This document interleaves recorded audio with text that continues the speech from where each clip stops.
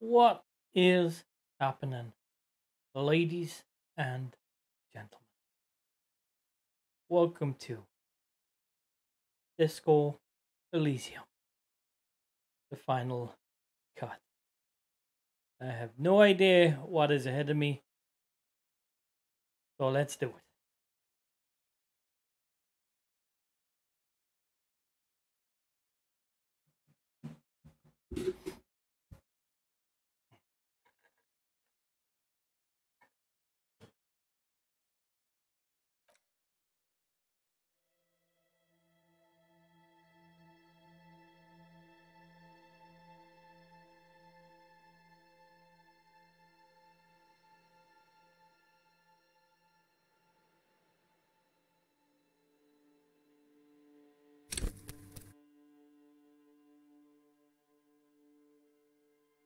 Hmm. Extremely intelligent, very bad with people. Knows interesting facts, comes up with original ideas. Very psychological, manic personality, but unstable. Magnetic personality. Might begin to lose his mind. That sounds like me. Extremely physical, interacts with the world through his body, gets things done, but dumb as a rock, also like me.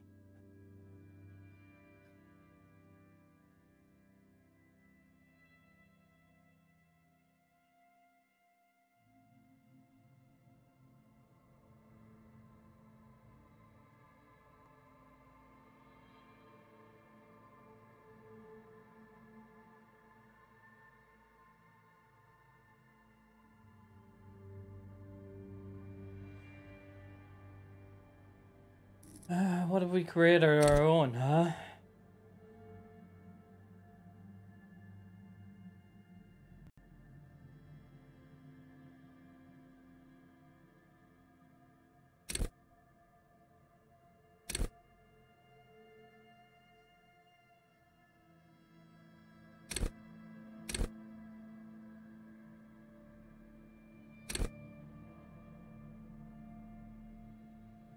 Your senses are agile, your sense.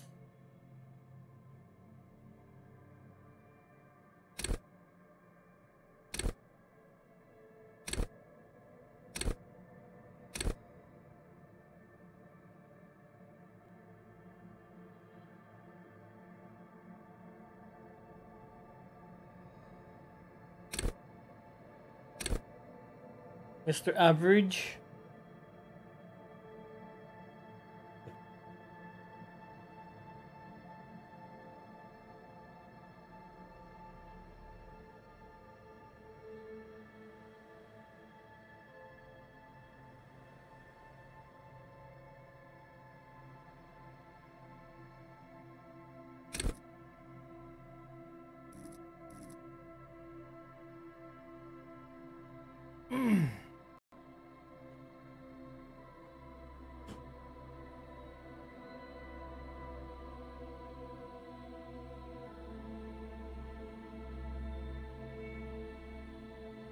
One, two, five, four.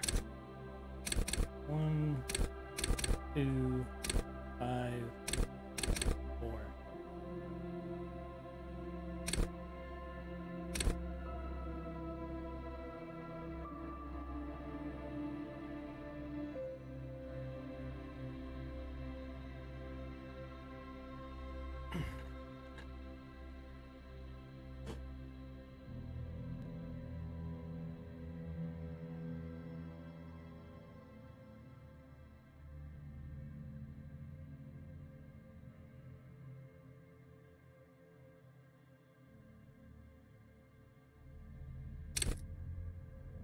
We'll just go physical, I think.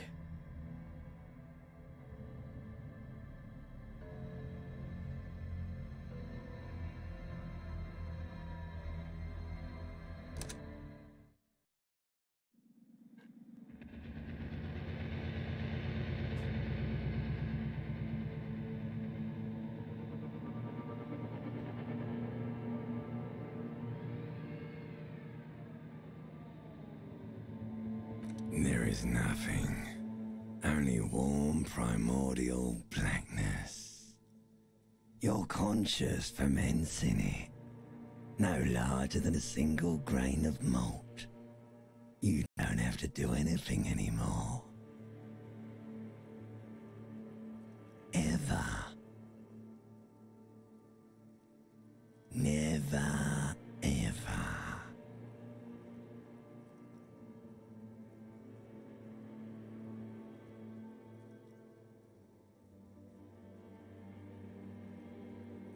An inordinate amount of time passes. It is utterly void of struggle. No ex-wives are contained within it.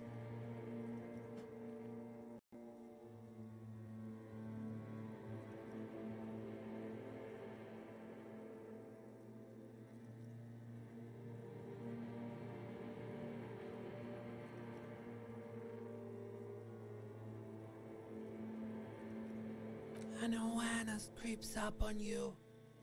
A mass lies hidden in your dead angle, soaking in some lurid acidic source. It's bloated and shameful, a ball of meat surrounding you.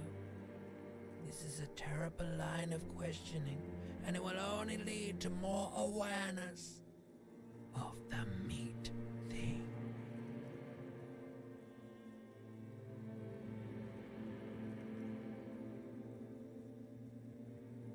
Ex-love, ex-tenderness. It is foolish of you to resurface to the loss. Not after all the damage you've suffered to get here. Some of it irreversible. Stay. Sail with me through the abyss of pelagic zone.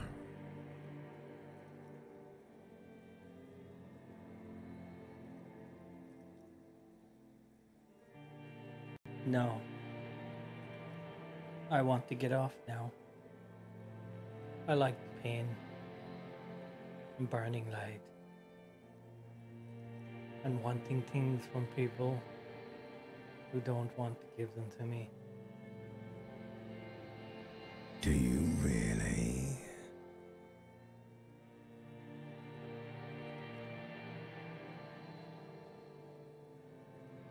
I do. Let me on. You wouldn't like it if I told you what was back there. Why'd you think you had to bludgeon yourself into oblivion? Or did you not sense yourself marinating? Poured so much on yourself, you got a bit carried away, did we, Chef? Fear and apprehension. You should ask what's out there first.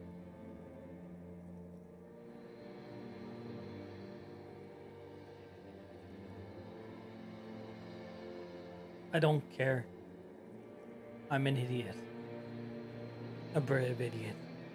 Somewhere in the sore, bloated man-meat around you. A sensation.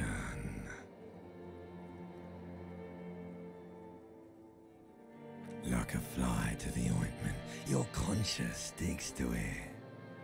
The limbed and headed machine of pain and undignified suffering is firing up again. It wants to walk the desert, hurting, longing, dancing to disco music. Mother, help me. There's a head attack on my neck, and I'm in it. The stench of liquor rises from your mouth, and with it, an ungodly headache.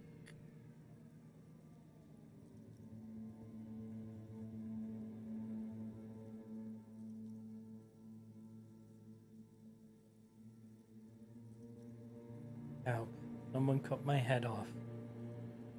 It's trying to murder the rest of me. A fiery streak penetrates your skull, trying to force your eyes open. It's a sound, a clarion call from hell.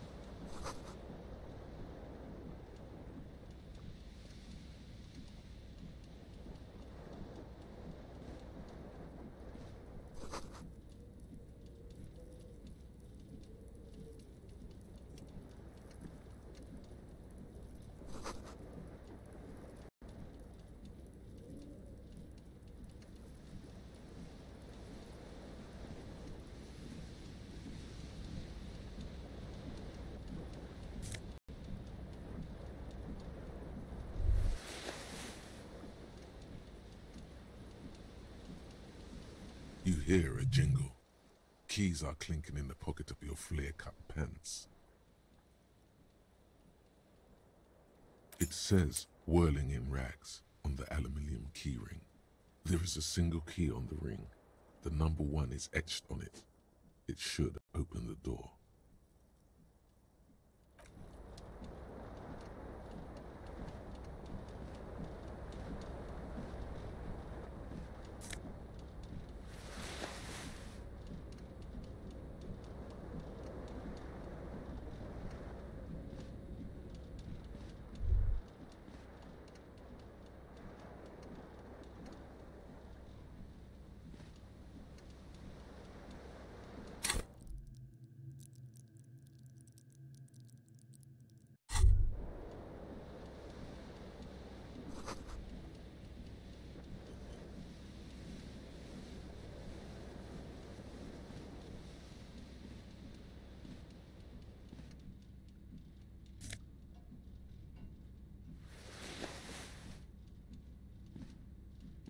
A mirror hangs above a bent and broken sink.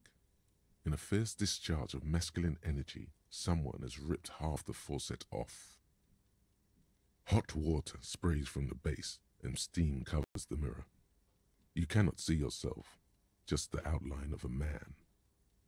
Suddenly, you realize you have no memory of the face that awaits you there, underneath the soft vapor. As you slowly reach your hand towards the surface of the mirror. Abort. You clearly have not thought this through. You won't like what you see there, and you will never unbecome it.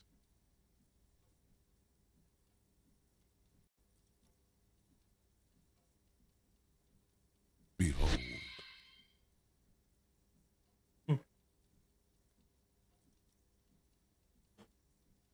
You have no idea who this thing is, do you?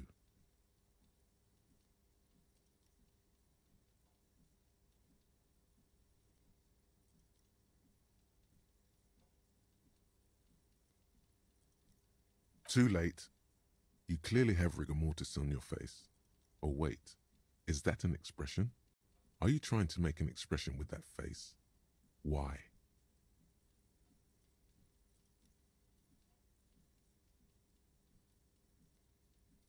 I have no idea why it's there. It just is. Please stop. It's horrible. You're scaring yourself.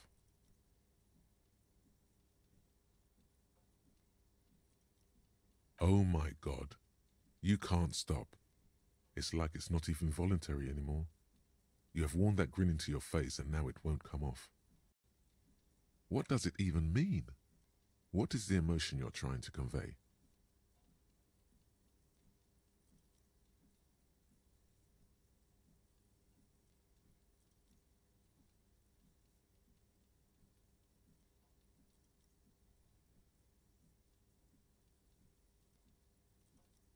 It's an expression of pain. You are correct.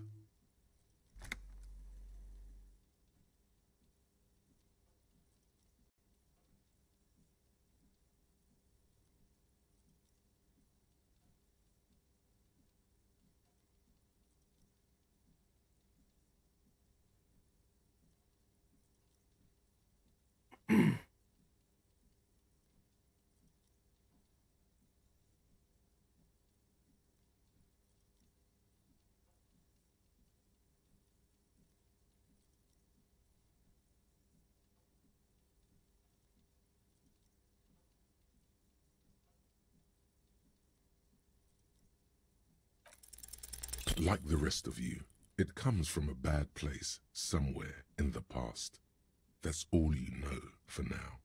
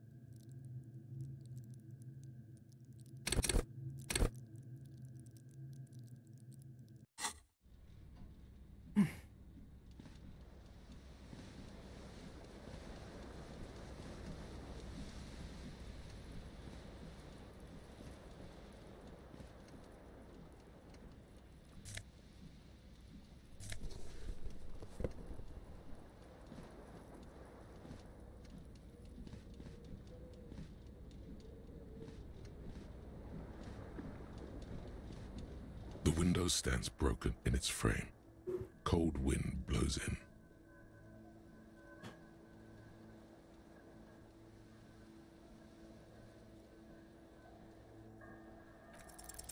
The shards face outward. Whatever broke this window came from the inside.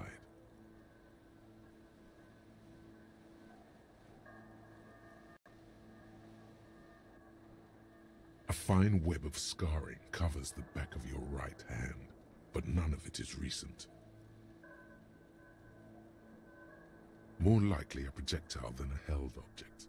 There are no fragments on the floor from pulling a tool back in after impact. It is too large for a bullet, yet too small for a piece of furniture. You're looking for something heavy and larger than your fist. The single green shoe you found fits the hole almost as well as your foot. It would have also been heavy enough if thrown with force. Congratulations, you smashed the window with your own shoe. Now you only have one. If you're lucky, you could still find the other one on the balcony outside. The door to it should be outside your room. A cool wind gushes in. Your toes curl up from the cold.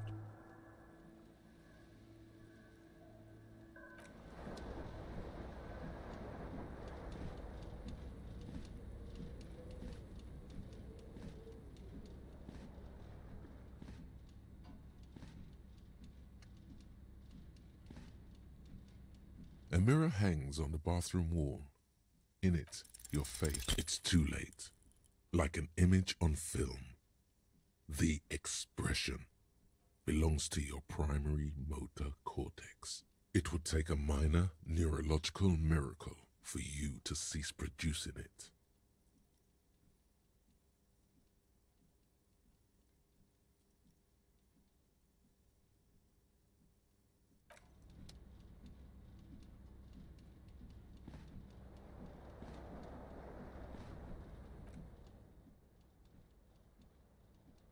Left hand, right hand.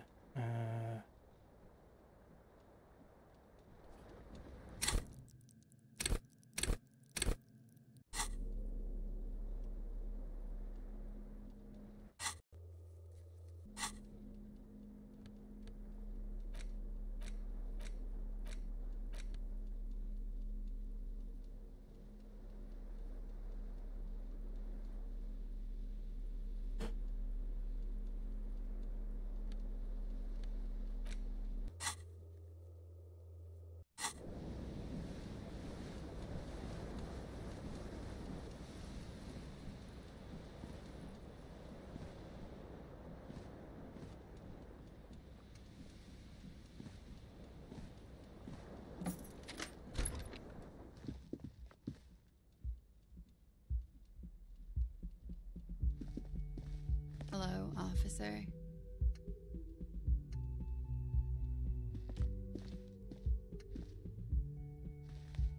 The young woman raises a cigarette to her lips. Her eyes are brown and her face is speckled with birthmarks. She can't be more than 28.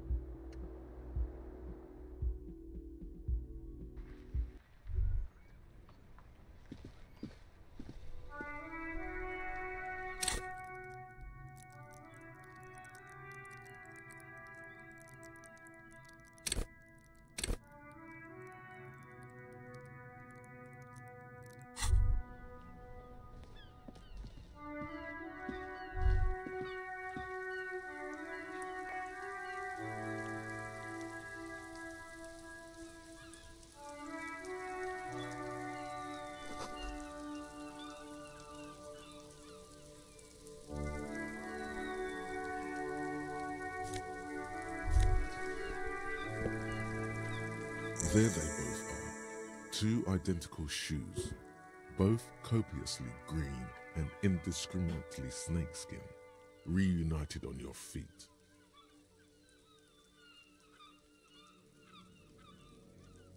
Go ahead, just as long as you don't discard those crocodile babies.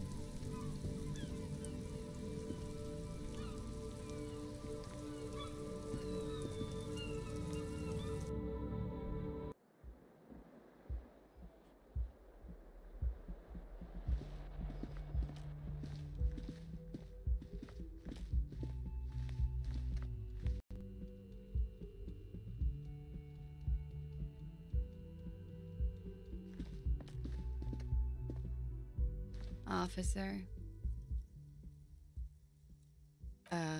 No.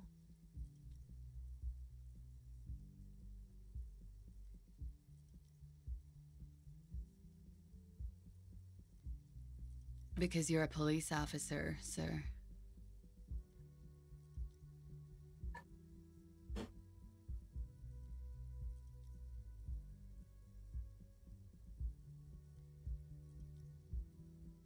I'm not, unless you've been shitting us all this time. You've been here for 3 days, on official police business, no less. Couldn't say. In truth, so far, mostly drinking.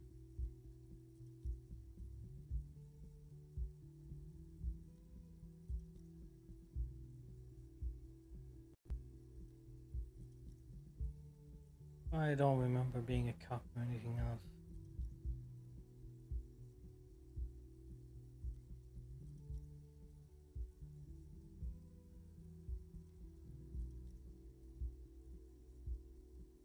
Of course. Be careful, officer. They don't like the police around here. Something stirs in you as she's about to go. Call it an instinct, a need. The need to ask questions. It's like you said the words 1,000,000 times before. She looks back at you, a light glinting off her eyes.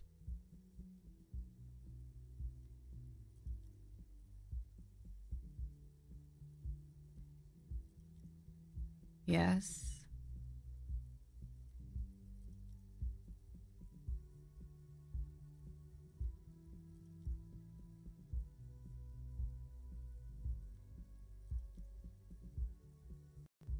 There was the usual ruckus.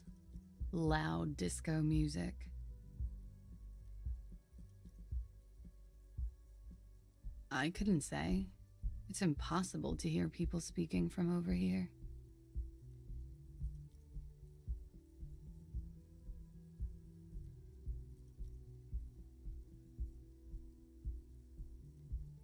Oh, yes.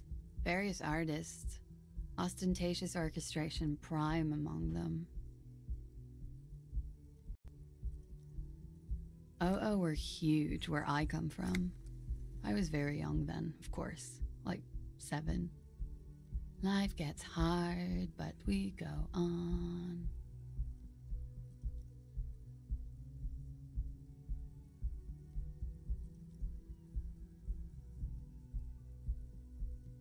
It would appear so. At around 2 o'clock, the disco stopped and there was a change of pace. A slow, sad song started playing, like organ music on repeat. That went on for quite a while. Some of the time, you were yelling along to it.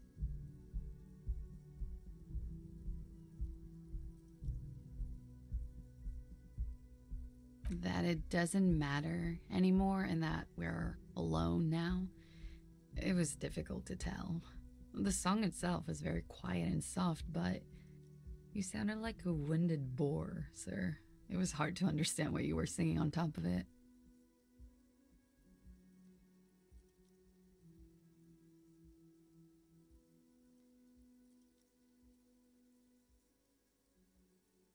Don't be. I was going out later anyway. It didn't bother me. Then you started screaming and trashed the place.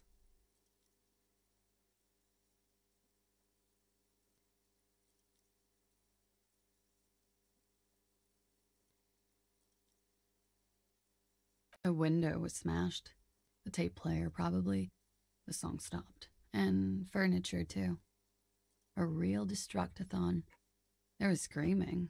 Then I think you passed out.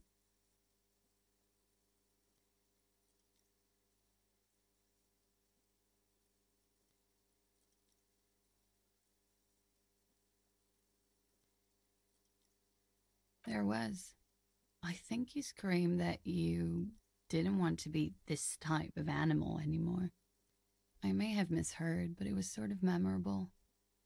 Sounds like you were in some real fundamental pain there, Muscle Man. I went out afterwards. Everything was quiet by then, around 4 or 5. And that was it.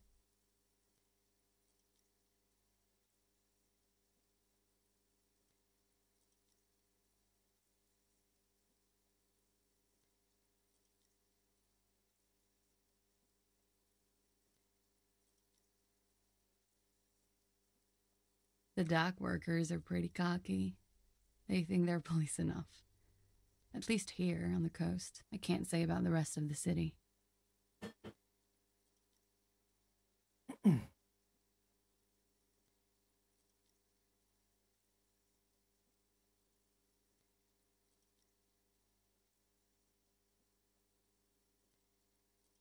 You're in a hostel, sir. We are in Revachol.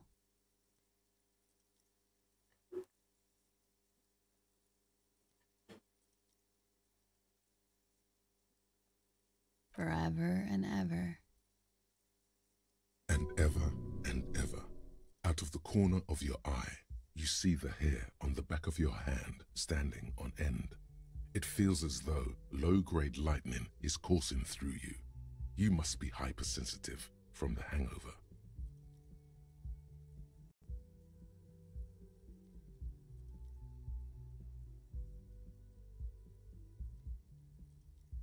It's 51.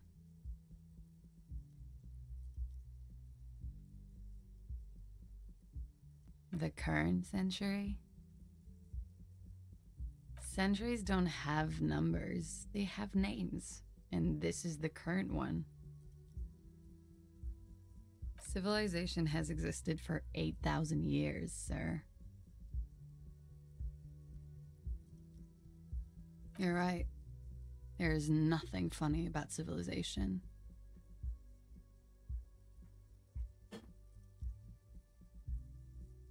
Glad to have been of assistance.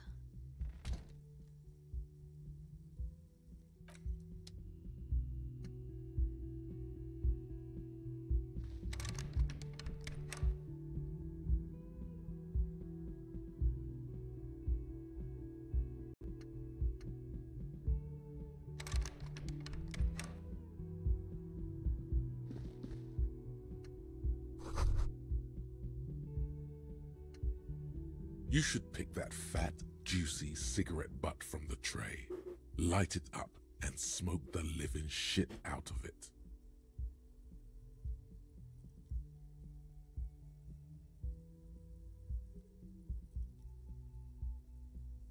The living shit. Your mesolimbic reward pathway does not mince words. It wants smokes. Who knows what you are? A monster, a murderer, the gnome of Jeroma? You feel like a smoker, especially when you look at that juicy, succulent, seductive cigarette stub, still smoldering deliciously. How very astute of you. This renders it ineffectual.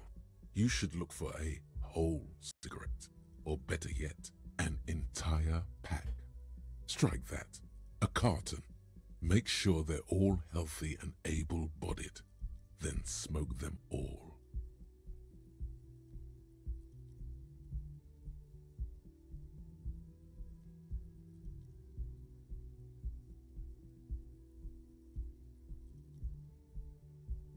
Good.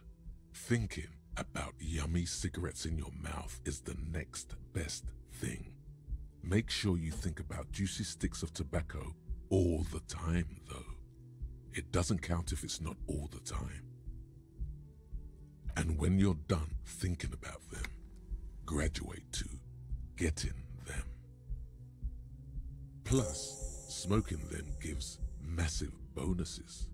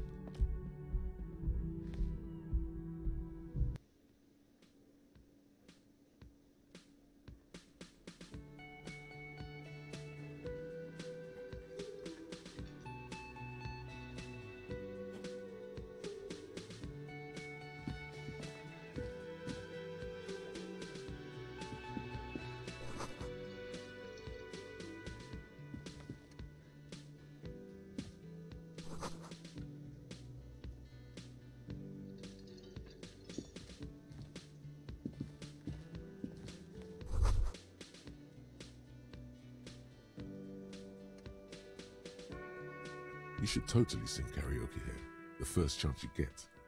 Your emotions need to be expressed. People need to know your vast, oceanic soul.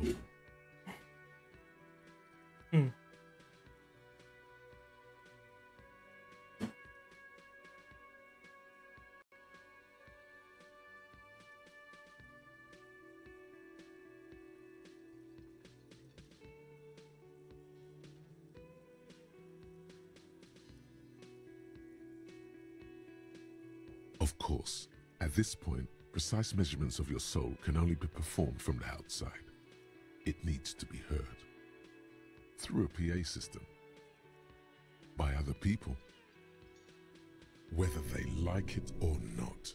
Ram it up their ears, says your adrenaline gland. Violently express yourself.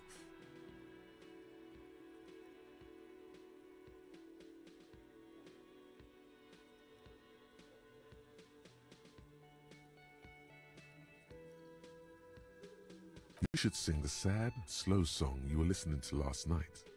Thought it was obvious.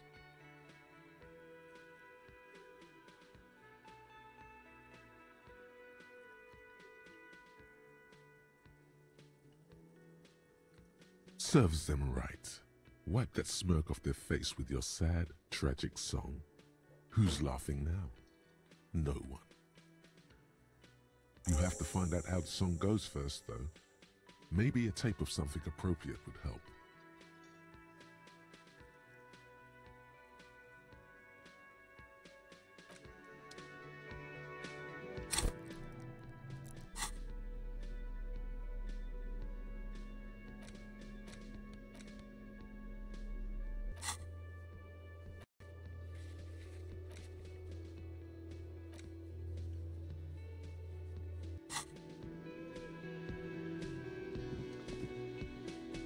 A man in his late 20s stands behind the counter, inspecting a stuffed seabird.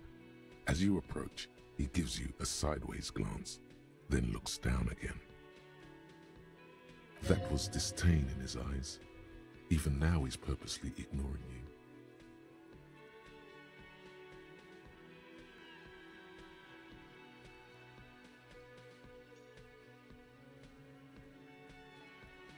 A competent work of taxidermy. The white and brown seabird lies among piles of coasters and drying mugs. One of its wings broken.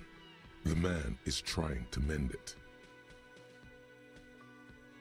Looks like the bird was ripped off the shield that was used to mount it, most likely on a wall.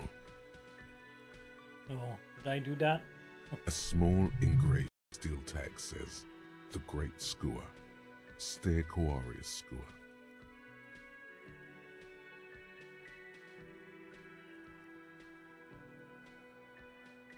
Look, your buddy is over there.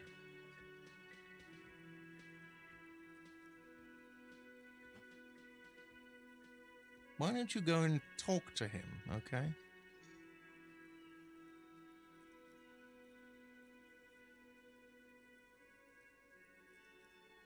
He pretends not to hear you, concentrating on the bird instead.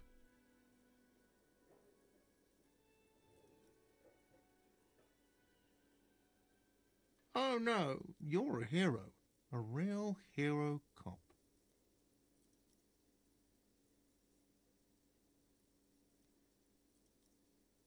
Am I? Or did you ride in, take the body down, solve the murder, and not trash my hostel room?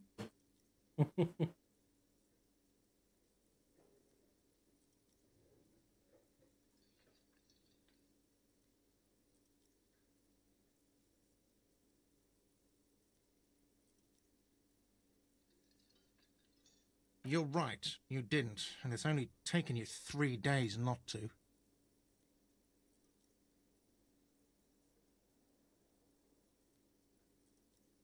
No, I haven't seen you around. I'm not always here. No, I'm not the bartender. I'm the cafeteria manager. He's very animated all of a sudden. This seems like a touchy subject.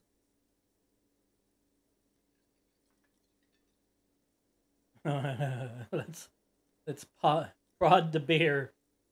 That period of my life is over. Not everyone who stands behind a counter is a bartender, okay? I'm the cafeteria manager. I have 3 cafeterias to manage. 3. Sylvie tends the bar here, not me. I'm only standing in. Yeah, where's Sylvie? She just, you know...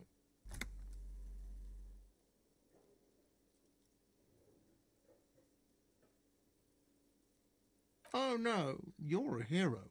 A real hero cop.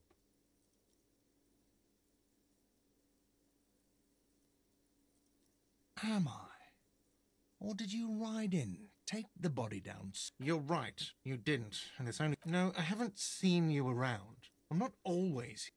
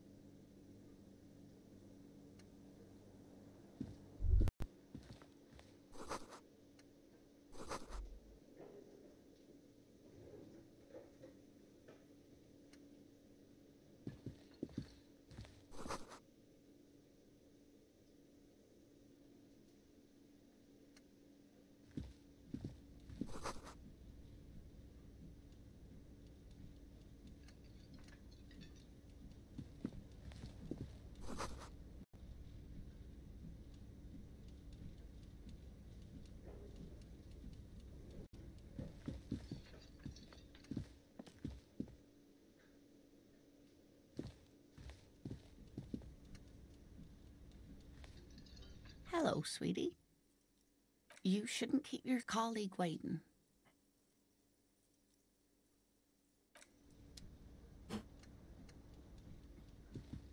A bespectacled man in an orange bomber jacket is tapping his foot on the floor. Looks like he's waiting for someone.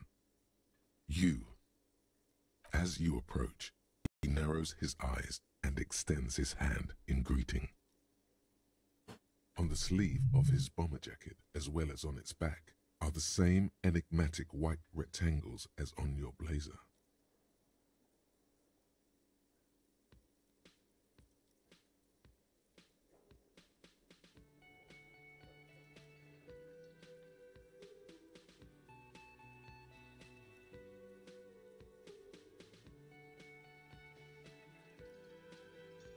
Hello, I'm Kim Kisoragi, Lieutenant, Precinct 57. You must be from the 41st. You realize he's waiting for your name.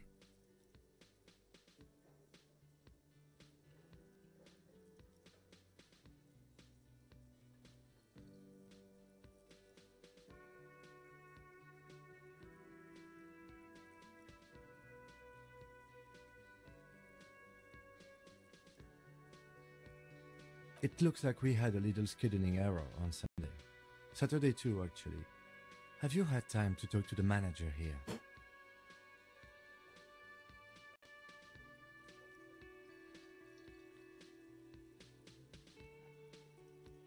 Then we should ask him for a rundown of the area. Get me up to speed. I understand the scene is out back, right?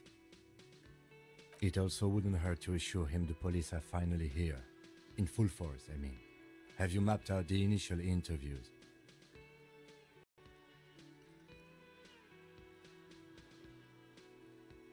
Okay, we'll have time for that after we take a look at the coroner's case. Have you removed the dead body from the tree?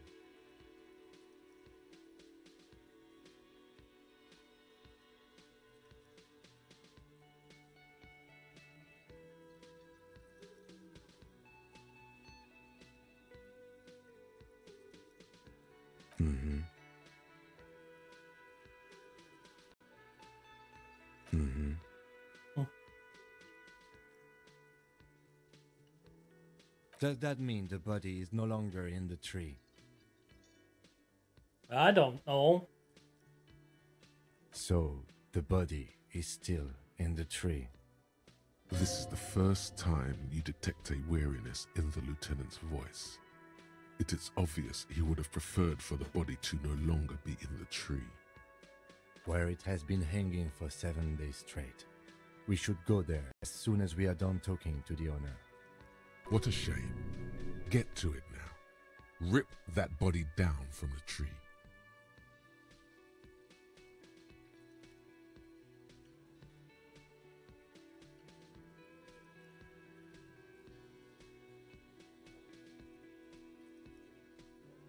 After you, officer.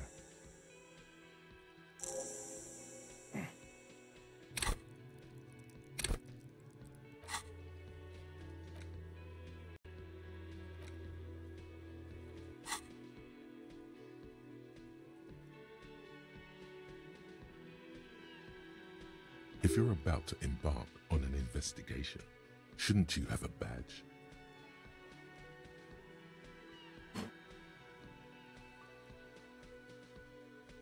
You mean you don't have a badge?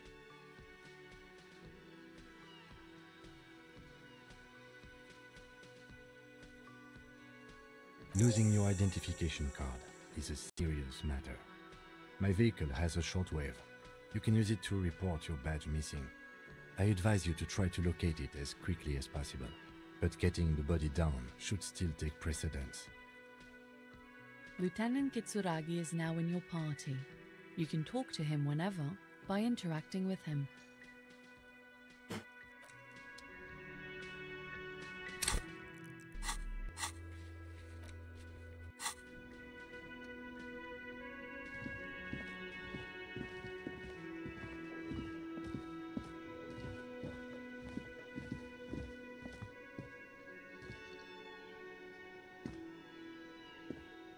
The man with the unimpressive beard notices you approaching. He drops the ledger he was holding and turns to the lieutenant. Mr. Gart, right? You're right. Yes. I am Kim Kitsuragi from Precinct 57. This is an inter-district investigation, so joining me from Precinct 41...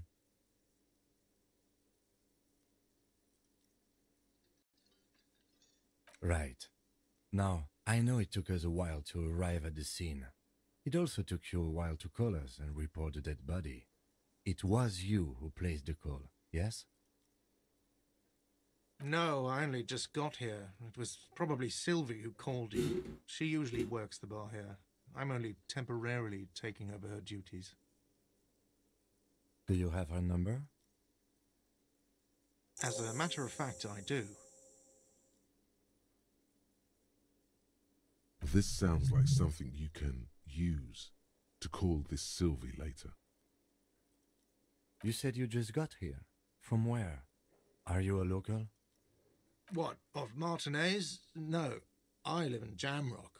I only sometimes come here to keep an eye on the place. This is just one of the many, many cafeterias I manage. But you still know your way around, yes? In case we need directions. Yes, I know where some things are, but as I said, I don't live here. I just used to work here. And I'm not going to start working here again, if that's what you think. I didn't imply that. Detective.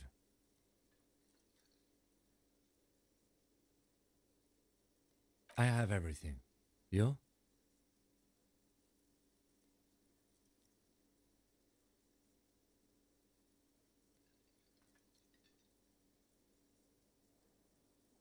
Yes, yes. He means, do you have questions for me, like a police officer would?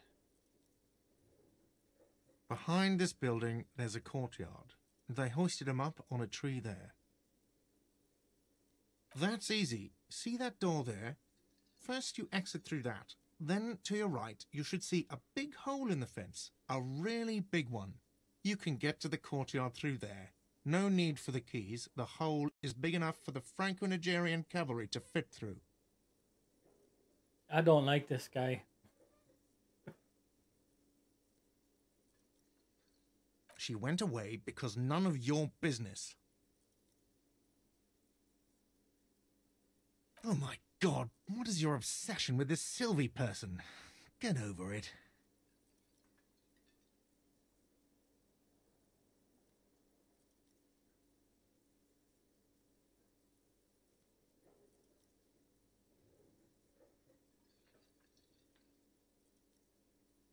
Let's go. Not so fast. You owe me 130 real.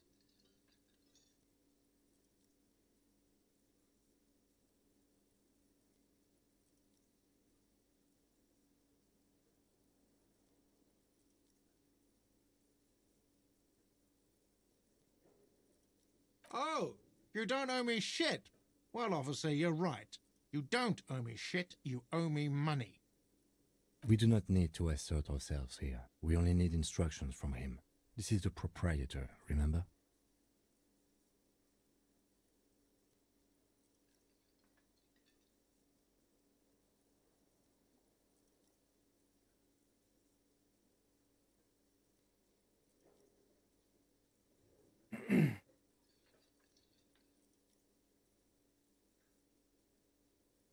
You know, I get this all the time. Some hobo comes in here or some backpacking arsehole off the boat.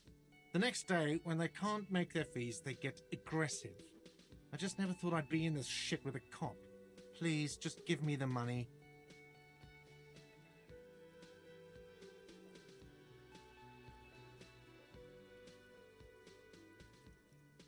Let's see. 3 nights at a tariff of 20 real comes to 60 real. Then there's the window you annihilated. The hole in the window was the first thing I saw when I came to work. So don't try to tell me you didn't. That will be 40 real in damages. Another thing you've annihilated is half the bar. You've run a tab of 30 real. Actually more, but we'll round it down to 30 for your hard work maintaining the stability and order of Revachol. That's 60 plus 40 plus 30 equals 130 real. And yes, real is still money. What are you, brain damaged?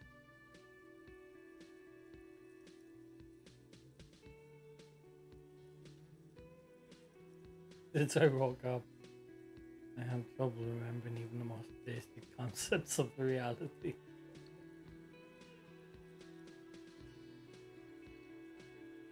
Money is what grown-up people use to pay for things. Things like this hostel room or 8 bottles of potent blend and 9 packs of Royal Extra. We use it for everything, really.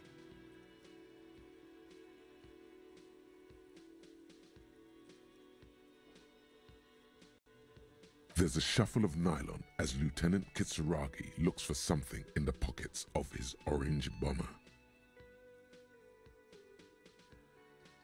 I'm sorry, but he has to pay. I can't let him stay here any longer if he doesn't. If he doesn't have the money by tonight, then... Officer, maybe you are better off working this from home for now. You live in Jamrock, right? It's not that far away.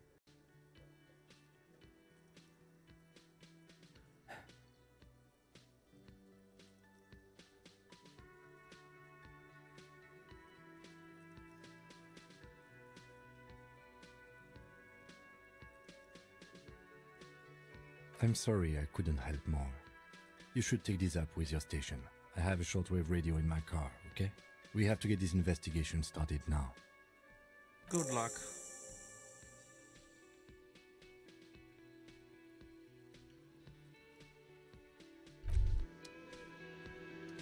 By the way, where is home? The address is coming up blank, and this place sure isn't it. But you've been at this hostel cafeteria for only 3 nights. Where were you before? You had to be somewhere.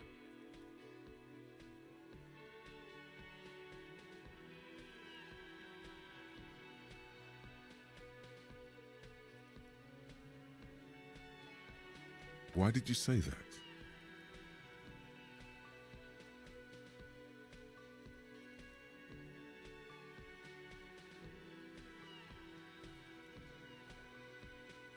No. But isn't that an expression, not a place? A saying, up on Marvel Hill, a great high place, one that is impossible to climb back to. That doesn't sound like somewhere you can stay if you run out of money.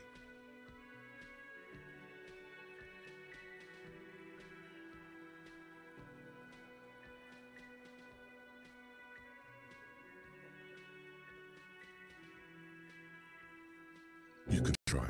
Run some addresses in your head when you get the time. Maybe a street or an apartment will appear.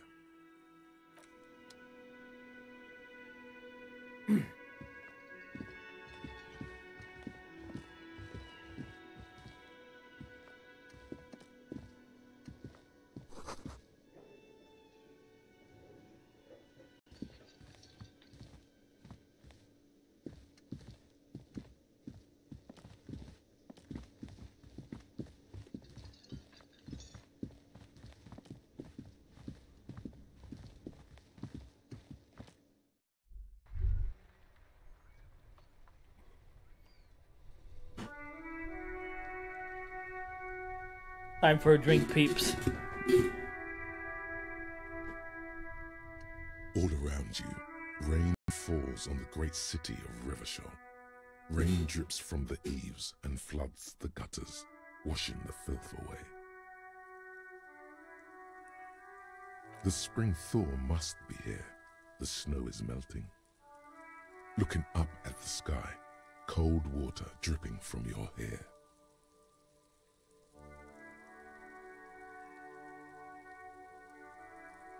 Grey sky like great battleships, clouds colliding with one another. Rain falls down on the world. Your shirt sticks to your chest. The shoulders of your disco blazer grow heavy. The cold finds its way in under your skin. You shiver, and the city shivers with you. You're not dressed for this weather. You should get an overcoat or a patrol cloak.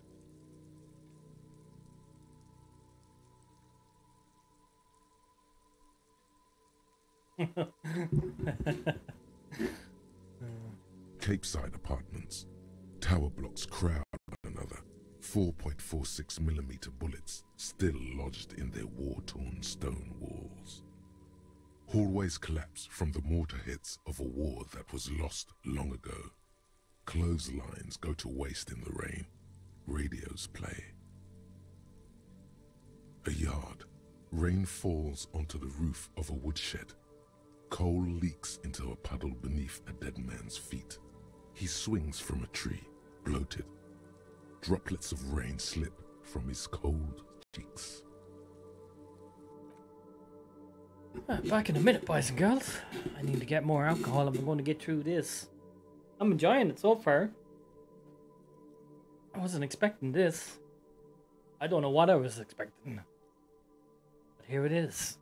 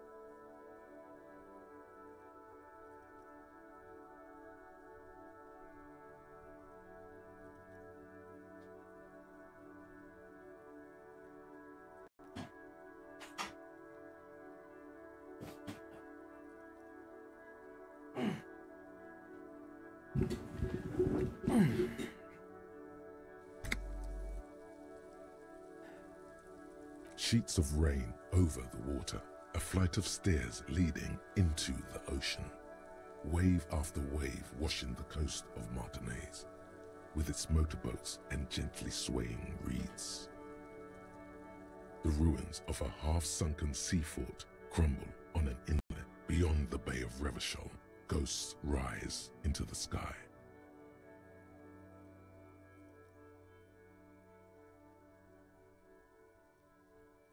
The skyscrapers of La Delta, the financial district. Faint golden light seeps from the office windows. Urban coastline, rain dripping off Eternite-covered roofs. Cinder blocks left over from half-finished construction. A defunct research and development building, once seized by revolutionaries. An old wooden church stands on stilts above the water. Coal City, end of all lines. Your hair is an oily mess flecked with ash from neighboring coal plants. Smokestacks rise somewhere in the distance. There's a fleet on the corner. A plastic coat is folded into a small triangle under the counter by the window. Beyond that, the strikebreakers have gathered.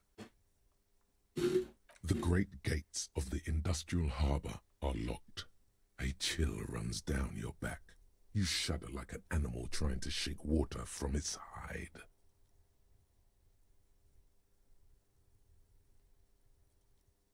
Behind the gates, heaps of supply crates, red and blue metal shipping containers, slick with rain.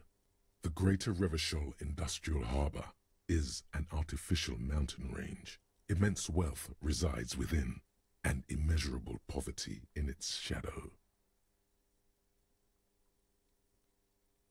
La Ducienne, King Dries passenger harbour. Cruise ships flanked by dock arms. Cranes watching over the mouth of the river distributary. Couronne, the lower middle class. Distributary after distributary cuts the city blocks in half. 7-story buildings trail off into the rain. A silvery curtain of rain over the houses. The class divide. A traffic jam. Rain thrumming on the roofs of motor vehicles. Inside, Drivers watch water streaming down their windshields. The statue of a king shudders. He too is cold. The canal bridge has been raised. The road ascends. A raised motorway loops above the ghetto. Beneath its concrete columns, a sea of rooftops, woodwork, and tar stretches northward. 4-story buildings as far as the rain can fall. The snows melt in Jamrock. Revachol is the capital of the world. Jamrock is the capital of Revachol. Droplets form on your eyelashes. It's home.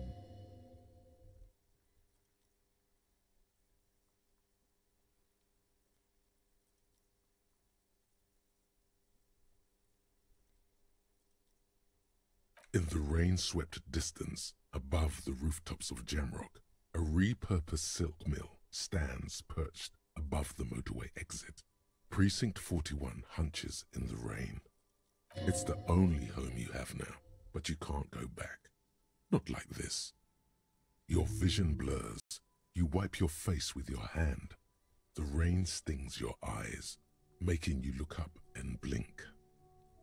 Coalition-era statics hang like apparitions under the cloud cover. Way up there, where rain forms, rotors flutter silently. Your sight clears. This rain will not let up anytime soon. You should get a raincoat. There's a freight to the east. They sell them there.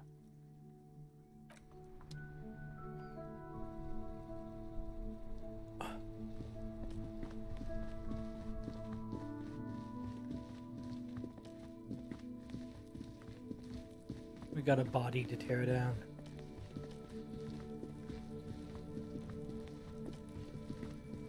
I'm watching you, you little bastard. Kuno's got this. Oh yeah, nappa gumpy, Kuno.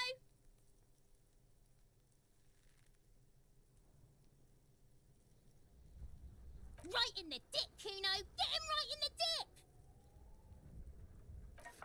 dick. Love it in the dick. The boy is sweating profusely. His eyes are like 2 black holes and his jaw is twitching as if trying to break free from the empire of his body. Fuck that, Kuno. Yeah, right in the mouthful. Shits himself. The rake, Kuno. You should throw the rake at him, Kuno. The fuck does Kuno know what a rake is? Kuno's not a gardener. Goddamn right he's not a gardener. He's an athlete. Every rock connects, making the battered corpse look just a little bit worse for wear. Alright, entertain the Kuno. Show me what you got. What you got there? What you got, huh? Show me what you got.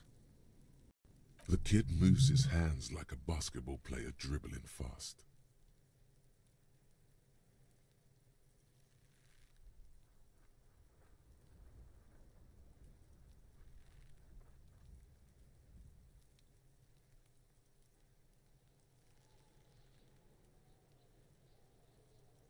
Right, pig. This is where Kuno plays with his little wooden choo-choo. What do you want with it? Yeah, whatever. Kuno doesn't give a shit. Shitload, pig. What's your question? Don't tell the pig shit, Kuno. This is where you quickly ask him questions. Real cop questions. Like a cop. Kuno's fuck imp. Kuno uses the fuck imp for target practice. He could have just said he doesn't know.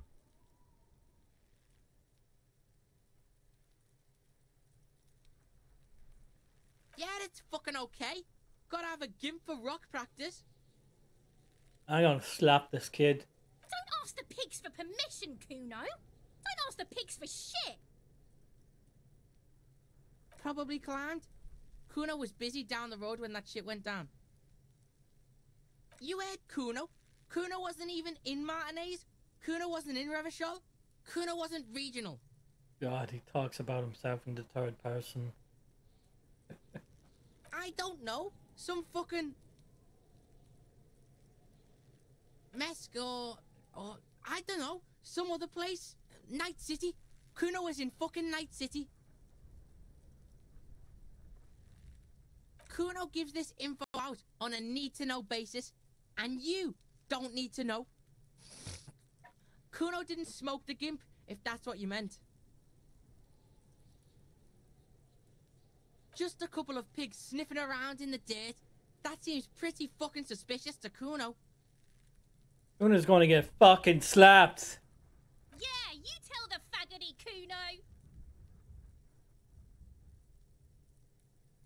You're testing Kuno's patience here. You're testing my patience, you little shit. Get lost.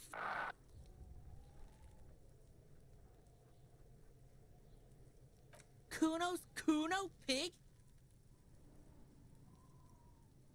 Kuno. Primal. Violent.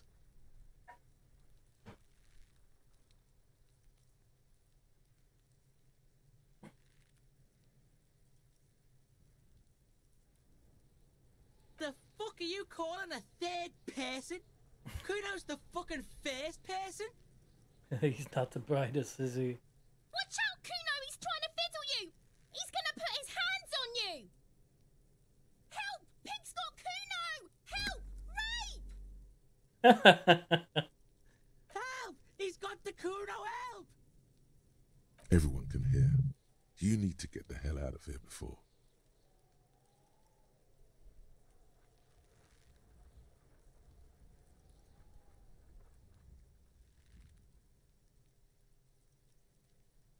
Help! He's digging his dick out! Escalate, Kuno! His dick is out! You're afraid! Pigs in here, Kuno! Somebody, please! Look at his shit-eating grin. He knows there's nothing you can do to him. He's bullying you, and you are helpless. Kill him. Kill him now. He won't see death coming.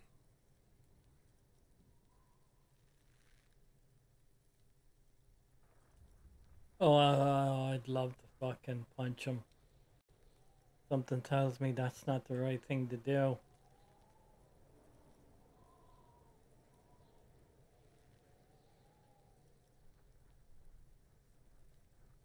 Look.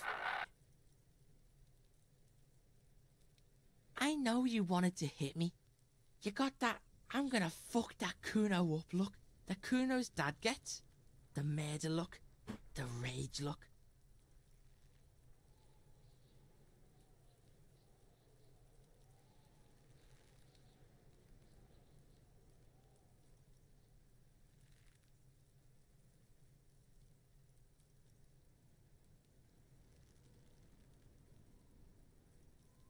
I can.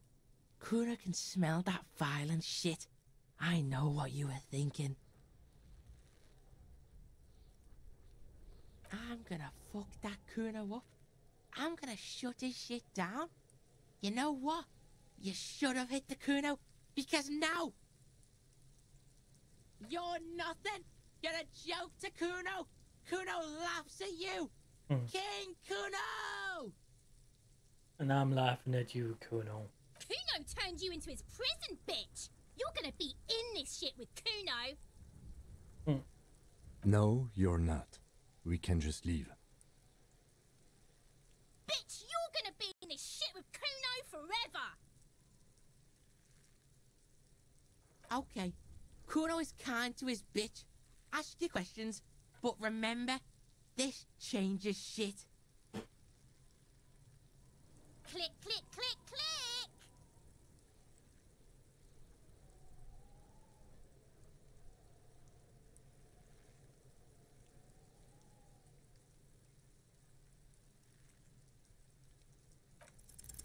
He's on your crime scene, bossing you around. And he's been here for some time too. This is where he hangs out. You have to get more out of him. He could be useful.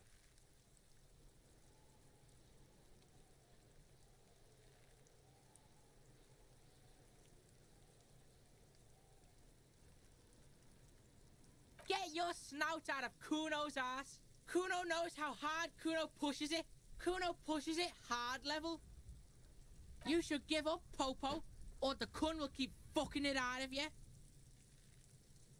You okay, Kuno? That went wrong. He took it as a compliment. Then he had a minor seizure.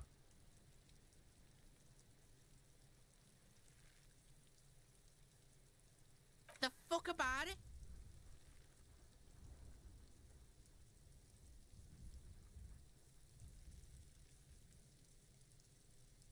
Just a couple of pigs sniffing around in the dirt. That... Yeah, you tell the faggoty, Kuno. Kuno's fuck imp. Kuno used... He could have just said he doesn't know. Ugh. We already do this. Yeah, it's fucking... Don't ask the pigs for permission. Kuno's fuck imp. He could have just said he doesn't know. Kuno knows shit. Kuno's not a snitch. That's all. You're testing Kuno's patience here. Get lost.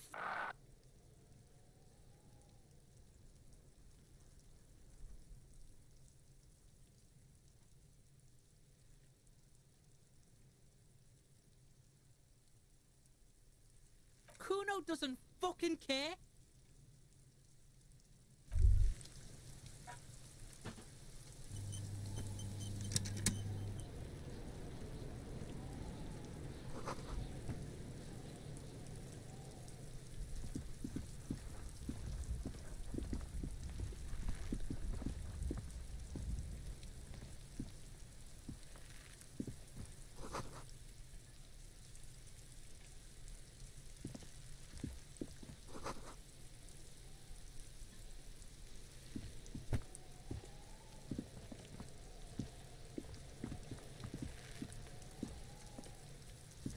Kuno, the pig's getting pretty close to me. Come to snuff my shit out, I think.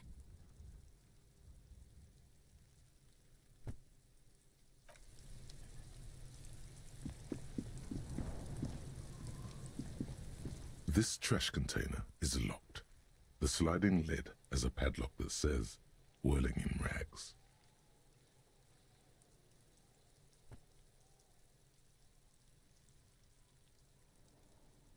The body is downwind from here. Maybe you prefer the smell of garbage to the smell of death.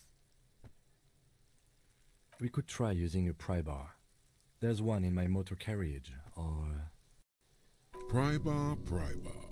Your palms yearn its cold touch, to grasp it once more, as you've done so many times.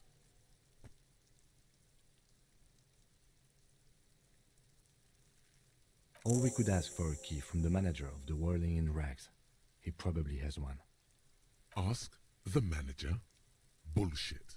Go straight for the pry bar and pry this baby wide open.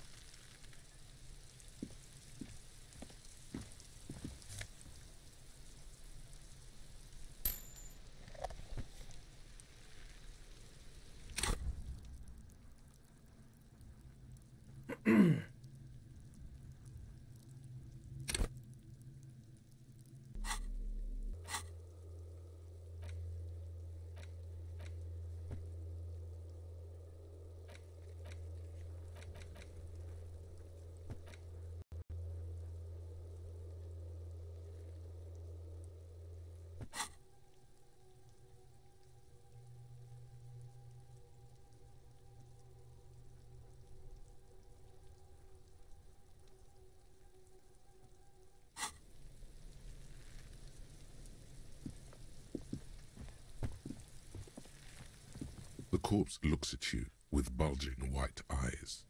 The face around them does not look human. It's swollen and ready to burst. His lips are fish-like and his tongue like a ball gag in his mouth. You seem to be holding your breath. A cargo belt twists his neck at an unnatural angle. The The body below appears stiff. It's letting out an ungodly rot. The smell seeps in, even through your clenched nostrils.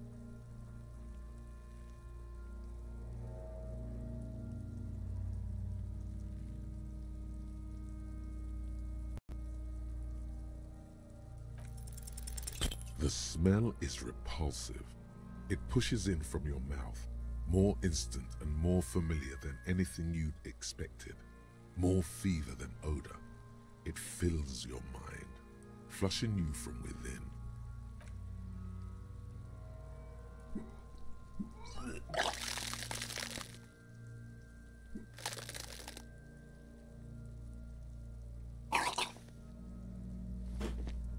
Too late. It's impossible to keep in. Your body curls and pushes it out, burst by burst, until a pool of vomit lies under your feet and your throat stings from the stomach acid. The smell of Commodore Red rises from the pool. Among it, distilled spirit and bits of shish kebab. It's okay. Happens to everyone. Keep it. The hangover is clearly making this worse for you. You could use some ammonia to clear your head.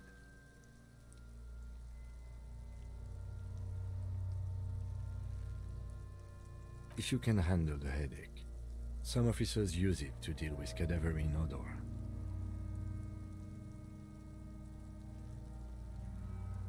I can't handle the headache. It's more likely he can handle the smell, unlike you. There is Fritz nearby, east of the hostel. They usually have a small apothecary. If they don't... There's a greenhouse here, and a gardener with a wheelbarrow on the corner of the whirling in rags. If she works here, she might have something for the smell. Acquiring ammonia will provide a modifier to the white check.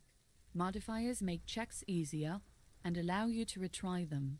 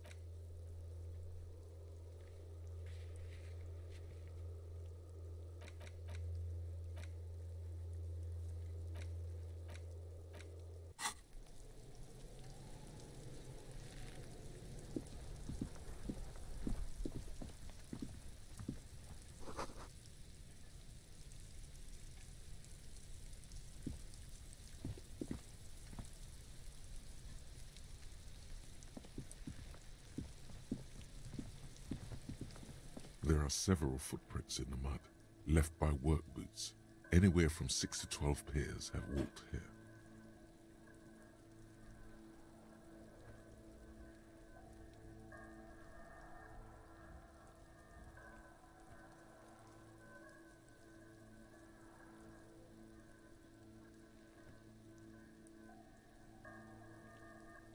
Heavy workers' boots with reinforced toes and hobnails all over the yard. What do you think you are? A super detective? You're hungover. These are just dents in the mud. No pattern emerges for the time being.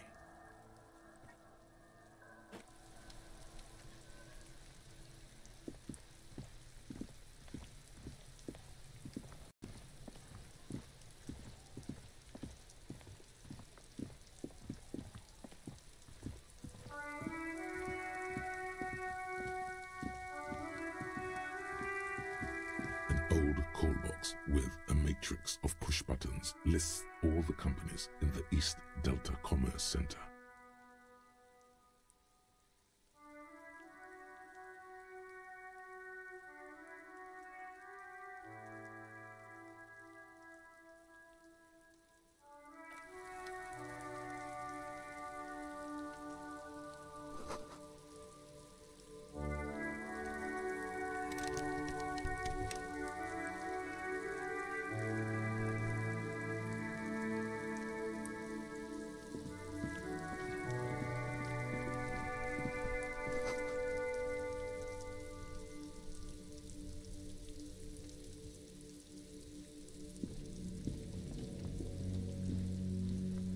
This Post Lavatorie mail collection box has been heavily vandalized with graffito.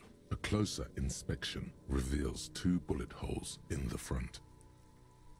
A faint sticker on the side reads, RCM Emergencies Desk number 8102, with a slogan, Mankind, be vigilant.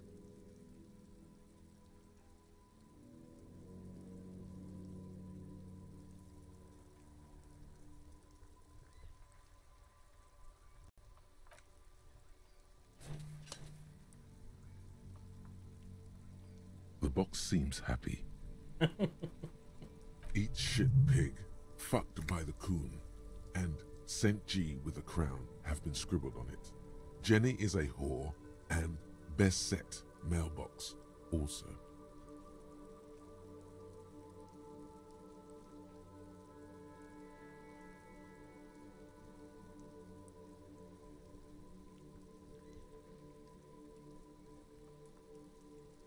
The mail collection box seems cathartic, thankful even.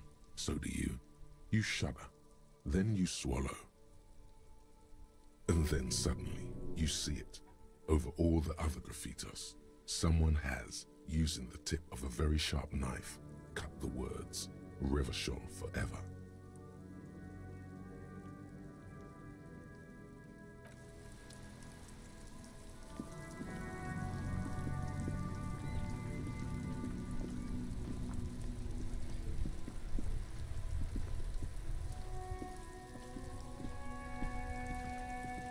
Before you stands a motor carriage.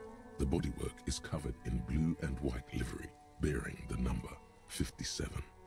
Vapor emanates from the large engine on the back of the vehicle. It hasn't had time to cool off yet. In the cabin, you are welcomed by a set of steering levers, a radio microphone on a hook, a pull-out toolbox under the seat, and the soft glow of the fuel preheater gauge. A scent of leatherwork and heavy fuel oils washes over you.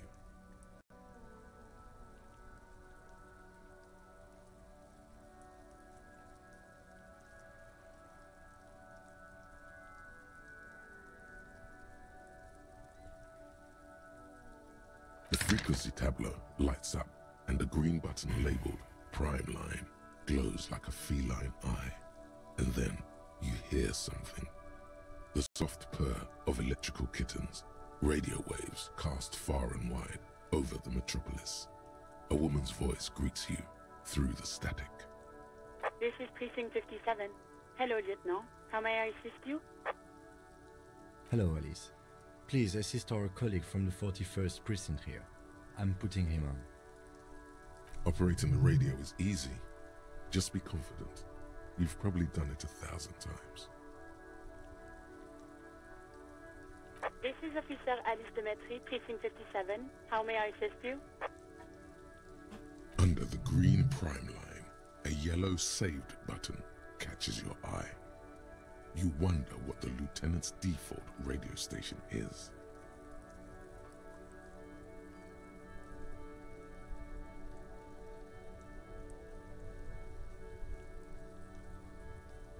Just a second, officer.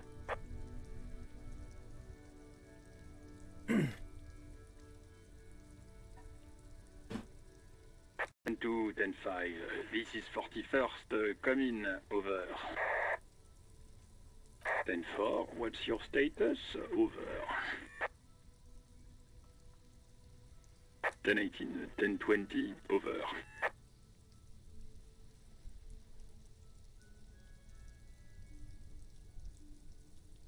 10-18. 10-20. Over.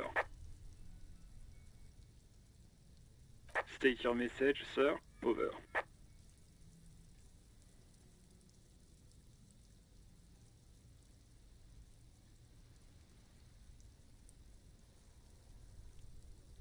(10-9) repeat message. Over. 10-4 message received. This is a very serious situation. I need to 10-22 the captain. Over. Is it him? What does he want? Says he lost his badge and needs to report it. He what? He lost his badge? Who who lost his badge? Dick fucking Mullen. Who do you think? Well, at least I know my name now. It's Officer Dick Mullen from the bestseller Dick Mullen and the Lost Identity. Dick Mullen is not your name. It's the name of a fictional detective who would not lose his badge. Defend yourself. Immediately. They're laughing at you.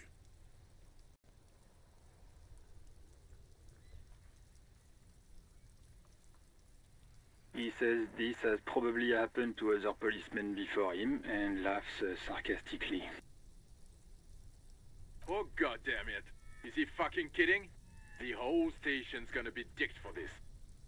Satellite Officer Vikmar is wondering if you might be joking and adds that this tarnishes the reputation of the entire station. Over. It's on your fucking badge. Mullen dicked us.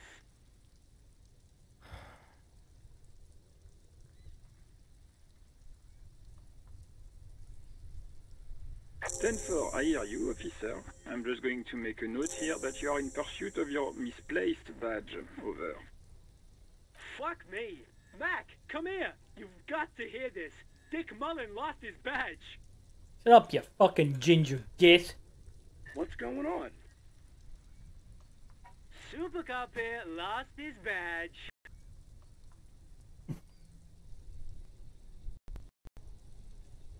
He lost his what now? His badge. He lost his goddamn fucking badge.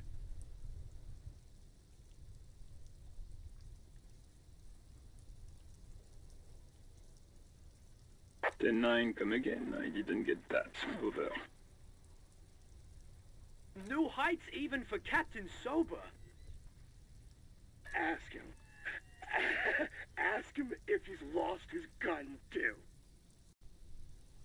Sergeant Orson wants to know if you lost your gun too. Over.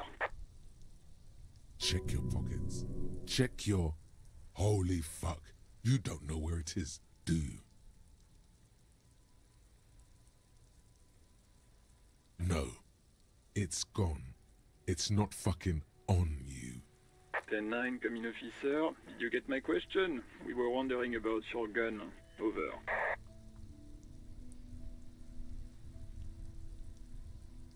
Then 1, you're breaking up. 10-9, repeat please. Over. Lying over the phone? It's easy. Just say it like it's the truth. And then it becomes it. He says he didn't. Thank God for that.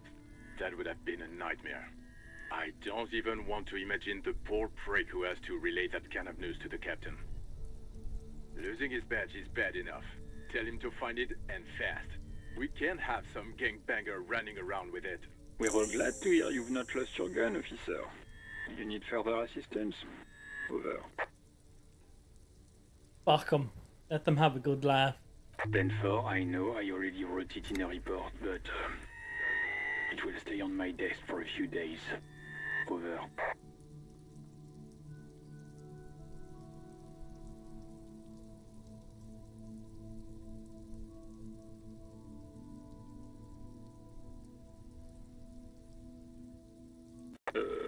Okay, 10-4, sir. I hear you. Relay your question. Over. Wait. Before you say anything stupid, think it through.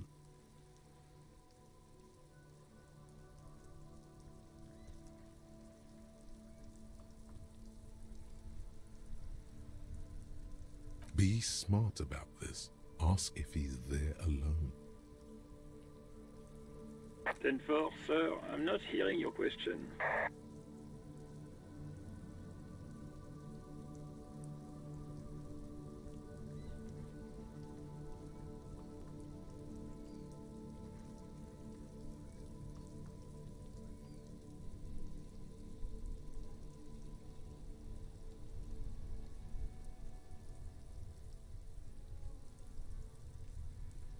That's a negative, sir. I got a 10-12 here. Over.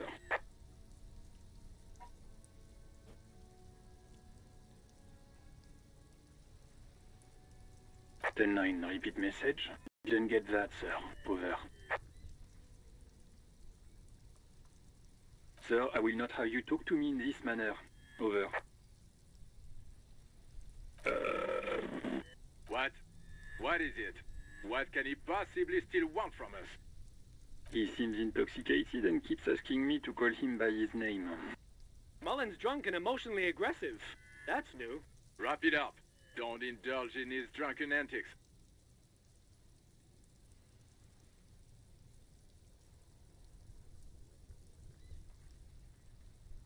Understood, sir. Over. Roger that. 10-10. Over and out.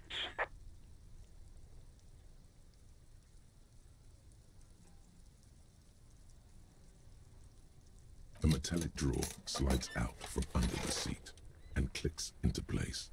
Take what you need, officer. It's going to be a long case. I'm not protective of my tools, like some men are. He's clearly a little protective of his tools. But what can you do? Work is work.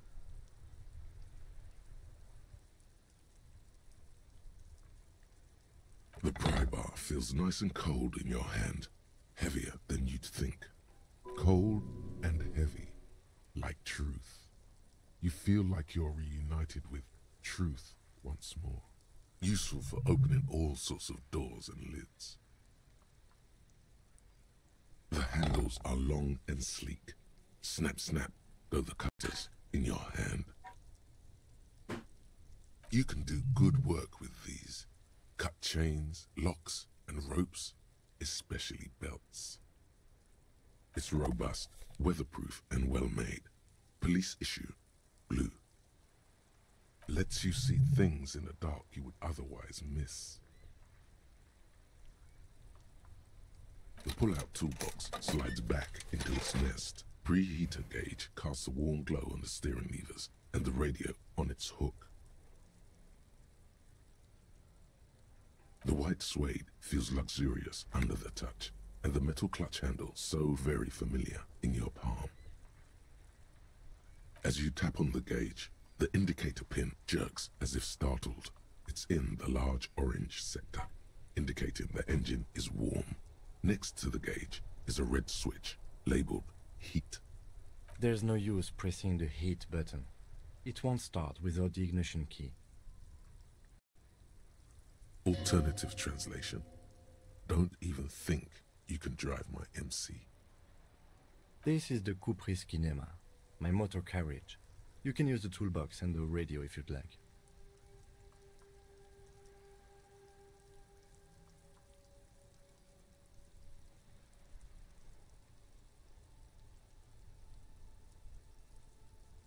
In the cabin, you see a set of steering levers, a radio on a hook.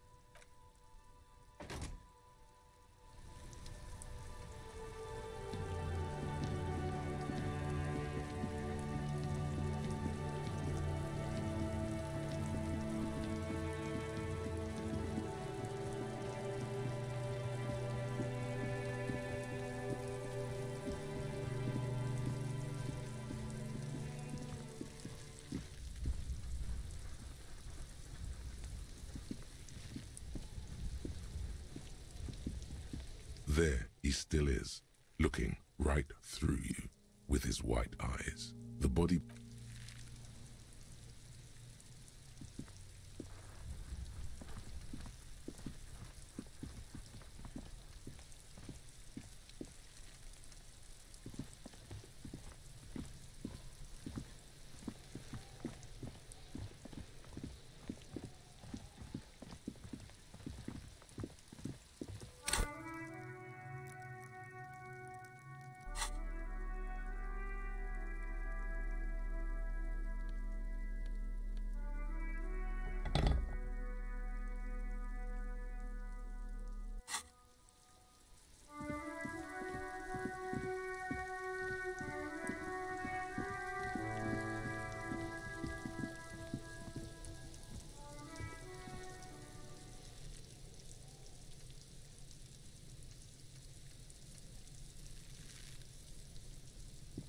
There he still is, looking right through you.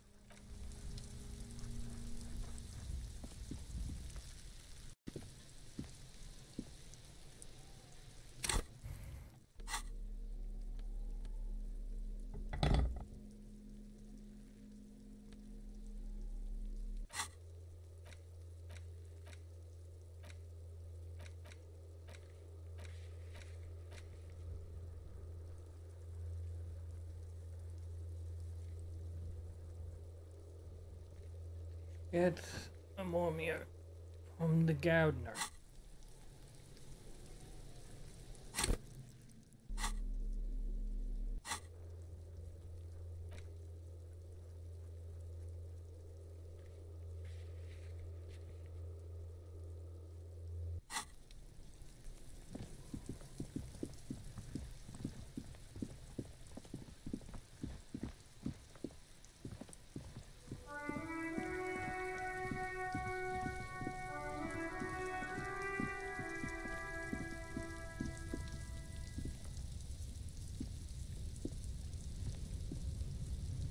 An inconspicuous pile of the roofing material, Eternite.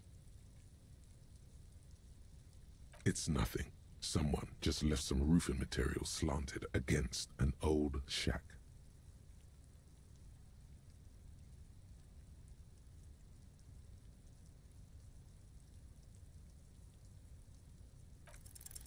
Because there's a secret door hidden behind the panels of Eternite. That's why they're too orderly. There it is. You see a shabby little door.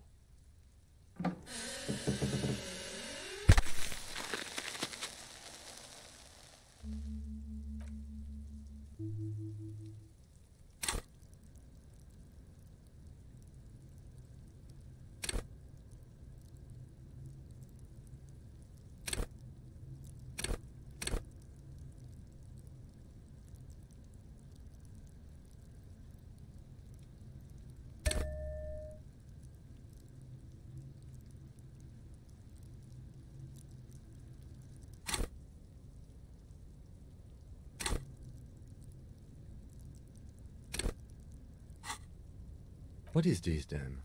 A tool shed? Let's investigate.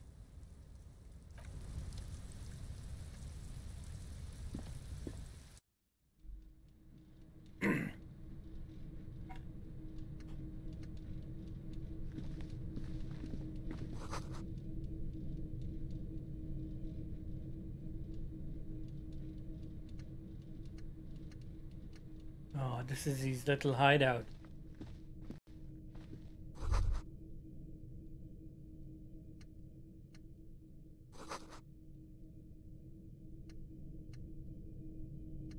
Be still, my beating heart. It's amphetamine.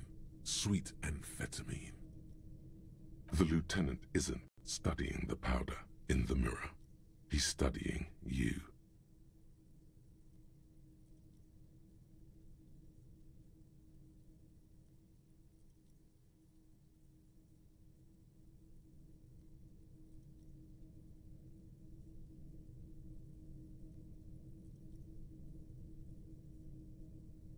Perhaps not.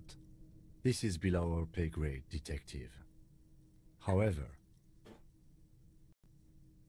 see that ladder there? It's probably another way into the industrial harbor, no? A secret path the local kids use.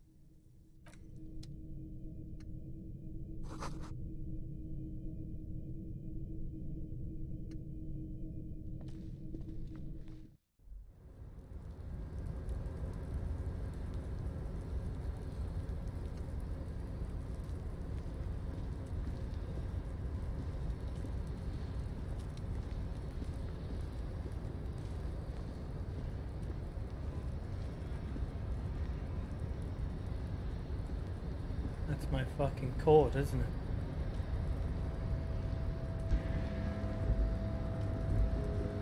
Looks like someone left his tarpaulin cloak hanging on the railing here.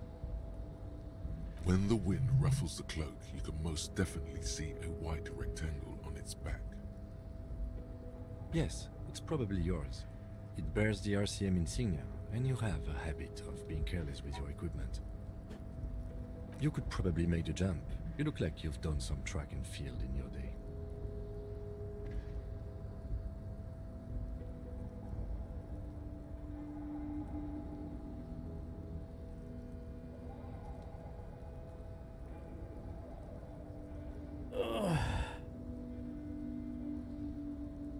The wind is aggressive up here. The lieutenant looks at the enormous crane towering in the distance over the container yard. That machine is a Kvalsund 1020 HK.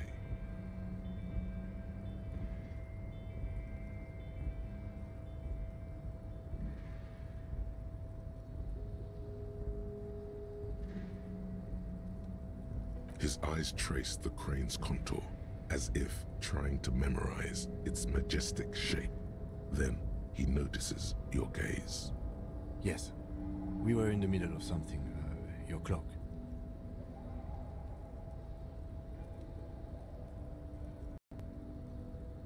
What are we doing? We're awfully close to breaking into the industrial harbor. They're bound to have information for us. I thought that was our intention. Or it could be that we are just exploring.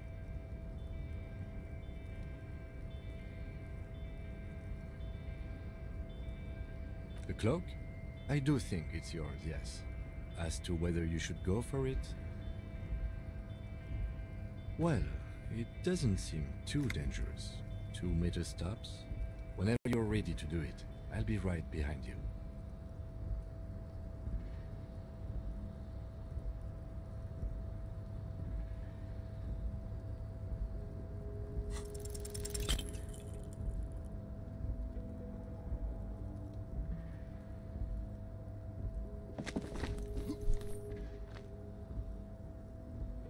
Nope, no.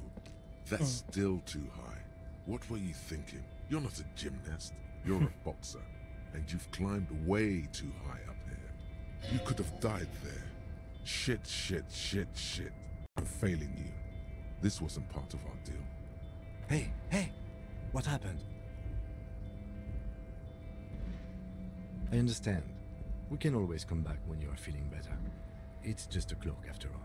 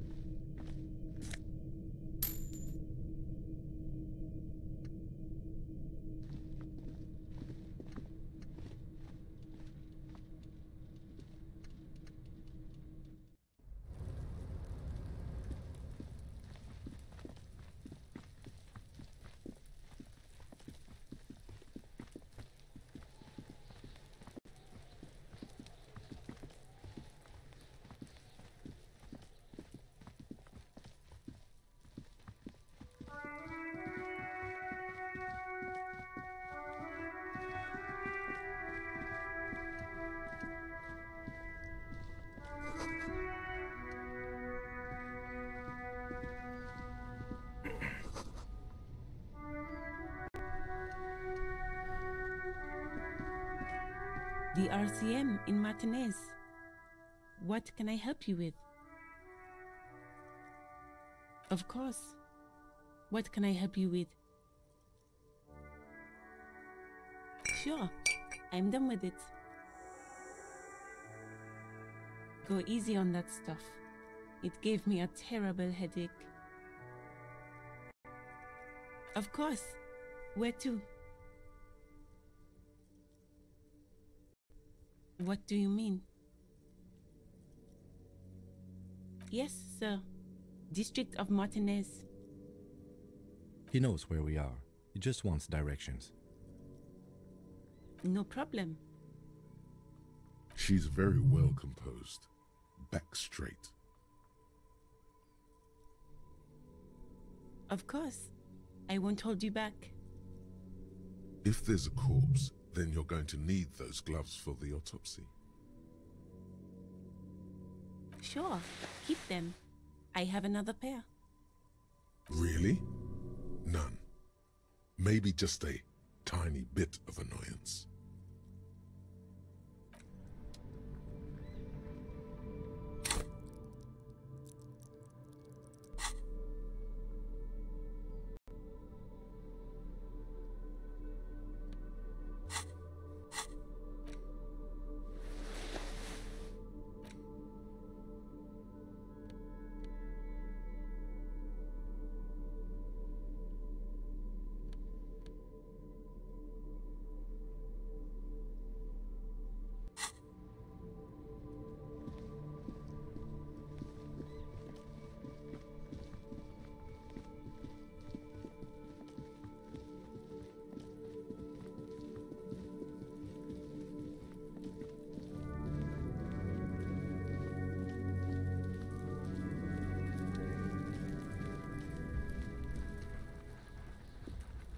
There he still is, looking right through you with his white eyes. The body below is entirely dedicated to the...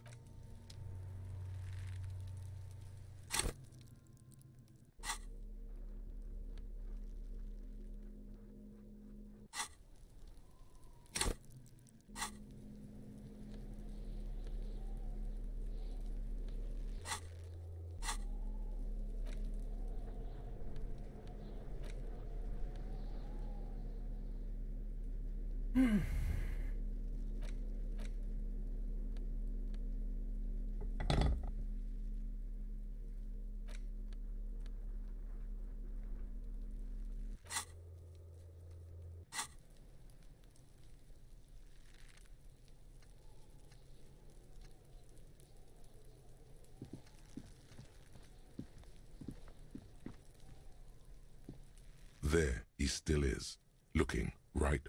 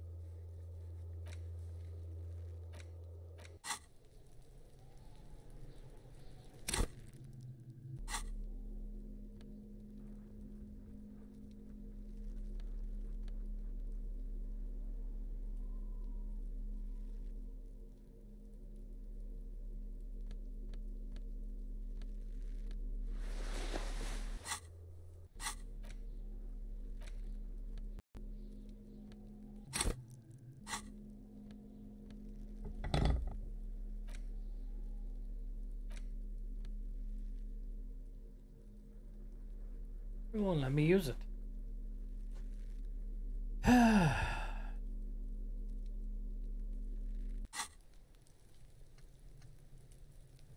Yes?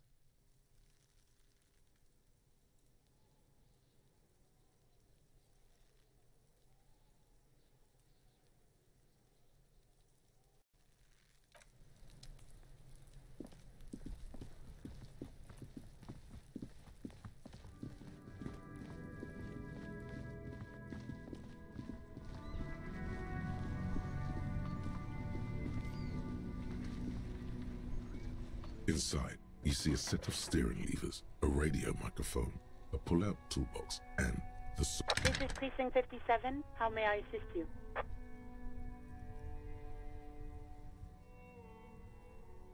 Of course. What What is the number, officer?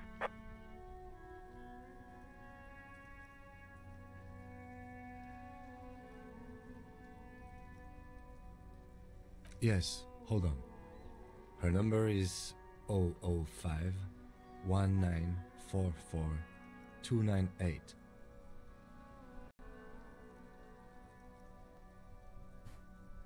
Received. Hold on, officer.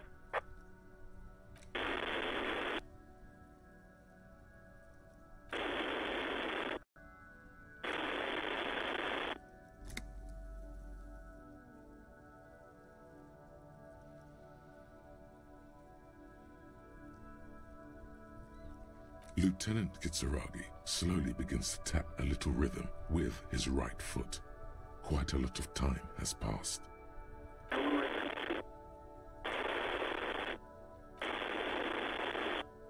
Officer, I have Sylvie Malaika on the line for you. Yes, hello?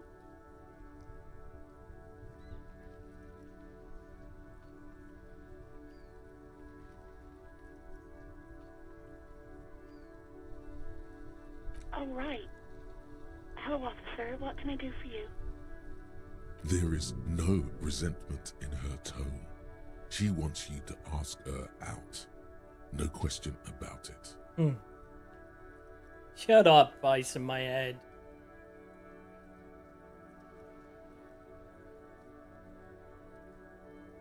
No, not me.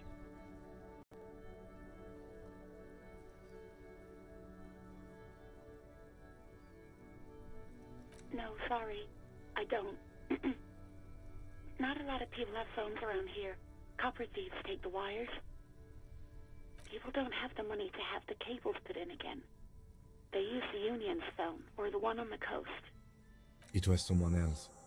We'll find them sooner or later, officer. It just might take a while. Yeah, go on.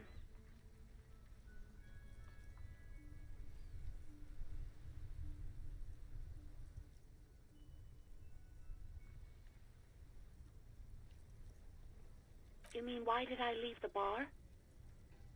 Honestly, I'm not really comfortable discussing it with you, sir.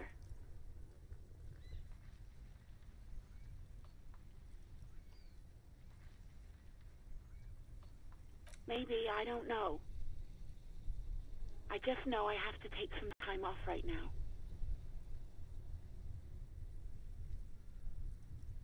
I do hope so.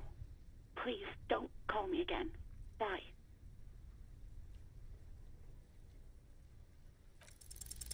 Yes, you have obviously done something to upset her at the Whirling in Rags, when she was still working there.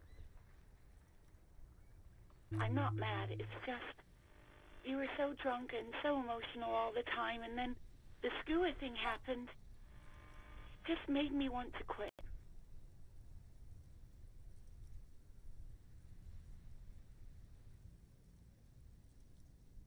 Yes, obviously. You were the worst client I've ever seen. And I have seen so many assholes in this place. Wow.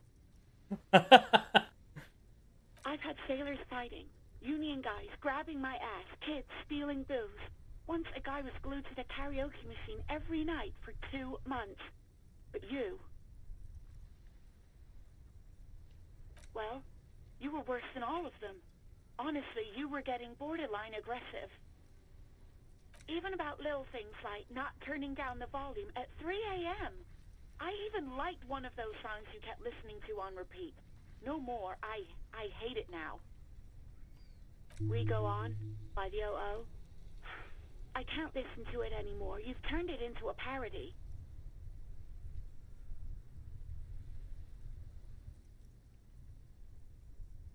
To hell with that song. Then there was your room. Your project. An experiment to see how bad it can get in there. I tried to send the cleaner, but you wouldn't let me. Threatened to make me understand. I had no idea what you meant, and I don't want to know. And then screamed something about how you're a piece of shit human being, and why does anyone even let you work as a policeman? That you'd fire yourself, but you can't even do that. And then I had to deal with your toilet. The one you clogged with police documents, causing water damage downstairs in the kitchen. Oh, I think that's where my badge is. I won't even mention you waving your gun around, harassing customers, threatening to sing karaoke, threatening to kill yourself. The ones I had to wrench out of your toilet. Damn it, I don't remember what I did to your damn papers. I don't remember every little thing I do. She's worried she might have accidentally done something bad. Then she remembers it's you. Especially when there's a hurricane loose. It's your fault for losing them, not mine. Something in you wants to immediately forget about this, as if there was a reason you threw them away. No, you really weren't. You were simply the worst.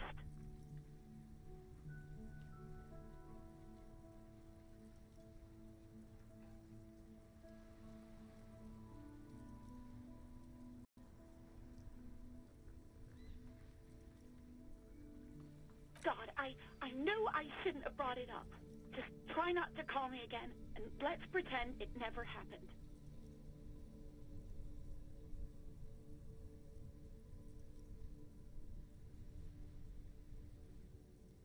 You hear a sigh of relief on the other end of the radio. Wordless, the call breaks. Then, the already familiar voice. Anything else I can help you with, officer?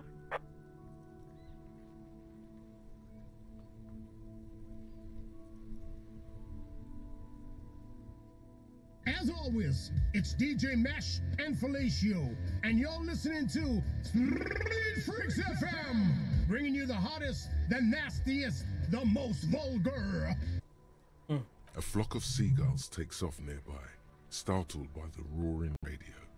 Right away, the lieutenant reaches into the cabin and turns off the radio. He's not looking at you as he says, Someone must have been messing with the radio, or maybe picked up a random frequency. You wanted a prime line, right?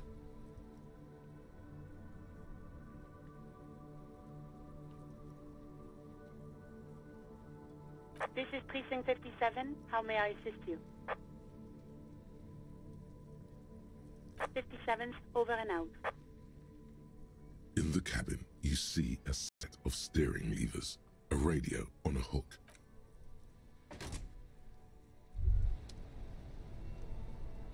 Hey, so we've been monitoring you internally, and now we know your Copo type.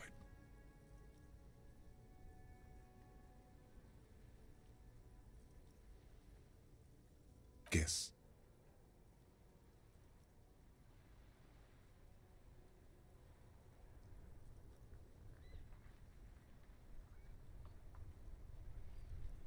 No, you're the sorry cop. The cop who's sorriest. Let's make it official then, shall we?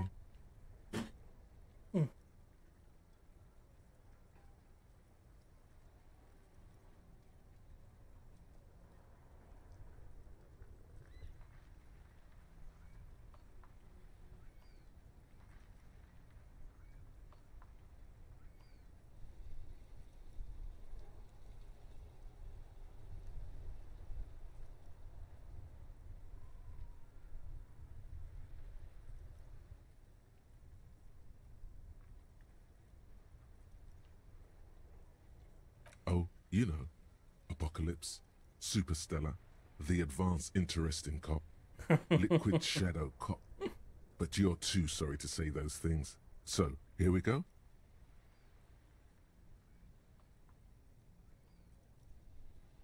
What? Jealous of the sorry cop?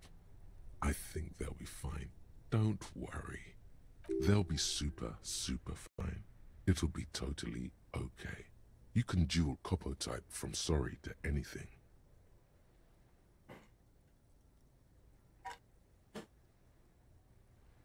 Yes, impotent rage and lamentation. Let's wrap it up? No, you don't. Come on. You'll be back to saying sorry in 2 minutes. Stop wasting time and begin the repentance. Wow. Okay. Fuck off. Maybe we were wrong about you then. Check out the big balls on fire, cop.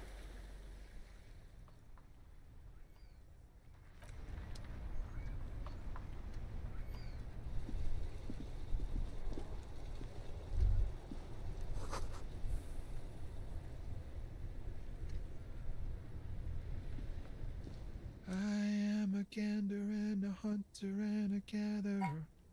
Feel like a traveler from another planet. Hey there.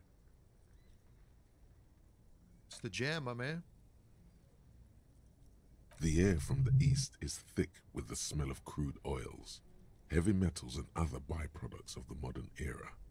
You can almost taste it. It's a traffic jam for the ages.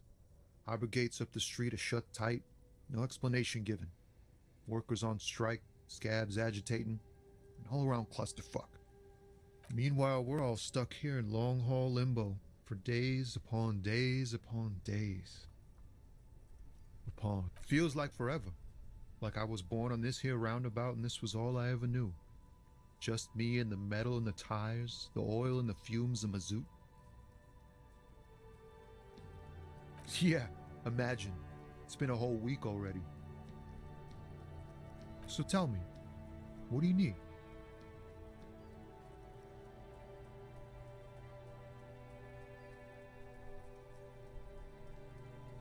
Nope, don't smoke.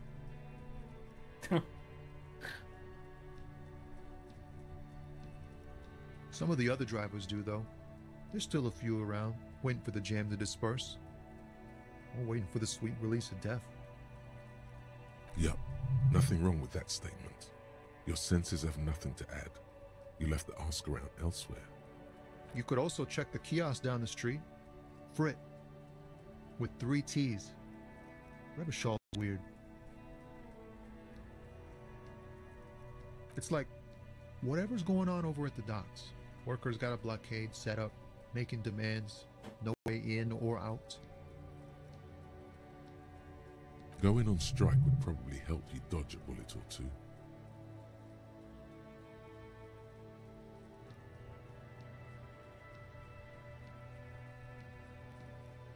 Some pretty wild stuff, I hear. Like a giant new power crane in half the company? I forget what exactly. Good on them, I guess. I've heard talk there's a company rep in town, too. Like, a strike negotiator type. They know what's up. Precise demands and so on. Ah, yes, from the Wild Pines. We'll meet her soon enough, I'm sure. They want to keep that money flowing in, my man. Ka-ching. Anything else? Yeah, this ain't really my area of expertise. I just do my job and get paid. I have things to do and places to be. All of us do. Us lorry drivers. Camionneurs. You still hang around here waiting for this mess to end. Most have scurried off somewhere to get drunk or high. Or laid. Not that I blame them, really. Not my thing. Chasing transient pleasures is a drag these days. I prefer the examined life now. Thinking, reflecting, observing. What's better than chasing transient pleasures? The more transient, the better. When one's ended, you can get onto the next one. He tries his best to look nonchalant, but there's a rigidity in him, as if trying to conceal something warm and deep beneath a cool exterior.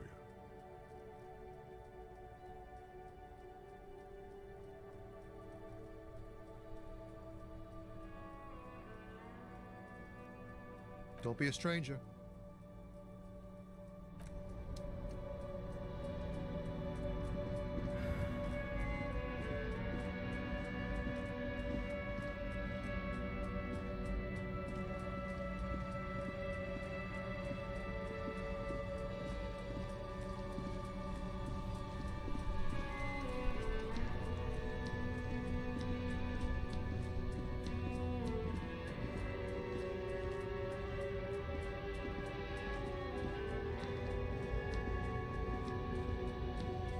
I didn't realize you could go down there.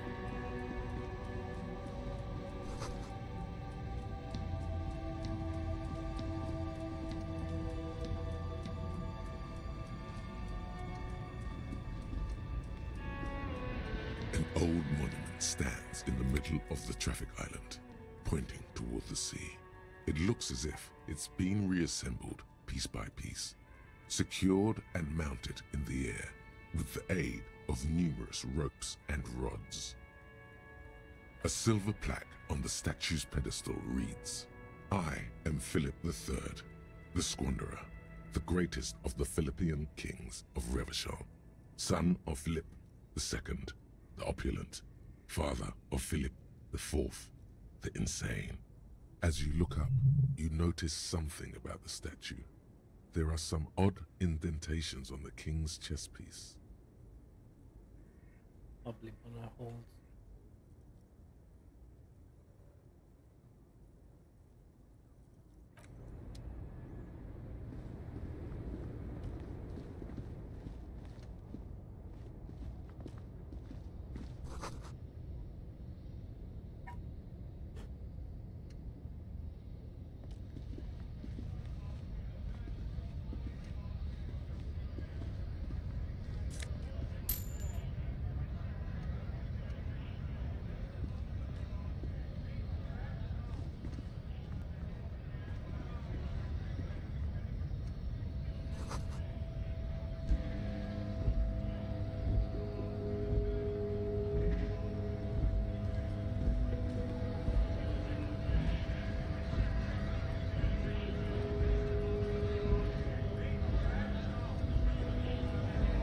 Bastards! We have a right to work!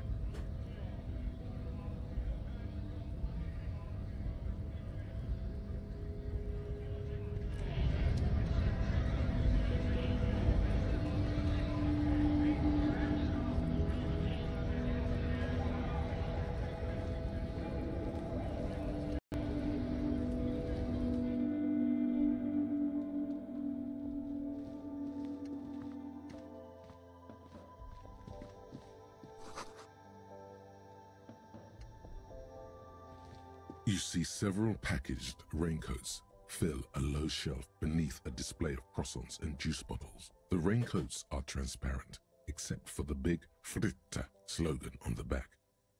The packages are small, discreet, sloppily stacked, making them easier to take unnoticed. No need to worry about knocking over a display.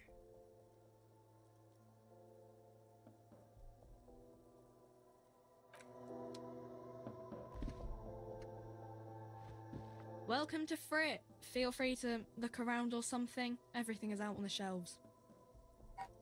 What's that magazine she's reading?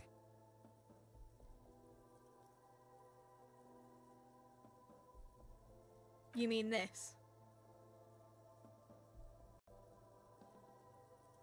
This is Pop Stars. It's got, like, famous people in it. It's not for sale. Looks like it also has something called Police de la Mode, featured on page 34. This speaks to you.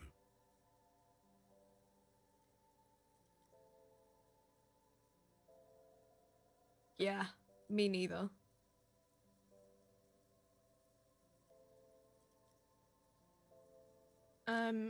Okay. I'm not really supposed to be chatting to anyone, but... I don't really know anything. I mean, I know it's there, but I haven't seen it, so...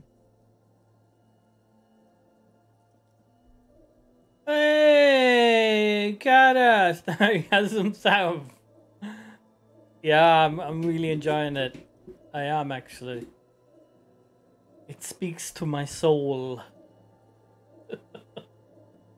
How you doing, buddy? I'm soaking it all in. Yeah, I'm enjoying every bit of it.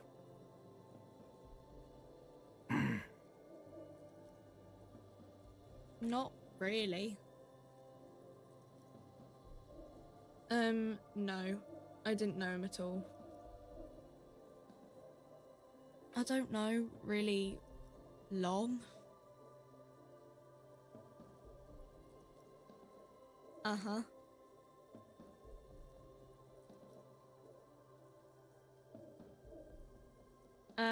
I don't really know anything. I mean, I know it's there, but I haven't seen it, so... Uh-huh.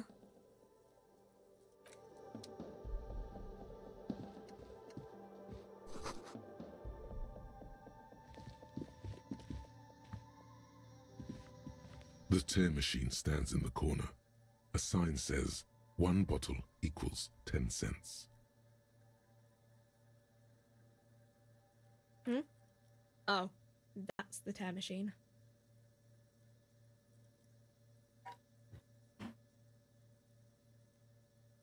It's a machine for tear.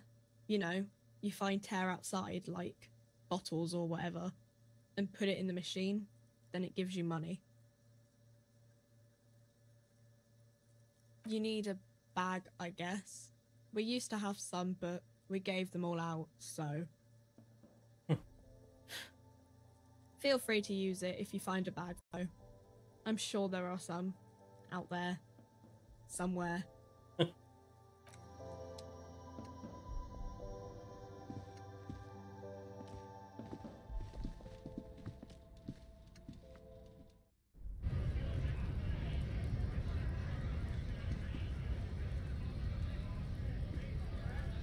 No, I don't have any bag at the moment.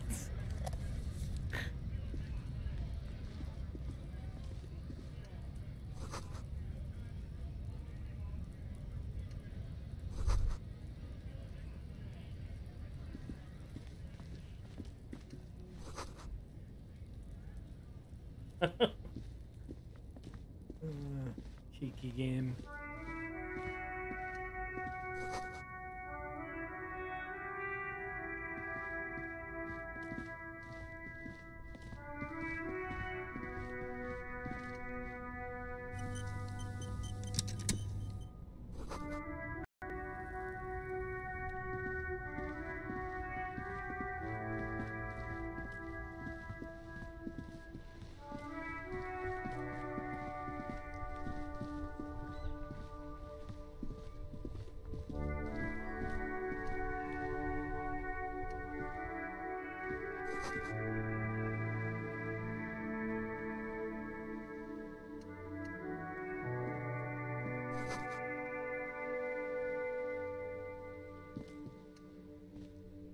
Hello, sir. Step right in. The store is open. Are you interested in a new and exciting book?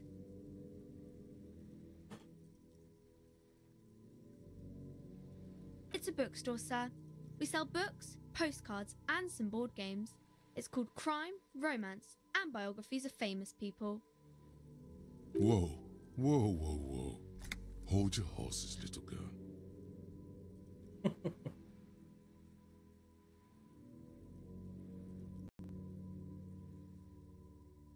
You're fooling nobody.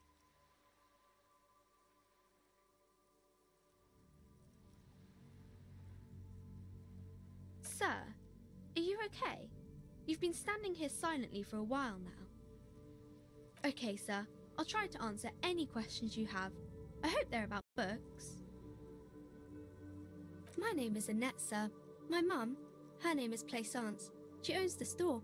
She's inside minding the register or organising the stock. Feel free to step in and browse our wares. I'm signalling that the store is open. Otherwise people might not know. They'd miss out on the crime, romance and biographies of famous people.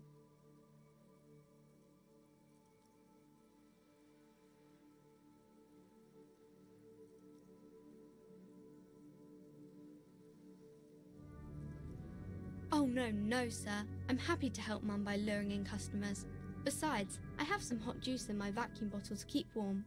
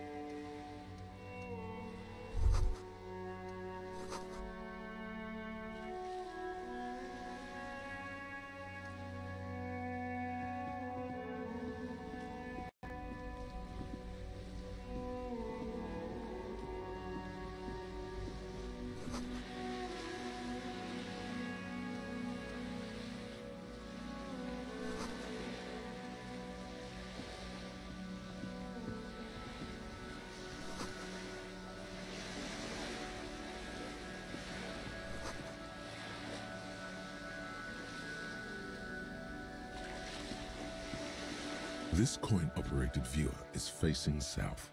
The instruction manual says to insert 25 centimes and pull the handle while looking inside. Then use the focus knob to zoom in if necessary.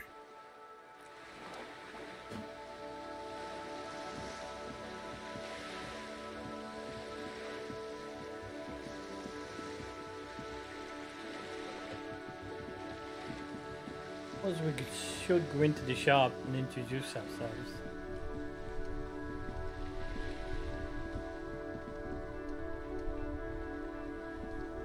Have you no shame? Whining about your back every time you bring out the measuring tape. René, you're a man with a fork in a world of soup. Please, let's just try to Good enjoy the game, memories. alright? I get the feeling that this is a game you only play once and be happy with it. Look, in his hand, going into his mouth, the sandwich. It's hauntingly beautiful. I'm trying to, but you keep breaking my concentration. You're old. I can see that. We're both old.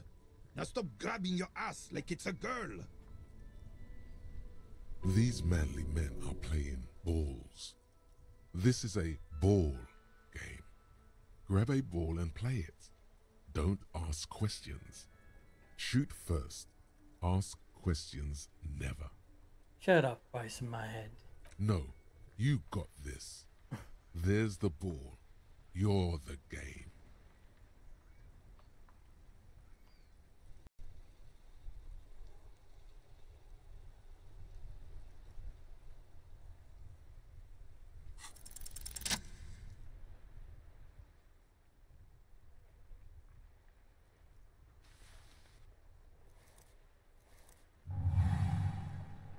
You are immediately surprised by the ball's lack of weight. No matter, you'll make it work.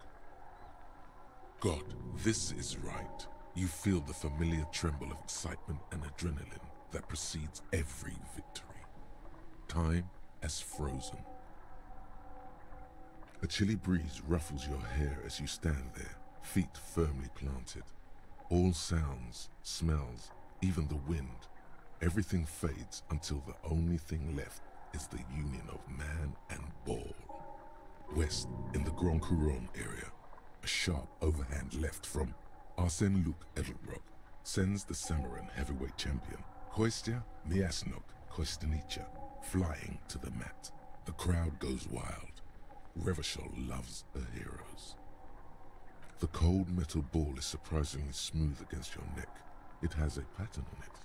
Probably a sponsored ball. Yours would only be covered with bumps of learning and scars of victory.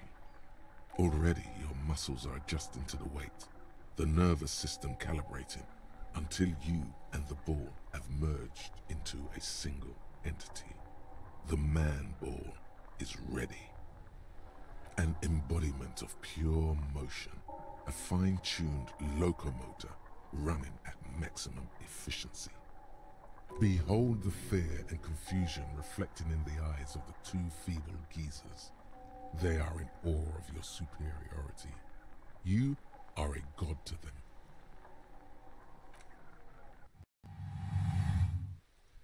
Oh, please.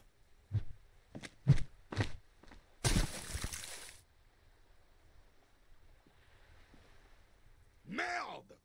Bordel de merde!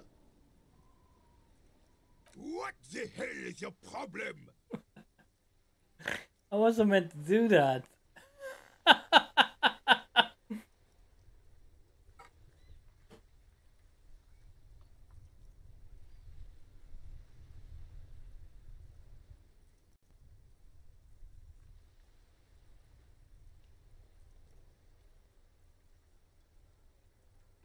Oh God. That's not what I wanted to do. I look like a fucking idiot. I don't care if you are a cop.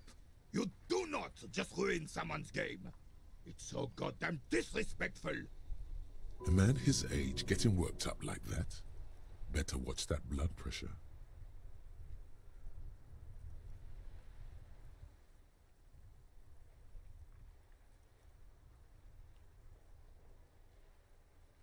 You vandalized our game, son.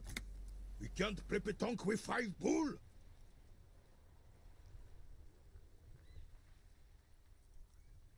No, we are not good, God damn it. We want our bull back. Take it easy, René. This is just a misunderstanding, isn't it, officer? No harm done. Of course there's harm done, you orange slug. You owe us a goddamn bull. God damn it. Good. Mistakes are forgiven when men at least try to right their wrongs. I believe you will try. Now, why did you approach us?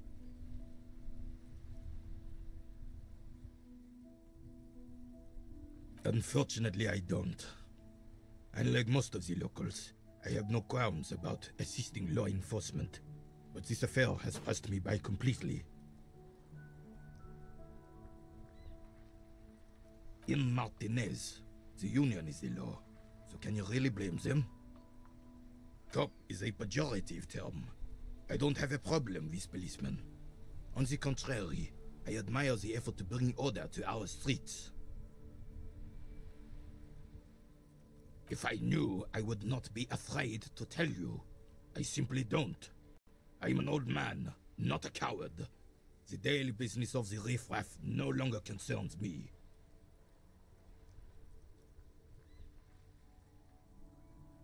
Yes. The terrain here provides an interesting variety to a familiar game. I do. Fire from heavy artillery. Heavy artillery fire, you say? That's the best kind of artillery fire. Shut up, voice in my head. You got me into fucking trouble. I'm not listening to you anymore. Why what? Because that's what happens when communards hijack your country, execute your supreme leadership, and turn your capital into a slaughterhouse. You use heavy ordnance to clean up your home. You sure you didn't have a drink? I am actually having a drink. I remember so slightly toasted, and in just one, maybe only one. I still have to find a packet of cigarettes yet.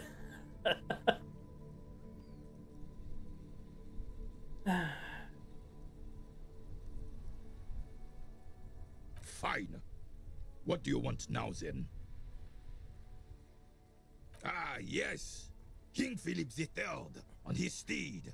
A reminder of what Revachol once was. Oh, absolutely. At the mercy of a cocaine-snorting tyrant who emptied the treasury so he could sleep on a bed of gold. Cocaine? Cocainum? Sounds like our kind of king. And just imagine what kind of cocaine a king would have had. A superpower, feared and respected. A testament to what this country can be under the leadership of a true king. Someone who knows how to rule.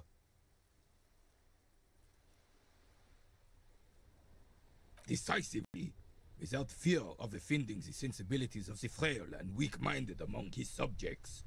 This is something the insurgents never understood.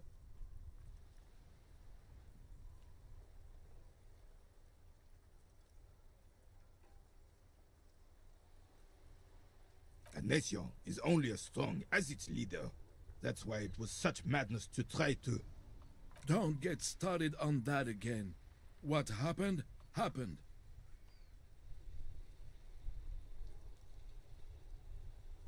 Yeah, well, like, this is the final cut.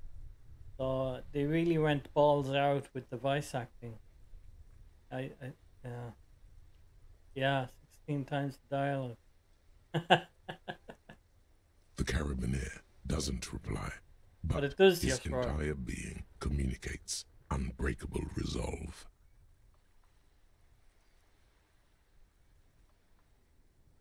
Right.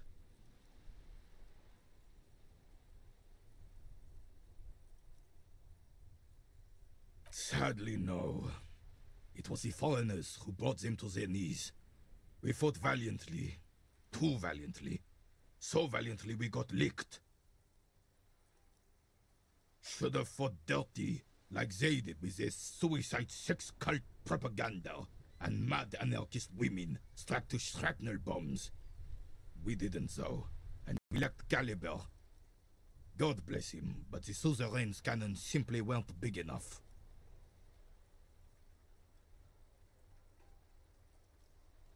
This place is a damn beachhead, son. They had to soften the commies up first.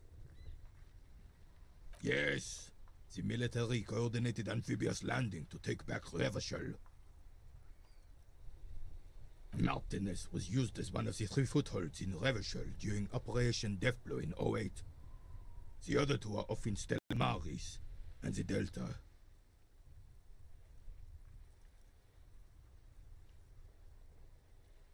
This here is Blood Ground, where Coalition boots first made landfall and cleaned those rabid dogs out. Most likely, we're playing pétanque on their mangled corpses. Blood Ground. You got old René going there. Like he isn't hungry enough already.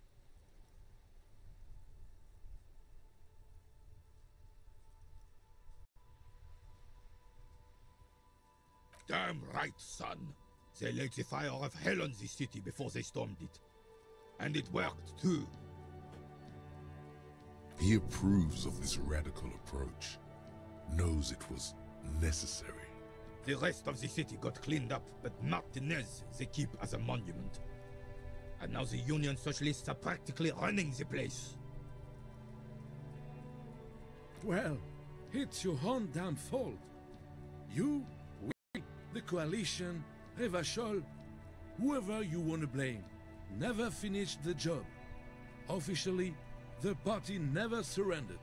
Of course they still all influence. You don't even begin to truly understand the players at the table, let alone the specific circumstances surrounding the...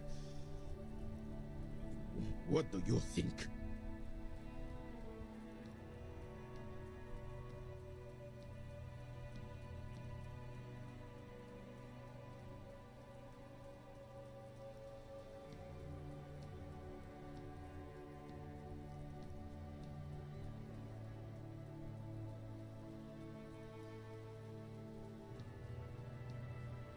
I'm just so damn sorry it had to be the Coalition.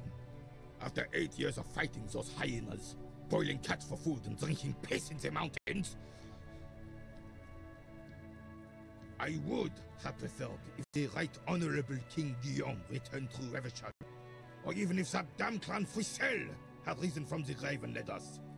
Sad. Instead, all that is just, holy, and beautiful in the world was wiped away, and now it's neon signs with toothpaste ads everywhere. Foreign influence peddling garbage and stupid music on the radio.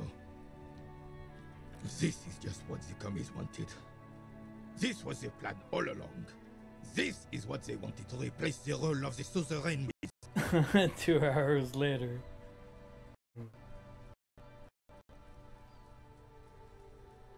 Yeah.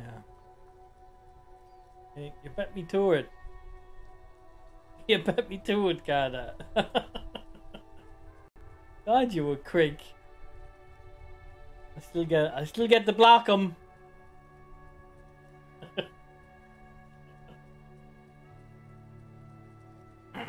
The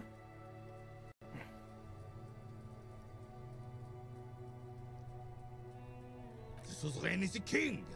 Has everyone forgotten already? They've forgotten already. It's no use talking to you. You were still in Daddy's balls when it happened. When we took our last stand against the Fifth and rode the cavalry straight into gunfire. An extremely inadvisable strategy against automatic weapons. Be sure not to make the same mistake.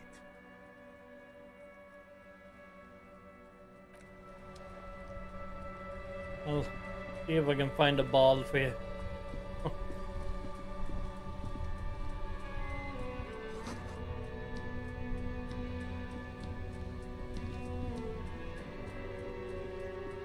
The worn and beaten wooden planks of the bench do not look overly comforting. We can sit on benches after we've solved the murder. Let's go. You can revisit the bench, if you ever need to pass the time when Lieutenant Kitsuragi is gone.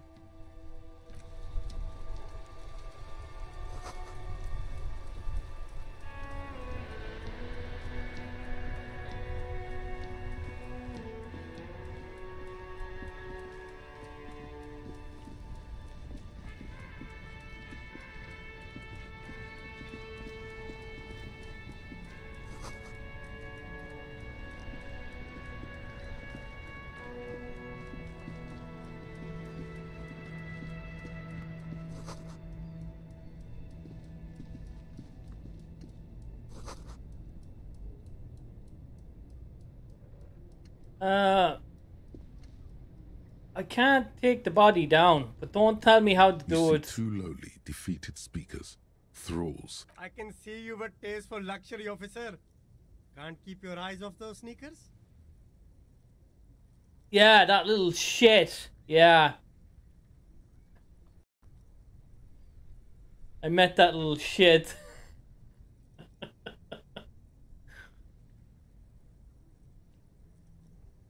A pair of Faun Ultras. The design is impossibly sleek and simple. A futuristic silhouette with a sleek monochrome colorway, a jet black upper, and a silver-lined midsole. Those sneakers, mister. Those sneakers are the latest Faun sneakers. Super air, super fine, super cool. Only 50 real.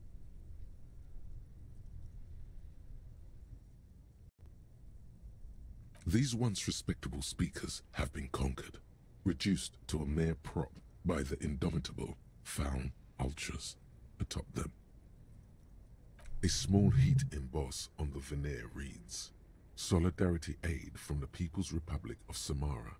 The speakers themselves don't seem to display any magical qualities.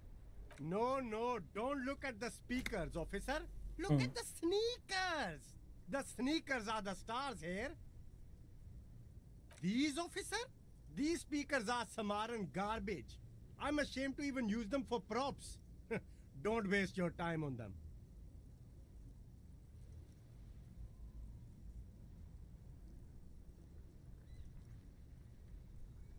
No way, officer! These aren't for sale. They're bad speakers. Low-fi socialist junk.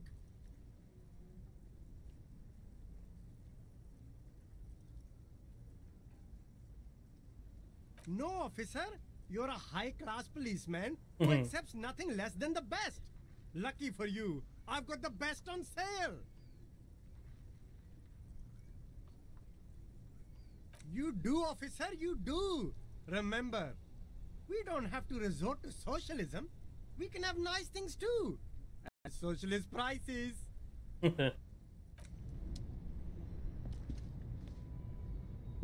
You see a Samaran street vendor surrounded by a motley assemblage of goods. When he realizes you're looking at him, his face breaks into a wide, welcoming grin. The name Silen is embroidered over his breast pocket. Happy shopping, officer. Everything's cool here. Everything's cool. The goods are cool. The customers are cool. The place is cool. And one more thing, officer. From out on the bay, a cool wind gathers. It sweeps into the city, tugging at the textiles hanging around the stand. Some distance away, the sound of a tin can clattering across the street can be heard. You're very cool. Bang, bang, bang, bang! You feel a twitch in your index fingers. There's a finger shootout brewing.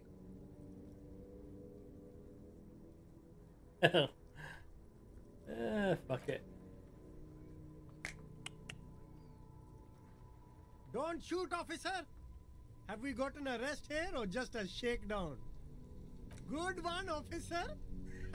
You're a funny guy! Now what can I do for you? Then fire away, officer!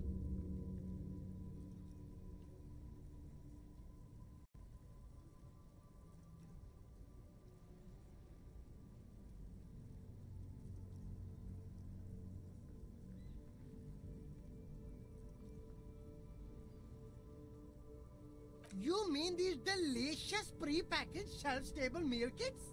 Really easy to cook, no hassle, really cheap too. Buy some, try them out.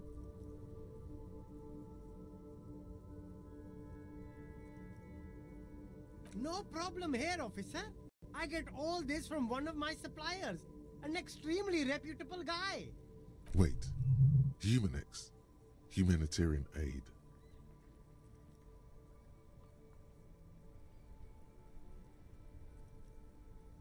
What?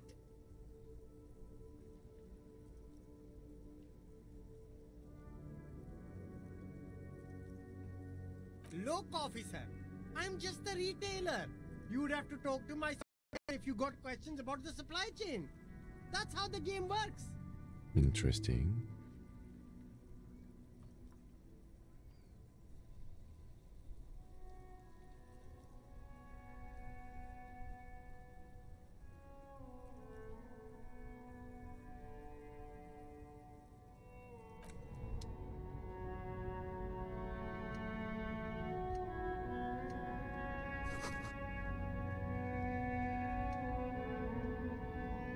There's a pile of cheap sunglasses in a small box, a variety of shapes and colors. You like sunglasses, officer? I've got the latest styles right here. These are all boring. Boring third-rate ho-hum sunglasses made of cheap Syrahese plastic, the kind of plastic that melts in the sun. These are all first-rate sunglasses. Premium design, superb material, very cool, UV resistant. These will definitely keep your eyes safe and cool while doing your dangerous police work. I'll be back, sunglasses. I'll be back.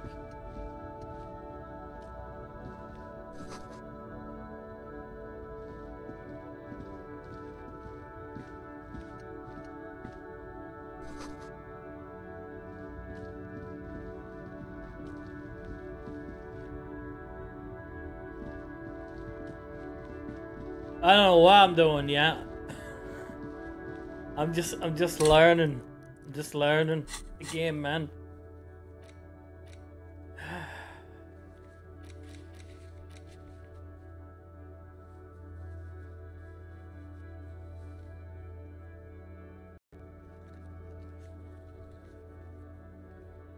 Some more RT.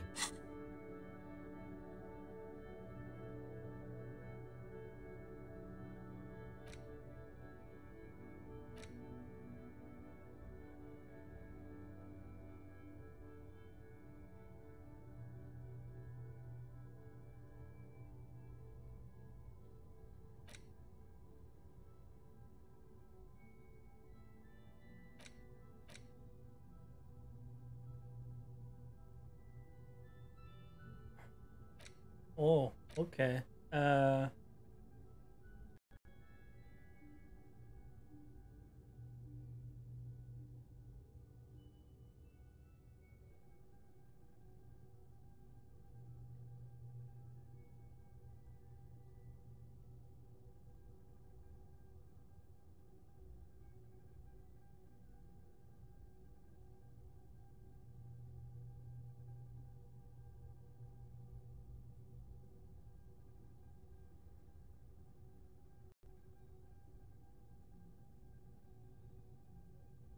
Oh, okay. Yeah, gotcha.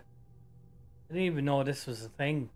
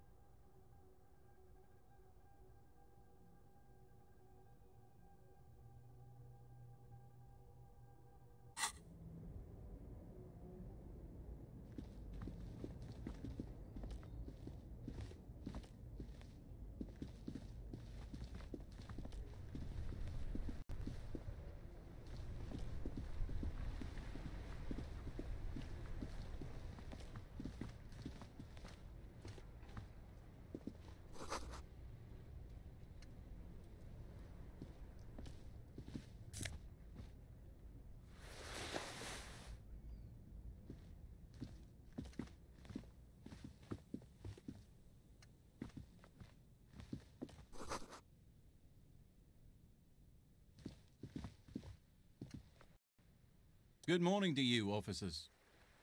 A burly man hangs out by the waterlock, carving up a generous serving of salami with an old hunter's knife. His eyes are fixed on a man stranded on the other side of the waterlock and on an enormous billboard that has fallen down into the canal between them. His posture is relaxed. Despite his powerful build and a knife in his hand, this man resorts to physical intimidation only infrequently, if at all.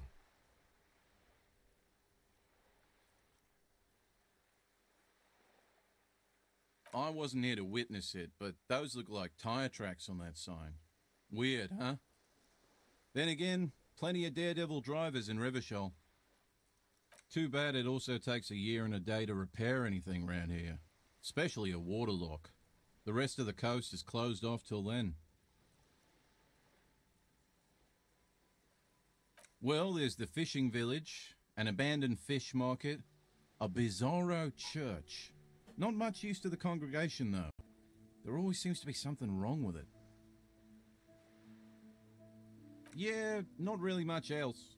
Just bombed out ruins.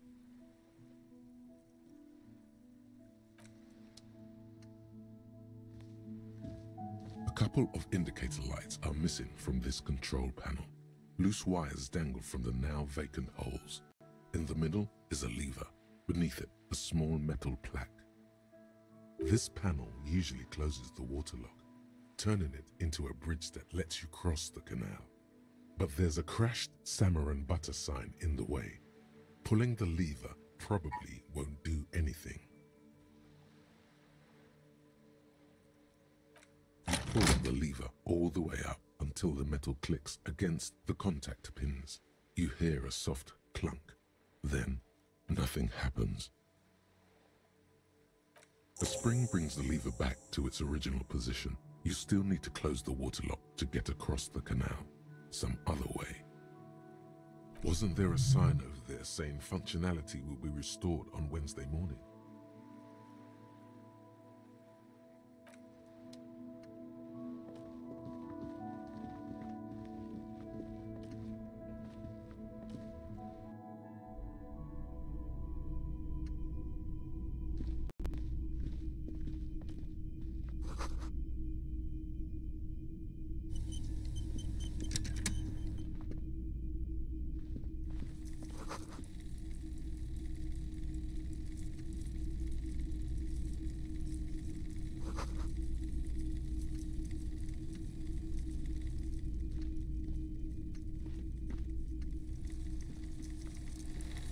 You see rows of toy soldiers guarding the rest of the trinkets displayed on the table. Some on horseback, others in rags, others yet in bright blue uniforms. All are stern and unyielding in their duty. Why? What's this? A headless man riding a horse? A headless man wearing futuristic tracksuit trousers that say found. Oh, that's the Headless Phone Rider. The Headless Phone Rider. It's an urban legend about a man who rides the streets of Revachol sporting a fawn tracksuit. As you see, he's missing his head. Alright, Carter, you take it easy, buddy. I'm just soaking it all up, you know. Have a good one, bud. Night, buddy. 50 cents. Bargain price. I'll throw in the tiny cap too. I think he's looking for it, or something. That part of the story has many interpretations. Big men on big horses, clad in lamella armor and carrying flintlocks, the kind that would mow down a line of enemy soldiers in the blink of an eye.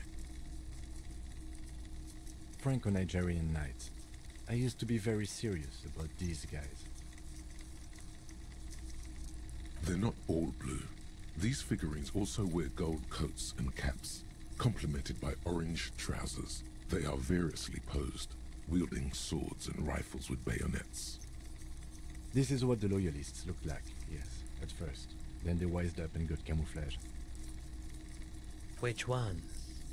Ah, royalist soldiers from the time of the Revolution. The uniforms are painted a bit too brightly, I suppose. This set of soldiers isn't meant to look impressive.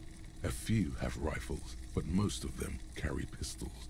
Some even shovels and tall sticks. You're probably talking about the revolutionaries, yes? Yes, they are soldiers, revolutionary soldiers.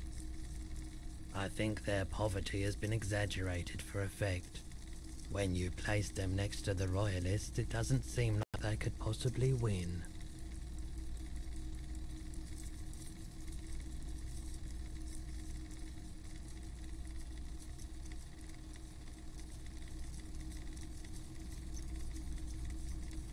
Maybe.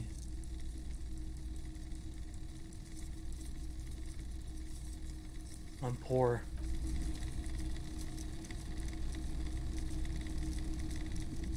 The boomboxes on the shelf look well-loved and well-traveled.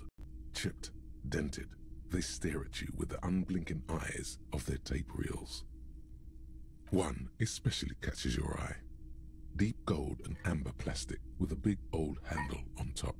A classic boombox that says Stereo 8 approved. Just make sure it works before you buy it.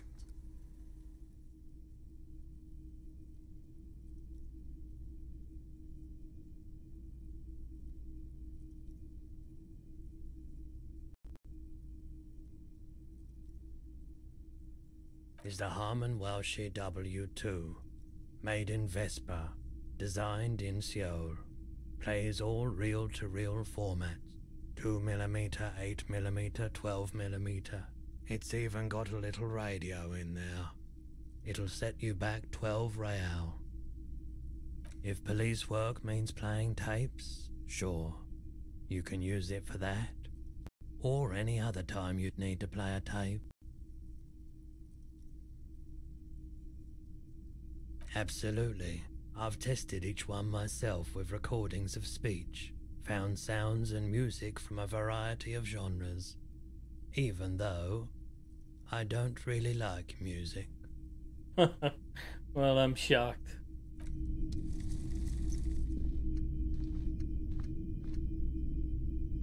A typical Martinez streetlight sits among assorted floor and table lamps. The light pole has been carefully cut, and the wiring has been redone and attached to a standard indoor plug. The light buzzes faintly, but persistently. 700 real. A bargain, I dare say. A bargain? No, it's not. He's trying to sweet-talk you into buying trash.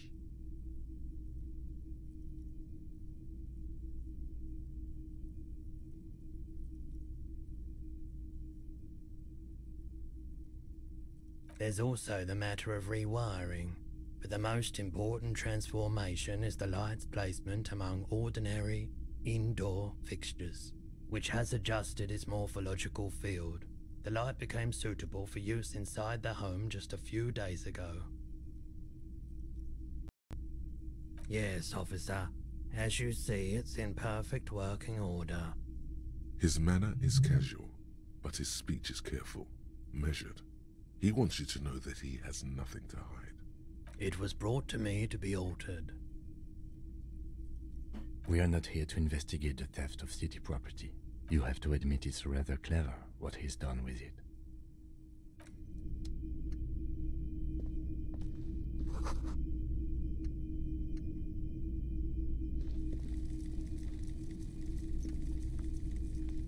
It's not often that I see officers from the RCM in my pawn shop. What can I do for you? His courtesy is not insincere, but he prefers being alone with his projector, just watching the movement of light across the walls of the shop.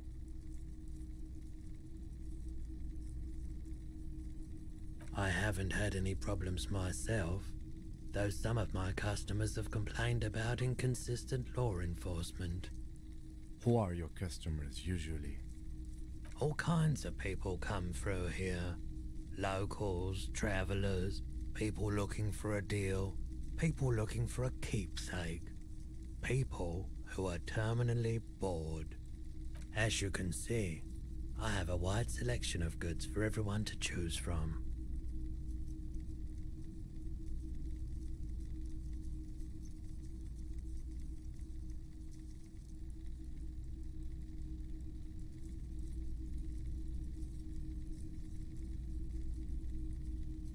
It keeps me entertained. He's well composed, but underneath it you sense psychedelic processes bubbling. Some kind of drug, maybe. Entertained? He might be high. If he is, on what?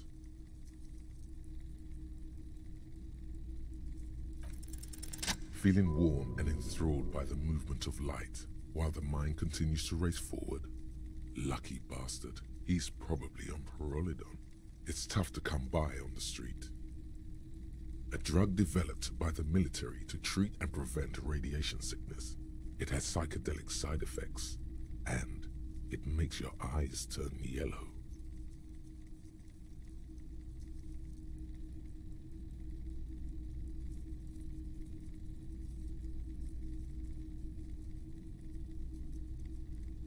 Why on earth? These are prescription.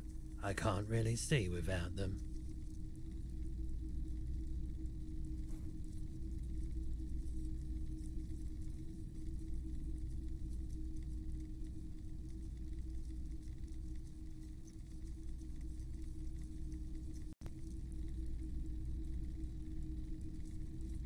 I've had to take it, you know, since the People's Pile cleanup. I was with the Emergency Relief Brigade. He's taken it for mental and emotional, not physical pain these days.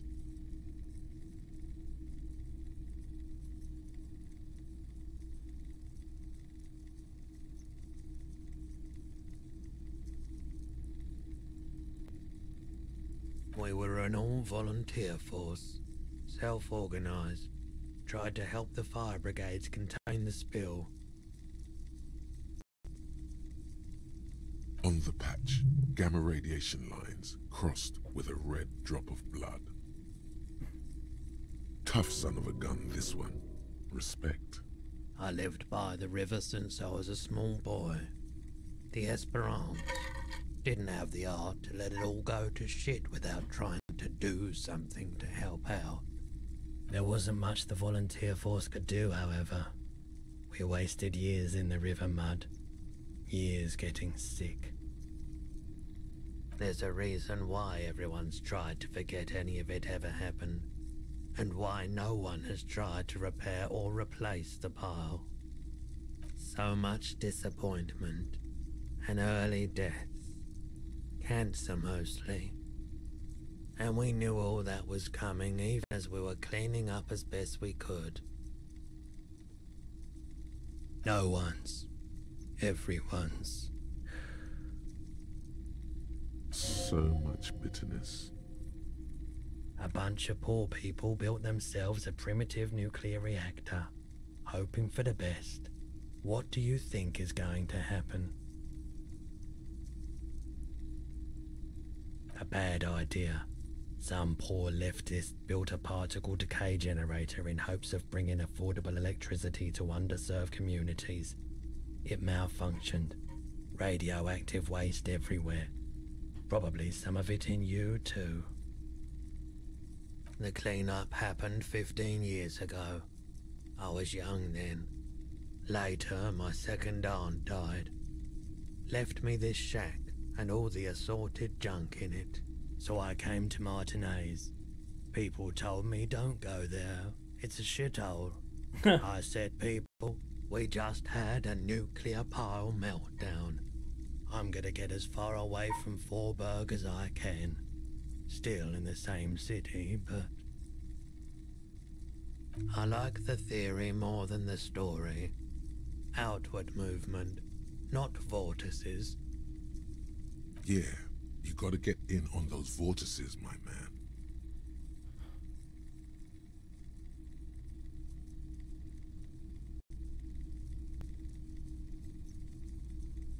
Someone else came here earlier today asking the same question. I promptly sold her the gun you pawned a couple days back. What? Sold? The lieutenant shifts from one foot to another. Alert.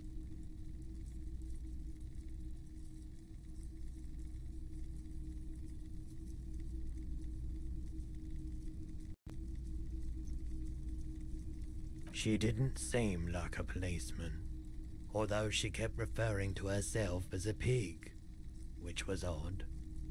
I found her interest in the gun a bit obsessive, but I was just happy to get rid of it, and of her. Truth be told, she was terrifying. Right, so let me get this right. You sold your sidearm, issued by the citizens' militia, and now a civilian is running around the streets of Martinez with it?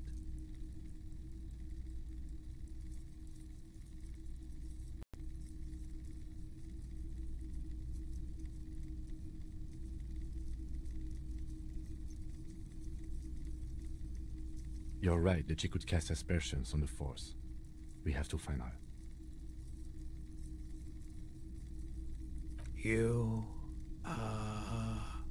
were adamant about getting rid of it, officer. Said you were undeserving of a service weapon of the Revachol Citizens Militia. And I don't like keeping guns around the shop for long. Off the charts photon emissions. The unhealthy kind. My apologies, officer, but I have no idea where she was coming from or where she went. A needle in a haystack. There is nothing you can do about it now. You'll just have to hope you luck upon her somehow. Of course.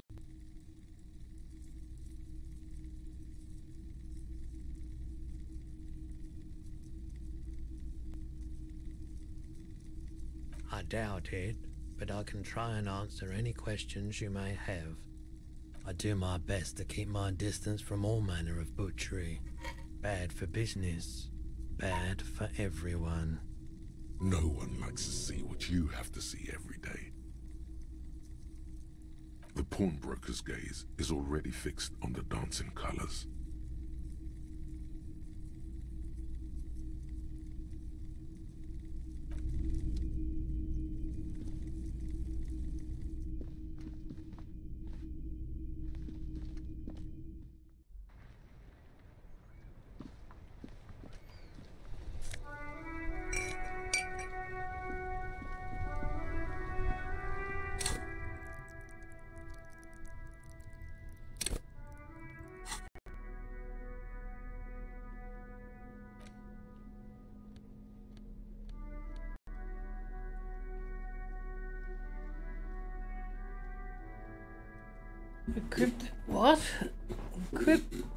Equip this to discover secret orbs and shady areas.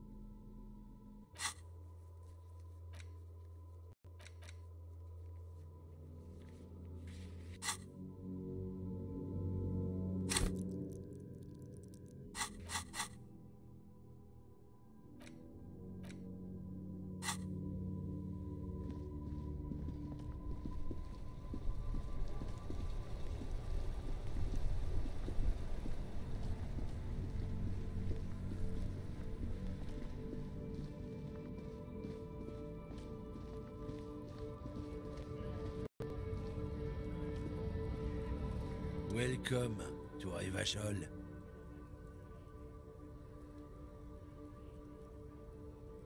Don't you welcome to Revachol me.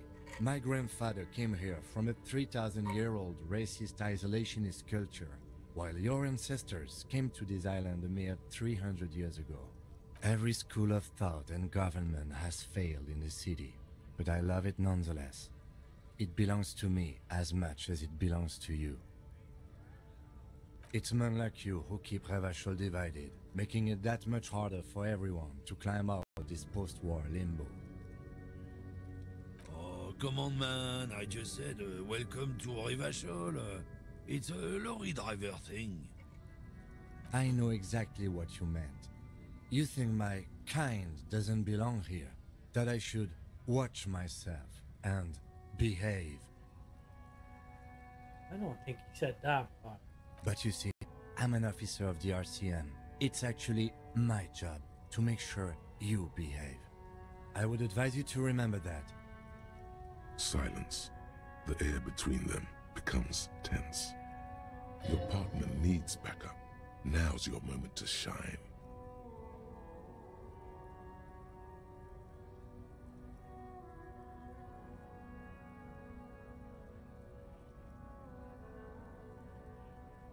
I haven't learned anything I didn't know before.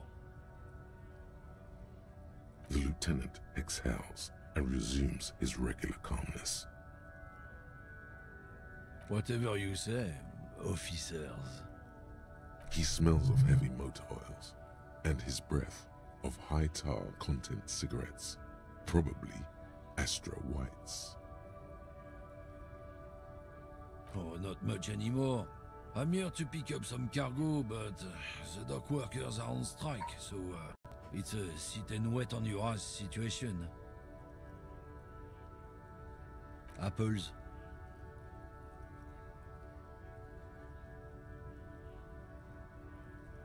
Yeah, apples. I take it you had other questions? He's given you the runaround. Let's be honest, you were bested. No. He's got a smoke right there, in his fucking hand. Snatch that shit out of his fat fingers. You need it after listening to his garbage.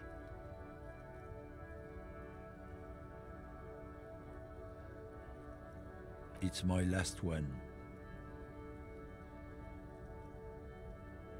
Sorry, all done. I bet. Break. Sorry I couldn't be of any help. It's about biological determinism, natural law, the thing of the races. Not the most popular topic nowadays, with the coalition in charge and all. You might want to change the topic. That is, bury your head under the sand like common sheep. Change the topic. The way he says it makes it almost sound like a threat.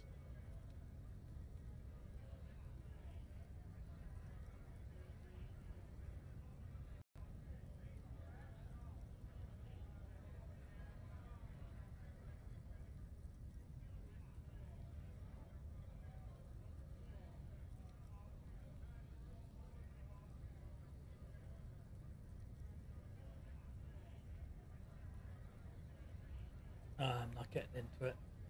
Suit yourself, officer. Hide your face in the sand if you so wish.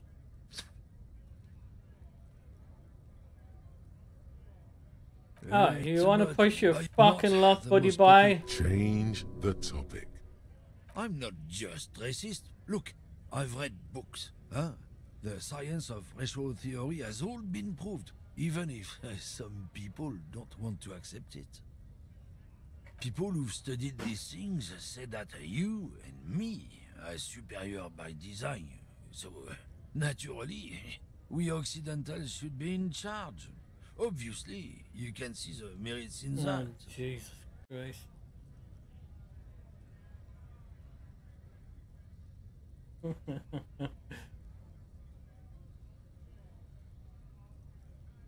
Oh?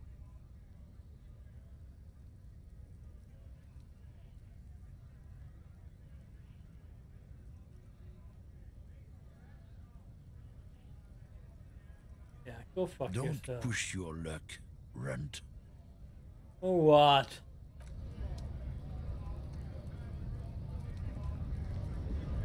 What are you gonna do, fuckhead?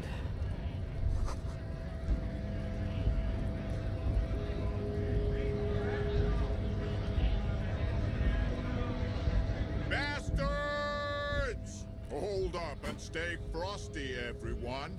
Cops are here. You here to fuck with us? Beat the honest worker down. We're here to fight for a cause. Stripes usually have problems with people who have causes.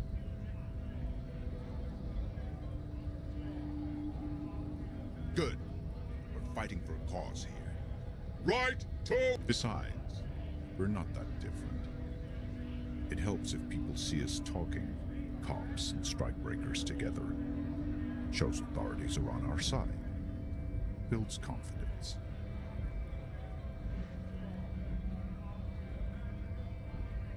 Maybe you should ask them the questions, like why we're not allowed to make a living here. Shame on you! We have families to feed, you piece of shit. So do we, Scott.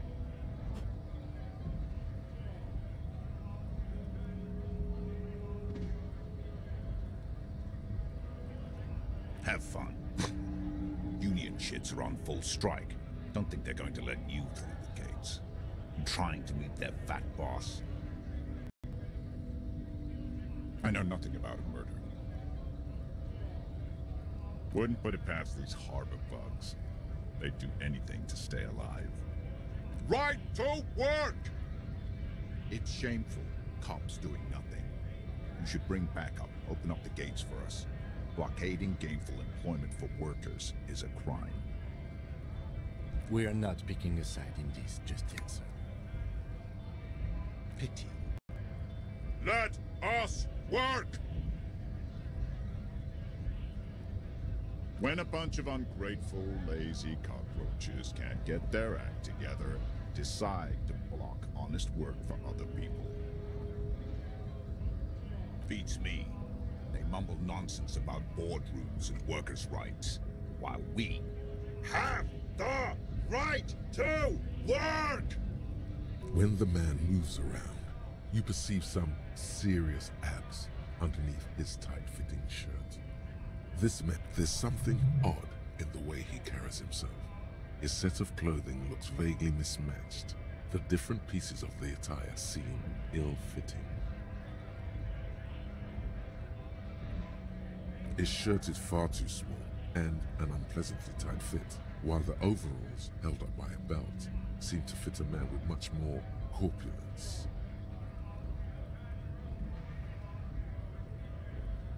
He ignores your question, choosing instead to turn to the emaciated workers, raising both fists in the air. The clothes are obviously not his.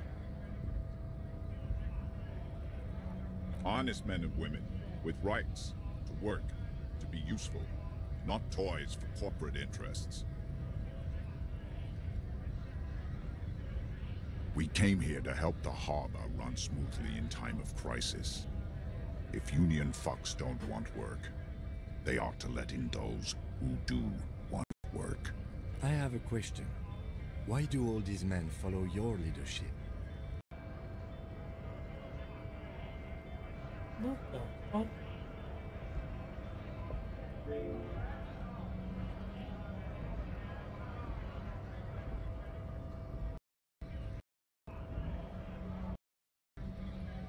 You think they follow because I'm big and loud? No. They follow the rules of the market, the rules of the economy, because they were given a job to do!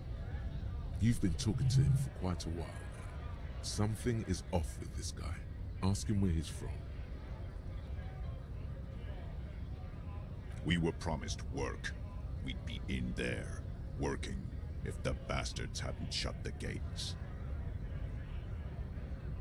The physically impressive man tower has turned his attention back to the gates. What's it to you?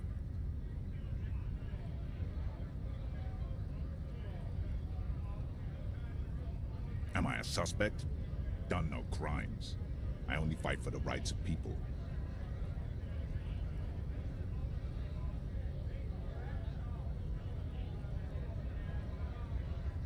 We're all workers, right? Workers stick together. Came from the eminent domain, in Jamrock. Backgrounds in odd jobs, heavy lifting, cargo hauling, bouncer work. I know the drill.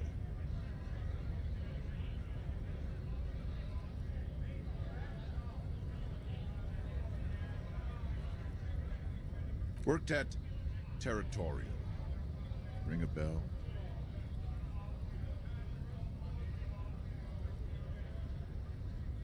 Uh-huh. It was a long time ago.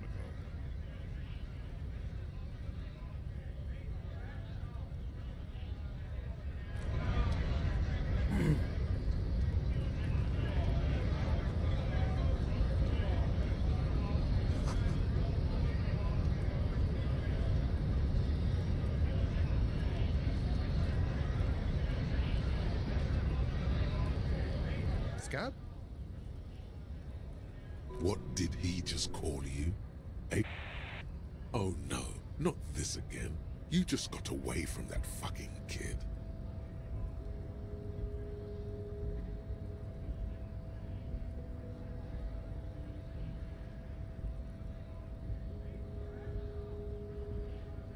I was just messing with you.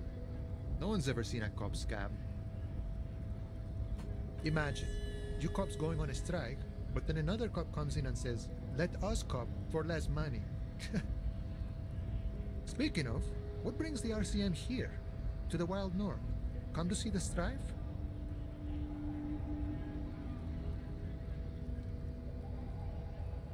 Murder, huh? That sounds like a lot of hard work. You'd never see me investigating a murder.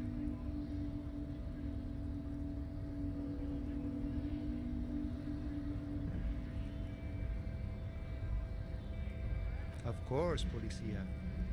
It wasn't me. You can rule me out. Easier that way. My friend, I respect the right to roam. The open range awaits. I don't operate in that capacity. I'm not a granter of passage. The passage grants itself. I walk right past Measurehead and go in. Yeah, the 2.5 meter tall Semini Supremus is there. Walk right past him, then press the button to unlock the door, then go past him again, and you enter the arbor through the office. Está.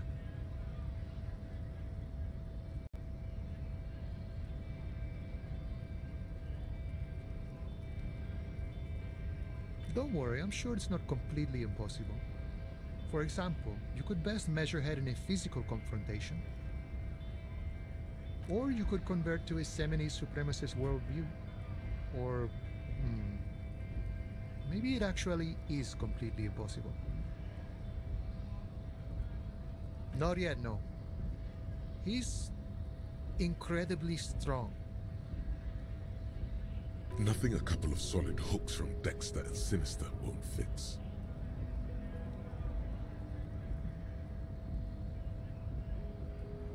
Jean-Luc himself would say the philosophy has proven overly heroic for the scabs to convert to. Not enough intuition. Sure.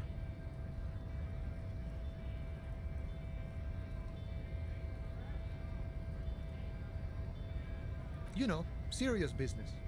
I'm sure the big boss will be glad to tell you. You'll have to ask him first. Feels like he's hinting at something, but you're too hungover or dumb to understand right now.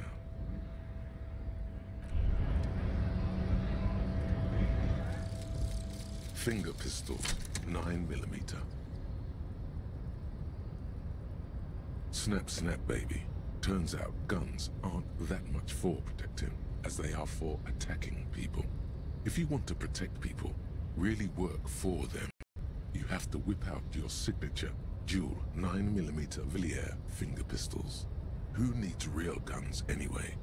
That conversation you just had, it would have gone better had you snapped those bad boys at him. Note, 9mm dual finger pistols do not count for an actual weapon in a gunfight.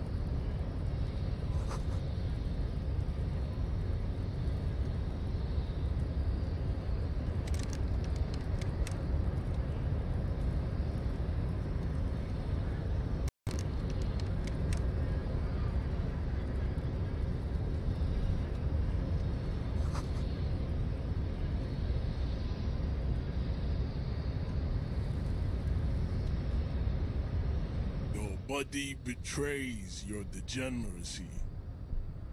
Oh, go fuck yourself. Yeah, Measurehead. His body totally betrays his degeneracy. Are you admiring my morphophysiology? It must be frightening to stand in the shadow of this racial pinnacle. Be calm, Sandwich. You are not in danger because you are not a threat to me. What is this androgynous display of sexual maturity? Things are not as bad as they look. Sure, you have high blood pressure from metabolizing heroic quantities of ethanol, but you are robustly built. You will survive. I can see you were once an athlete, then deteriorated in your 20s. It is typical of your haplogroup. Let's blame the failed education system and leniency towards degenerates in your homeland. Jean-Luc, his body is betraying his degeneracy pretty hard. Maybe you can ask him to leave. That is precisely the negligence that has led you to succumb to all rule. You reek of it. An invisible sword of Al Ghul emerges from your throat. You cannot see it, but others can. It is making the woman in my company sick. No, you don't. You need to get another drink. Occidental Haplogroup B4 is done giving orders around here. The influence of the Sandwich race is waning. Jerking motions, signs of a late-stage neurodegenerative disorder. How far the Occidental Haplogroup has fallen. You were once a noble and powerful race. You gave the world eugenics, electricity, and powerful I'm gonna give you a fucking beat now in a minute if you don't get out of my way. Aircraft. You made great gains in metallurgy, race theory, and statecraft. You dominated lesser cultures, like the deformed Hemians and the inexplicably potato-obsessed Quakers. But now you ascend to the genetic summit. Hey, what's wrong with potatoes? You are obsessed with sadness and with frivolous pop culture. You will be superseded. Isn't that right, babe? It is, baby, yeah. You know it. There is a button right behind him, just out of reach. It must be the one that opens the door to the harbor.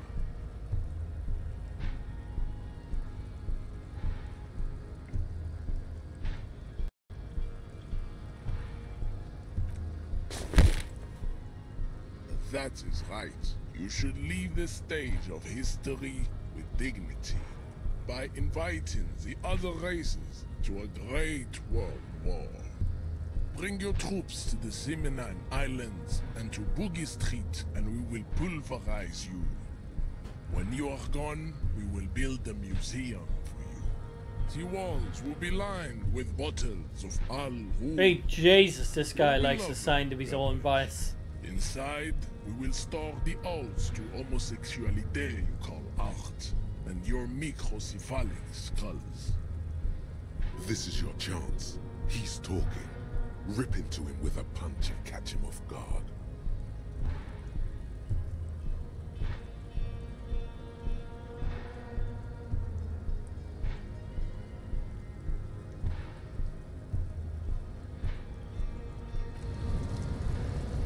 I'll be back, fuckhead. Wait and see. The odds are in my favor. When you least expect it, I'll be back.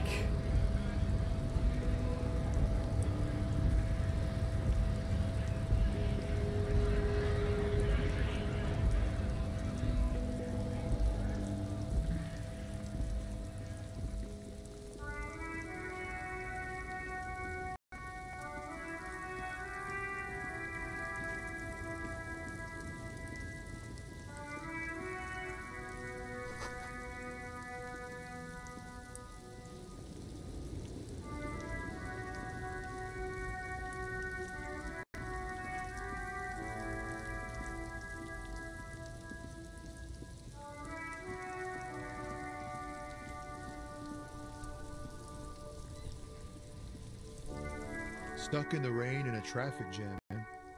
What's on your mind? He ain't one of us drivers. I know that.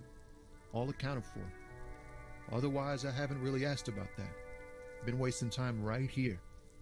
Keep him busy. The man taps his fingers rhythmically against his arm.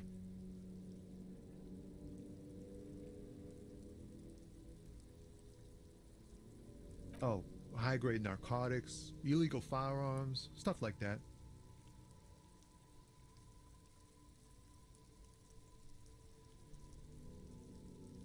Ha! No, I'm joking, my man. Found runs a nice, clean business.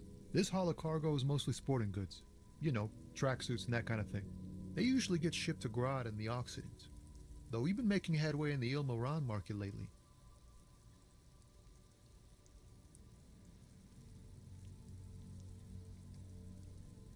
This rockin' beauty. Sure is. Like a rash you can't get rid of.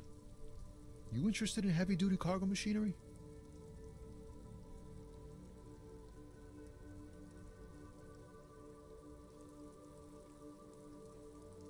Yeah, it must be. Your job's to know all these little things, isn't it? Well, my job is to deliver tracksuit trousers. We're pals and all, but I can't just freely hand out the merchandise. The bosses won't be happy. There's no denying it. Your body needs to feel the touch of some good performance wear. Not unless they've illegalized sports equipment while I was on the road. The man taps his fingers rhythmically against his arm.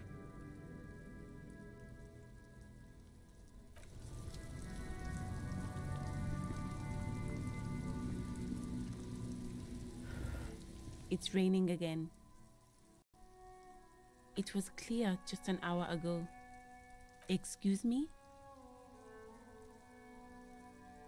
Oh, well, I didn't write it there. I'm just sitting here. Okay.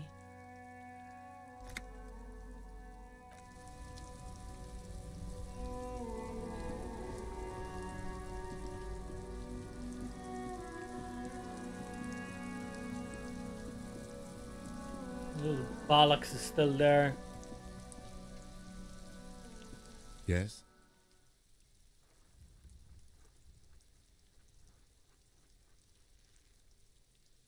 What do you want to know?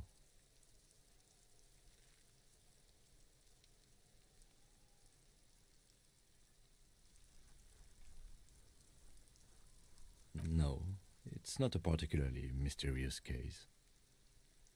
The deceased is a security guard for a corporation involved in a labor dispute. It doesn't take a DeLorean polymath to put the pieces together. I just don't see the case getting more mysterious than that.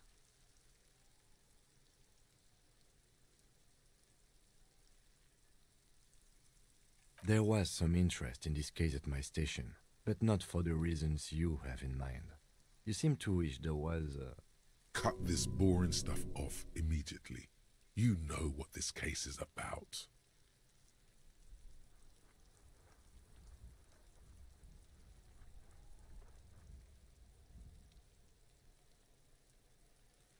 Excellent. Was there anything else? I'm afraid you and I are pawns in a pissing competition. You don't know? I assumed you were in on it.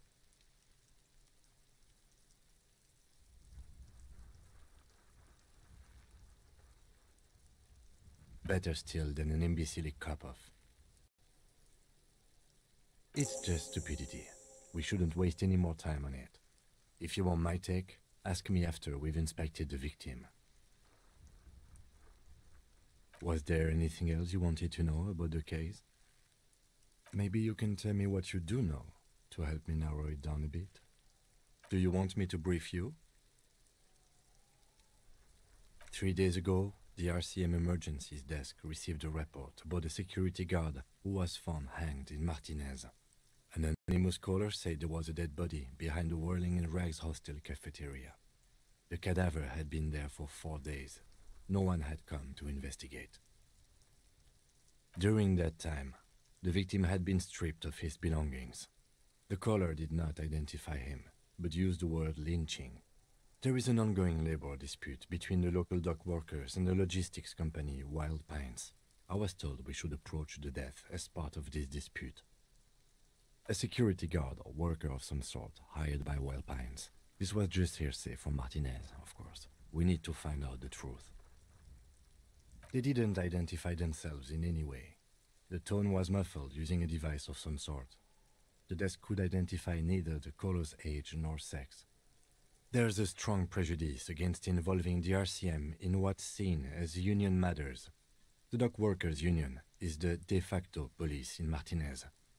Now it appears they've started executing too. We cannot allow that.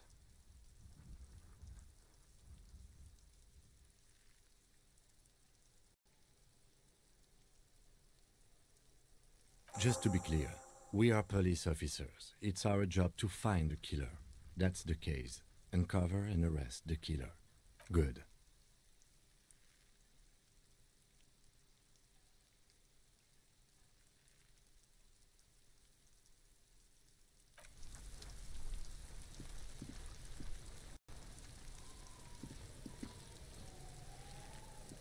Kuno, the pig's getting pretty close to me. Looks like it's time for me to go, Kuno. Pig's come to take me in. She means it. The fear is real. I'm going away for a long, long time, Kuno. Going away for life. What's going on there? Fuck are you trying to pull, pig?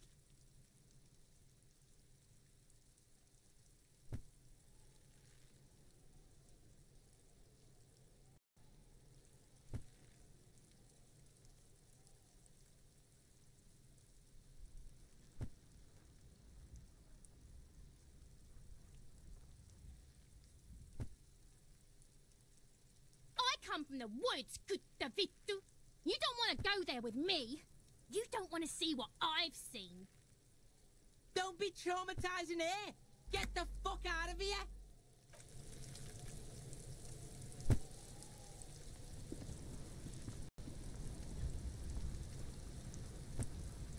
This trash container is locked.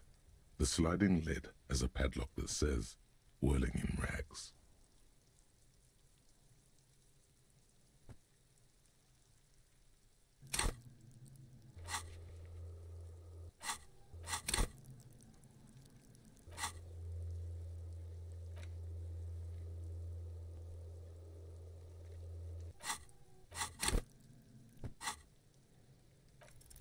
Oh, no. No matter how strong you think you are, this is really not something you should be attempting to do with your bare hands.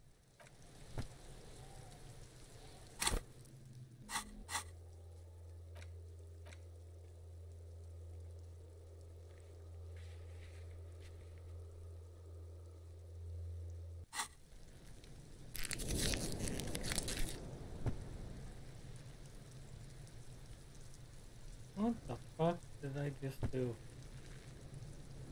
Sake. Oh.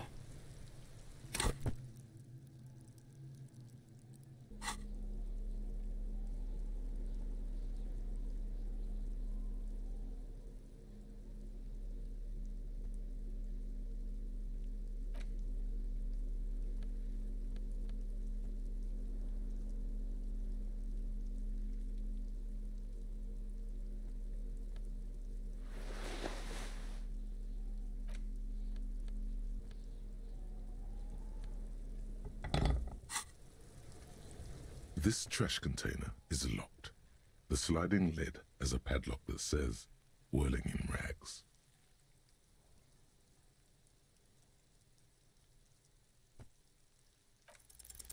Force time isn't happening. You've jammed the pry bar under the lid, but it just isn't bending. What is this? Your triceps ache for the metal to bend, but it resists. This calls for a potent curse to help break its resistance. Utter the power words. Let's ask the manager for the key. This is clearly not working. The dumpster is goading you. It thinks you're weak.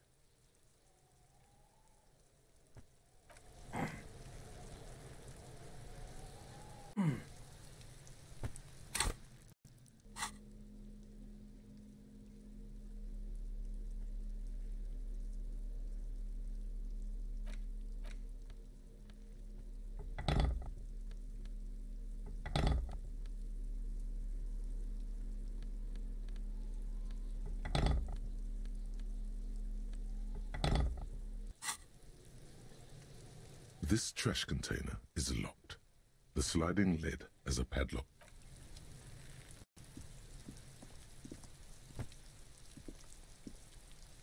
Yes?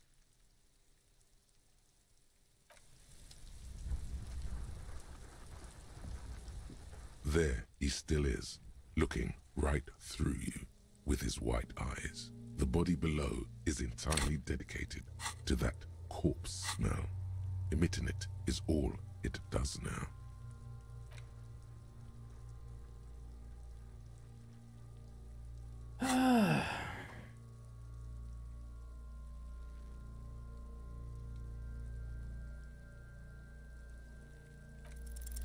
The ammonia only makes it worse. The combination forces tears out of your guts. Sake. You managed to keep it in once. The second time, not so much. When the vomiting is done, your cheeks are wet with tears.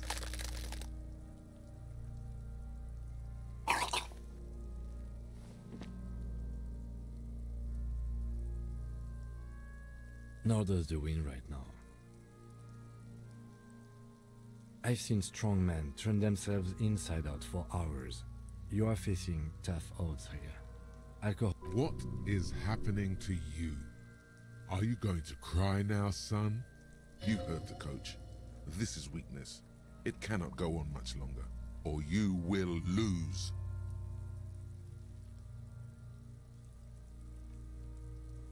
An appropriate attitude. You need to get your shit together.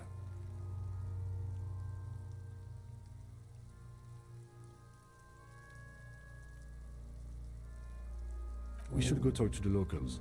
Find something else to do while the wind changes. It's pretty bad right now.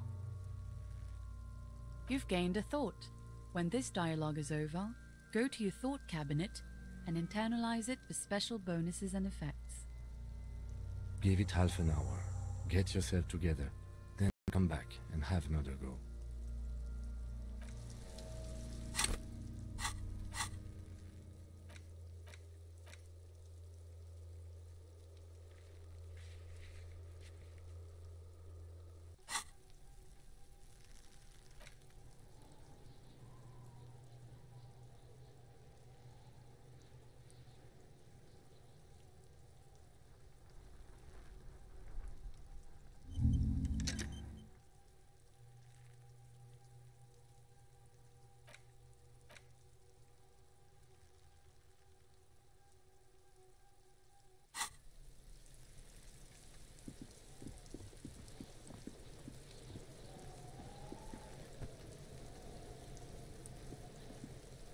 Does Kuno care?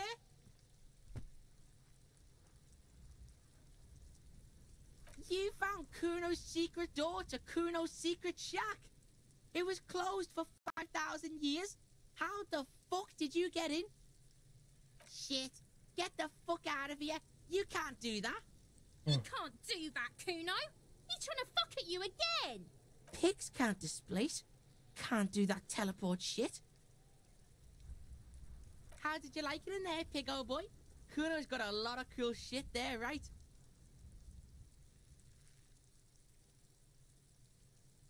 It's a vitamin, pig. Don't you know anything? Yeah, it's the mag. You fucking need that shit to stay on top of your game.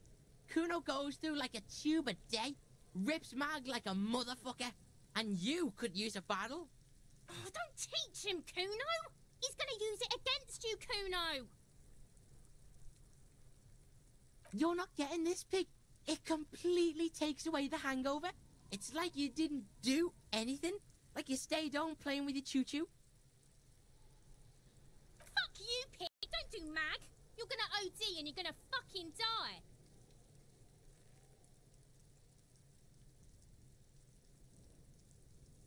Is it? You got pretty fucked. Kuno's surprised you've still got your head after all that. Don't sweat it, drunk pig. Kuno will keep your nasty secrets. Kuno's not snitching. He's saying you climbed up there. He probably saw you do it. That explains the calluses on your hands. You scale the side of the building, entertaining the local kids. course you fucking can. How do you think Kuno made all the docky boys his gimps? Just got a fly pig. Kuno knows. Kuno and C saw you shit yourself. It's okay, pig. Not everyone can face the fear Kuno style. That's all there is to it then. Don't be a pansy. Just jump. That's where Kuno gets his daily hit of electric.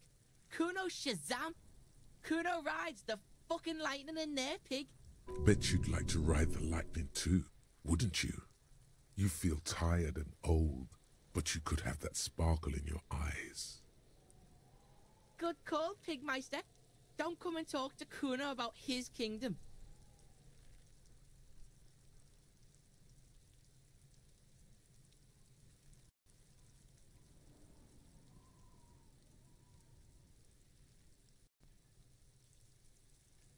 Kuno doesn't fucking care. Yeah, fuck you, Kuno. You fucking Hear that? prick. Magnesium. That's what you're lacking. The lack of magnesium has you slouched. The magnesium levels in your blood are dangerously low. It's about the low magnesium levels and not the high alcohol levels.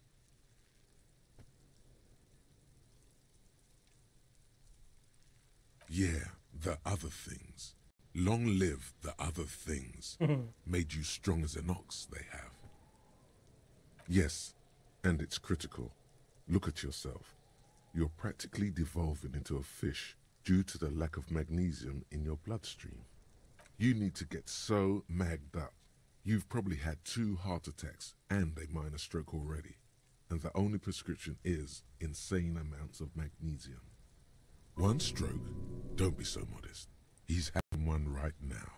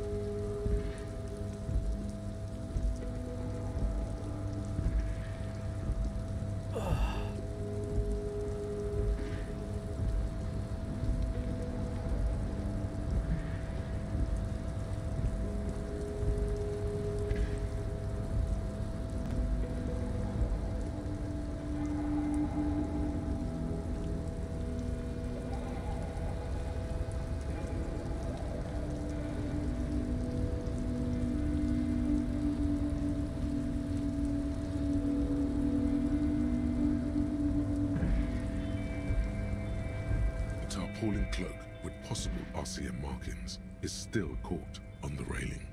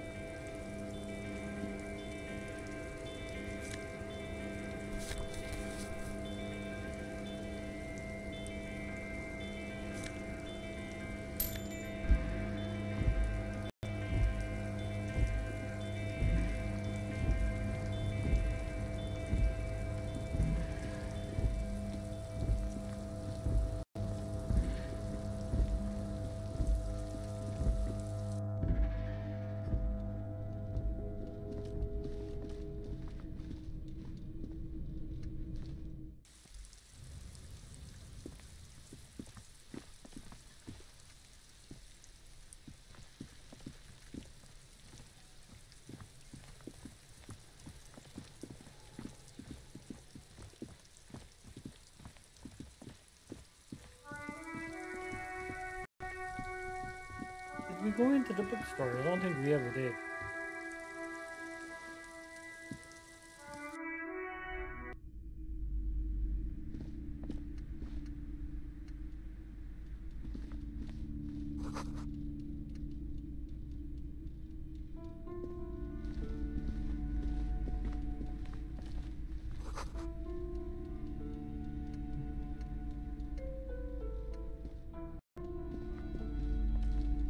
A small mountain of colorful board game boxes. There are numerous types of games for all ages. A lot of shelf space seems to be taken up by Wirral-related merchandise. An endless variety of source books, lore books, and codices litter the table. The topmost book is titled Welkin Compendium, 2nd edition. There's also a large hardbound tome with intricate cover art, The Hunters of Katawak, Boreal Creature Compendium, and a pick-your-path adventure game book titled Tales of Wirral, Cavern of Velkrag. There's a box that says Wirral, 3rd edition Mega Setting Supplements Module. The side panel notes, a fantastique adventure board game, new maps and miniatures. A sticker on it displays 25 real. Nonsense for anemic Beano-clads. Wonderful board games, sir. The Viticulturist is a classic for sure, or perhaps you'd like Archipelagos of Insulinda, a very educational game for those interested in geography. Browbritter is a fun game of economic competition, but can get quite intense after a while. We have games for the whole family. You can play with your children.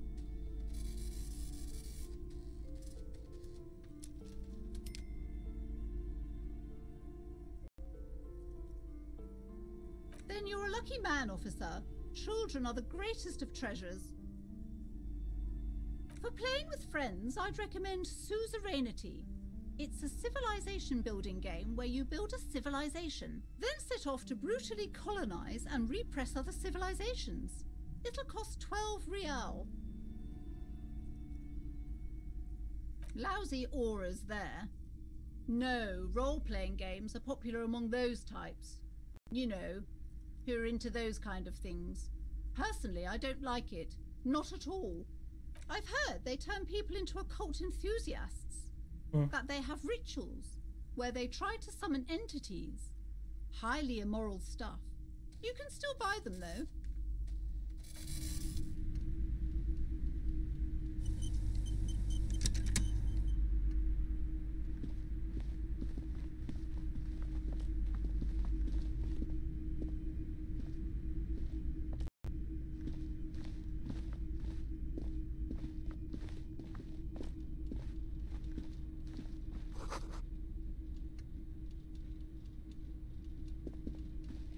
This bookstore is not strictly about crime, romance, and biographies of famous people.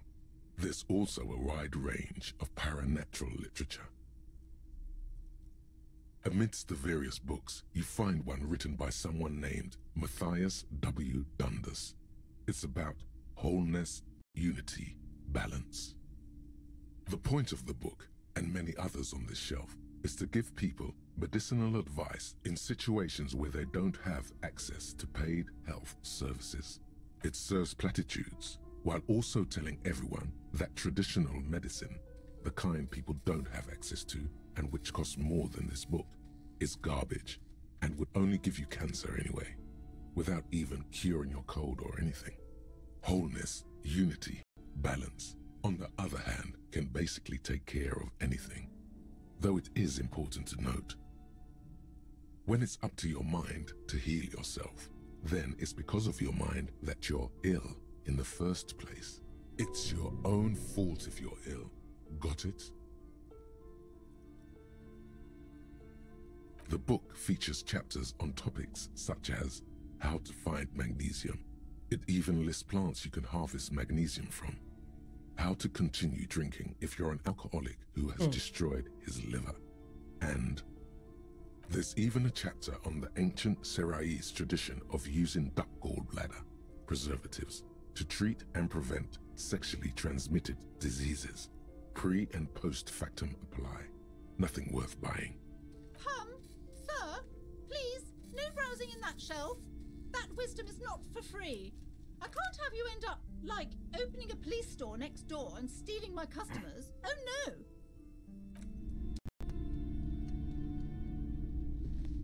Several maps have been attached to a bulletin board hidden inside the alcove. The maps look old and faded. Your eye catches a map of Insulinda. This large map displays archipelagos. You see a constellation of small dots on the light blue emptiness of the Insulindic Ocean. The largest in the northeast is La Caillou. You are here. Another far away in the southwest, Seminese Islands, Ile de Fantôme. Ozon, Laurentide, Fas à la Mer, Archipelagos, North Arcade Islands, all just specks of dust on the vastness of the Insulindic. In the northeast, a dust mite stands on the north coast of Caillou, in a bookstore. It's you, radiating outwards from you, the suzerain Revachol. With a radius of 80 kilometers, still, the crown jewel of this Isola would be barely visible. You can, on Caillou, Revachol, a single black star, on Ozon, Fondelier, and Vilmandu, on Archipelagos, Croyan Moran, Villiers, on Seminine, Olduvai, and on Laurentide, Deora of the Seven Seas. The ocean breaks apart into a tangle of cosines and azimuths, all pointing into pale nothingness. Muindi is the north azimuth. Grad is the northeast azimuth. Connections to other worlds. Words past the Insulindian, unknown to you. You only know you've never been there. You have little idea what they are. Distant stars, gods, but looking at them makes you feel almost non-existent. Whatever they are, the Isolas are immeasurably large compared to you, and very, very far away. Perhaps they are gods, gods of distance and outer dust. The north coast of a verdant island is shattered by the delta of a river. It is the River Esperance. Countless bridges put the shards back together, connecting city blocks to river islands. La Delta says a great artificial heart in the center, teeming with life forms and construction. To the east, rolling hillsides, Le Jardin, Stella Marie, the suburbs of Saint-Baptiste, swallowed up into the megacity. They sound rich to you. This is Revachol East. Hudon, it's somewhere to live. Not bad. Then there's Jamrock. It's bad. People shouldn't live there, but they do. Then Forberg. It's almost as bad, and much larger. Then Coal City. It's the worst. It's so small you can't even see it on the map. No, wait. There it is, north of Jamrock, the strip of coast next to the Greater Revachol Industrial Harbour. It looks downright despondent. It's almost Coal City, to be honest. No, Coal City is worse. A charred limb. Rain falls on its slick black streets. And then there's the burnt-out quarter in the heart of Jamrock. Is it cold in this bookstore? Or is it just you? No, this is somewhere to be. This is all you have. But it's still something. Streets and sodium lights, the sky, the world. You're still alive. It's not really a map. It's a tourist thing. A picture postcard with buildings on it, drawn from an isometric perspective. A date in the upper right corner says 48. Still, it's detailed. Could be pretty useful for scouting ahead. You see the jagged boxes of an industrial harbour, even the whirling in rags there. I'm sorry, officer. The map of Martinez is the only one available. The other two are not for sale anymore. And besides, you could scarcely afford them. They're quite valuable, though they might not look it. The map of Martinez is 90 cents, though. That old thing? It's an out-of-date map of a tourist location that never was or came to be. From when some design studio people tried to spruce the place up 4 or 5 years ago. They also renovated the horse statue, set up those coin-operated viewers, and designed the new street lamps. They didn't get that far, for some reason. A shame the project never got going. Would be nice if someone fixed Martinez up. All these ruins are bad for business.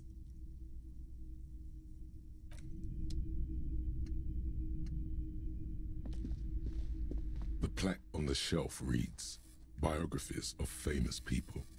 You see a large variety of names, none of which ring a bell. Browsing through all the books with all their names makes your head spin. None of these seem important or relevant. It's all just vapid egoism. Suddenly, a particularly odd title catches your eye. It reads, High Speed Love, the tragic true love story of Jacob Irv and Alfie Delatraz, by one Cecilia Averbrook. High Speed Love chronicles the romance between two of the finest tip-top tourney racers in history. One of them is the madcap driver, Jacob Irv. His blonde mane graces the cover. Next to Irv's life story, you see a slim biography of an Occidental rock star called the Anti-Star. He's famous for shooting morphine into one of his eyeballs and cocaine into the other. Next to that, Revacholian radio personality Guillaume Bevy stands in front of a rundown drug den. He's a permanent fixture on Channel 8, reporting on real-life crime and ruining cops' days. I really must insist you buy one of the books. Reading them is not for free. Do still browse though, but not too long. I'm sorry, I did not mean to rush you. You are browsing. Go ahead. Take your time. Time is commerce. I would say... The Greatest Innocence. Yes, most certainly. It's an important educational tool, delving into the depths of history, religion, and their relation to innocentic power. A very influential historical figure, but surely I don't have to tell you that. You're a law officer, and law officers have at least some education. The book is also very daring. The author aims to re-examine the universal understandings of the innocentic system, creating a fresh vantage point and a shift in the tired order of things. Perhaps for a layman, deep analysis is necessary to peel back the multi-layered meanings. Certainly, it's prudent for a person to have at least an elementary understanding of history and society. Imagine the chaos we'd be in otherwise. You feel like you should get this one. Definitely. It's important somehow. There's something personal inside.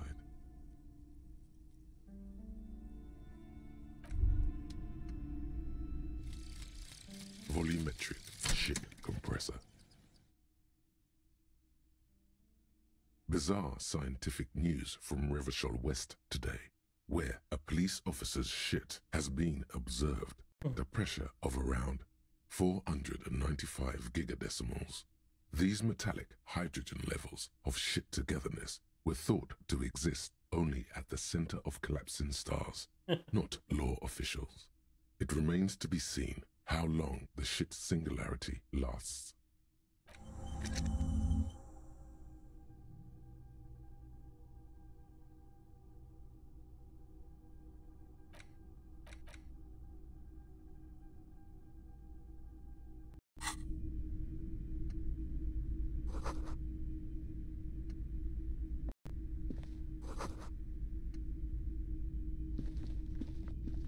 These shelves are overburdened with books from the same series.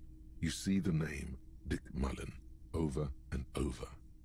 A couple of spook novels hide amidst all the detective books. Thrilling tales of spycraft and daring-do. Crime fiction is a disgrace. An asinine misrepresentation of the physical attributes of the arduous everyday work of actual police officers. These books greatly overstate the excitement of police work, glossing over how long it takes to actually follow up on leads and eliminate dead ends. Furthermore, they have no idea how hard it is to simply remove a body from a tree. True. What's more, they completely ignore the psychological hardships of year after year coming into contact with people during the worst days of their lives. Not a single mention of all the stress this work creates upon the officer's family. Detective fiction just doesn't tell the truth at all. Now, would you like a list of all the books found on the shelf? You see Dick Mullen on the job. Get Me Mullen. The Stalwart Adventures of Richard P. Mullen. Dick Mullen and the Murder in the Orchard. The Sordid Affair of Dick Mullen. A killing is declared. Dick Mullen in the Murder House. The Final Case of Dick Mullen. An Obvious Lie. Dick Mullen in the Clock Tower. The Ordeals of Dick Mullen. Dauntless Dick. Dick Mullen's Funeral Pyre. The Murder of Dick Mullen. Oh no, turns out he faked it to solve a case. Yes, there's also The Dame Who Did It. Farewell, My Mullen. Faking death seems to be a common trope in the Mullen series. The morbid tales of Dick Mullen. A dark tide turns. Tragedy calls for Dick Mullen. Jeez. Another one with fake death. And, of course, Dick Mullen, the murderer. In order to catch a murderer, Dick Mullen must become the murderer. After all this, you still haven't found the answer to the one question that matters. Who is Dick Mullen?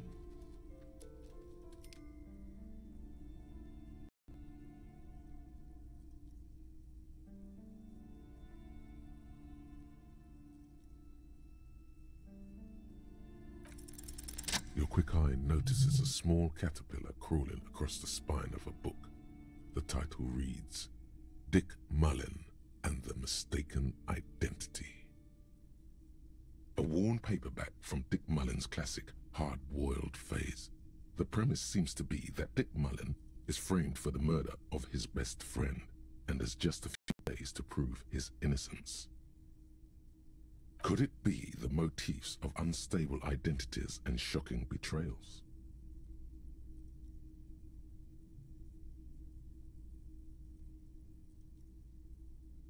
Perhaps you're drawn to the dark and noirish atmosphere.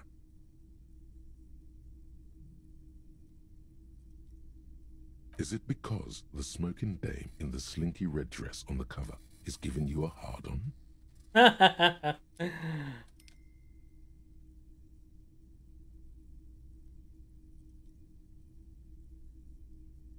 Yeah, this is the book for you.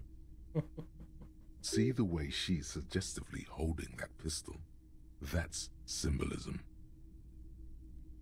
Oh, crime, robberies, murders, even sexual crimes. We're fortunate to have Dick Mullen and his stories to sort all that out. You're a police officer, apparently. You should buy all of these. They really do teach a person how to be a proper detective. Sex crimes did pique your interest, but still, this Dick Mullen person only gets your pleasure centers down.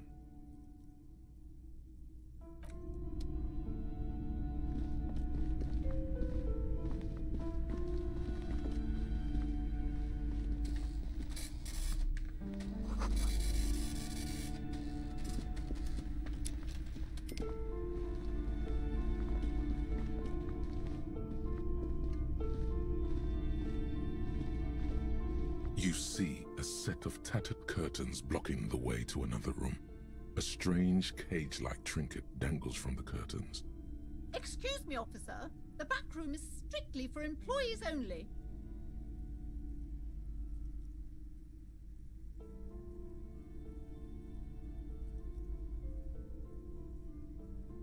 Nothing. Now please go back to browsing the books. Don't you feel compelled to look at the books? The books are all you care about. Oddly enough, the more she tries to draw you away from the curtains, the more alluring they become. You see some kind of charm, an irregular polyhedron assembled from bones, sticks, and straw. Inside, a disturbing fish head with empty eye sockets stares at you. Aside from poking at it suspiciously, there is nothing else to do with the fish head charm at this time. The curtains remain shut before you.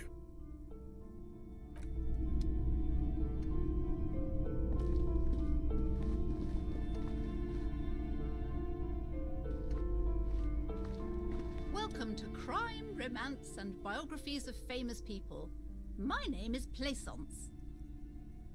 Be welcome, and please take responsibility for the energy you bring into this space.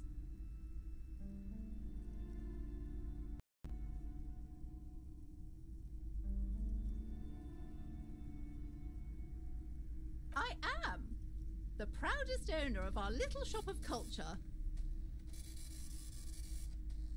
Annette, yes, my daughter. I hope she wasn't slacking off again with her nose in science fiction. Tell me, was she at her post doing her job like a proper girl? Wonderful! Did you talk to her? Great! On a scale of 1 to 10, how compelled were you to buy books after talking with her? My precious, her dedication brings joy to my heart. If you have children, I hope they turn out as great as my Annette.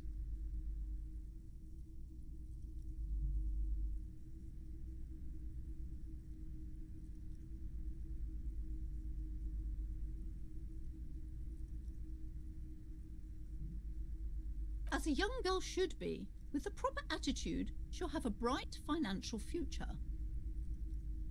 As a young girl should be, with the proper attitude. The woman before you scans the store, her shoulders rigid and tense. Every now and then, she nudges her glasses. Goodness, you were already doing good, browsing the shelves. Why'd you stop? Don't you feel compelled? Go, go! Get back there. The books await you. She smiles and nods.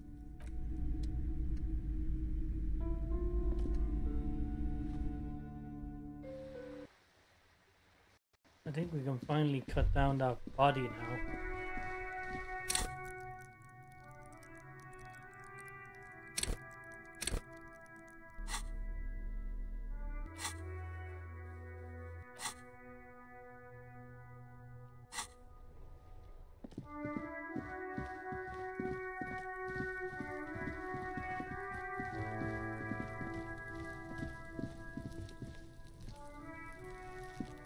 There he still is, looking right through you with his white eyes. The body below is entirely dedicated to that corpse smell. As you breathe in, the odor comes over you.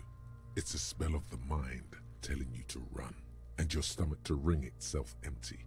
With your hands at your sides and your eyes squinting, you stand in it. The man before you is naked, but for a pair of underpants and enameled boots. His skin is greenish, marbled with decaying veins, and blotched by lividity. A fading web of tattoos covers his chest and shoulders. The cargo belt used to fasten him to the branch above appears industrial in strength. The material appears to be ceramic. Its clean white stands in stark contrast to the decaying flesh above the knee. The man wore thick polymer socks, probably for padding. A fine array of interlocking plates covers them. Delicate and fragile, they feel alien to the world around you, out of place somehow. Yeah, they're security boots. The cadaver slowly twists on the cargo belt, his torso covered in tattoos, and extremities blotched pink and blue. The hangman's knot is pulled tight by the weight of the corpse below. Yellow, hard-edged polyester cuts into his neck. Above, a sliding buckle ties the belt to the branch. Oh my, there's something on the belt. A familiar word that speaks to the thirst within you. Vermilion, in yellow letters, along the length of the twisting cargo belt. Only a deep longing for vermilion golden spirits lets you decipher the fading logo of the local brewery. Extremely. Industrial strength, the kind used for tying cargo to lorries.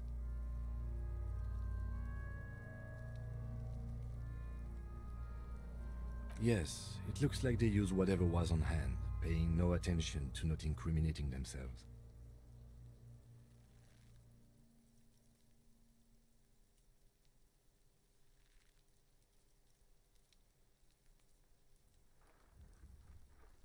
It's not merely polyester. It's steel reinforced. See these lines? This is where the wires run. I see rabbits for more than 20 strands. This makes getting him down much more problematic than I had assumed. A noose is one of those things that's easier to use one way around. I think they lassoed the branch, then pulled on the belt, buckle closes. It's what I would do. Seems easier than climbing up there. I'm still approaching this as a lynching, yes, motivated by the ongoing strike. You?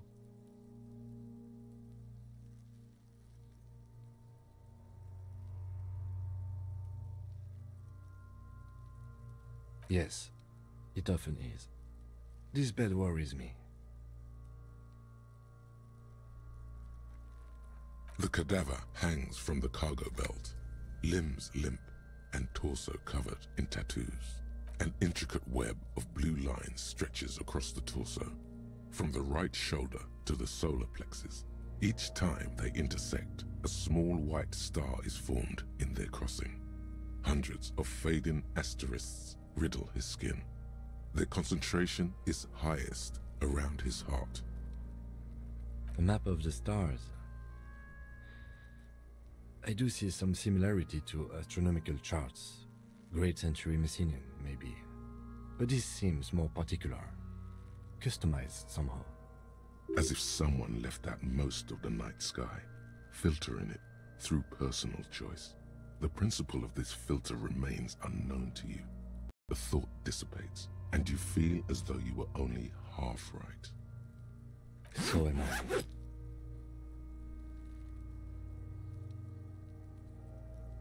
He wears a wide leather belt around his waist and a gun holster under his arm. He takes a thin piece of milled aluminium from his coat pocket and pulls it open. Sounds like a sword being unsheathed. A small lens appears. Some sort of camera. Shit, Kuno! What the fuck is that? An instant color camera.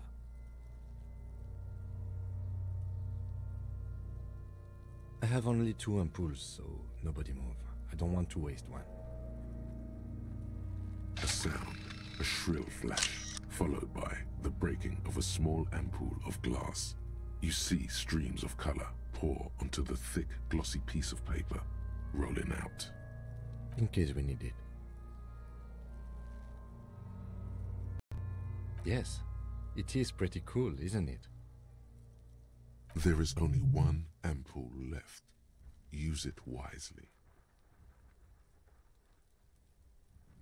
It contains insight to the victim's person. By his build, I'd say this was a man of physical violence.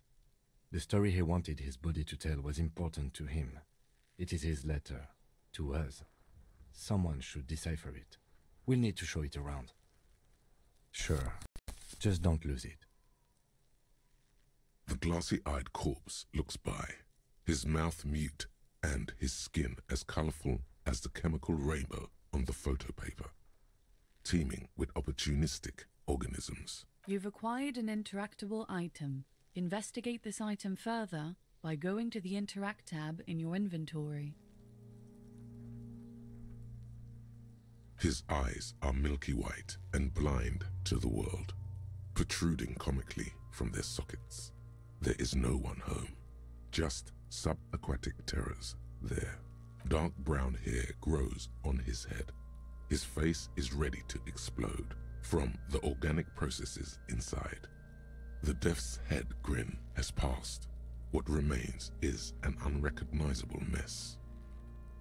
The corpse looks right through you as you distance yourself from its stench, eyes like a shark.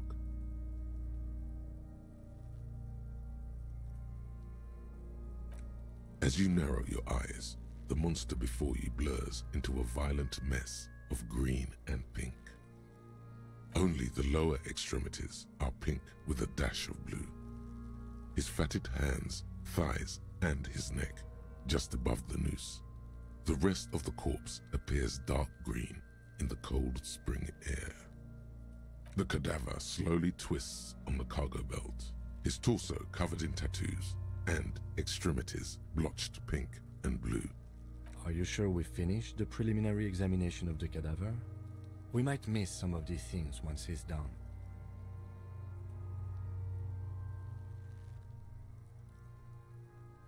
The cadaver slowly twists on the cargo belt, his torso covered in tattoos, and extremities blotched pink and blue. The lips of the corpse are swollen preposterously. They are... Who is he? He is male, 40 to 50, with an athletic build.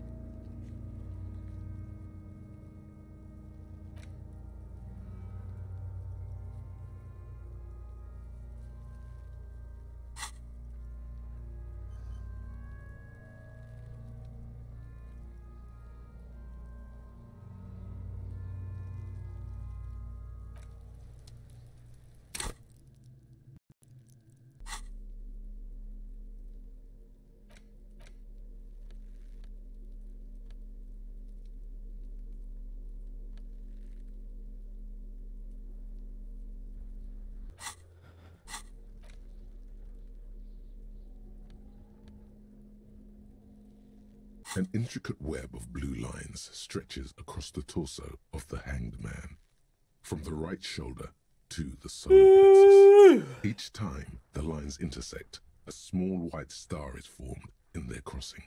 Hundreds of fading asterisks riddle his skin. Their concentration is highest around his heart. It still kind of looks like a map of the stars in the night sky, but something's not right. Gone. For you to discover. You've gotten as far as you will without assistance.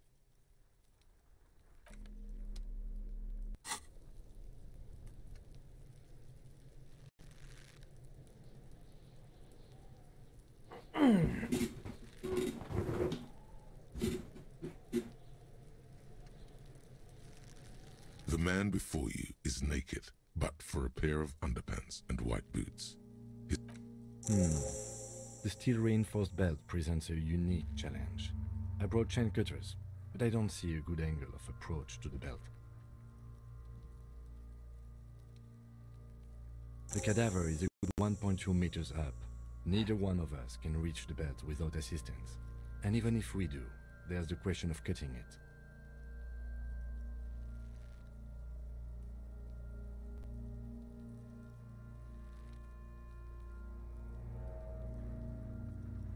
Someone else?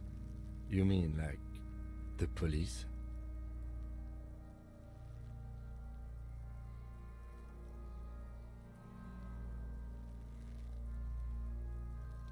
Sadly, yes.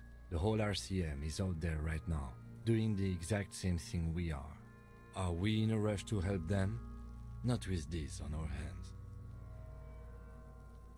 I know it's hard, but I assure you, the others won't come to help us. And we have a growing sanitary concern here. We need to get him down, fast. Climb up there and saw the branch?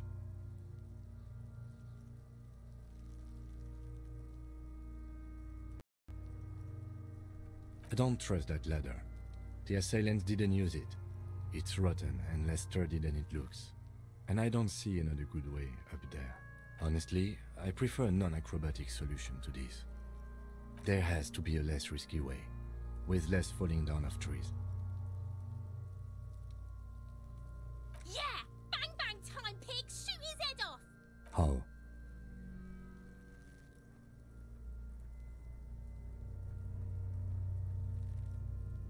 It absolutely will not, officer. That's not how physics work. It will maybe cut one thread loose. Yeah, now we're talking. Entertain a Kuno with some shit. They'll miss! The pigs will miss Kuno!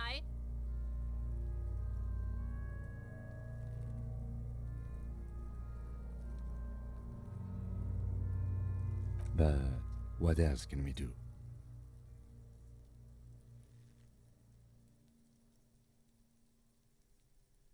I was really hoping we wouldn't.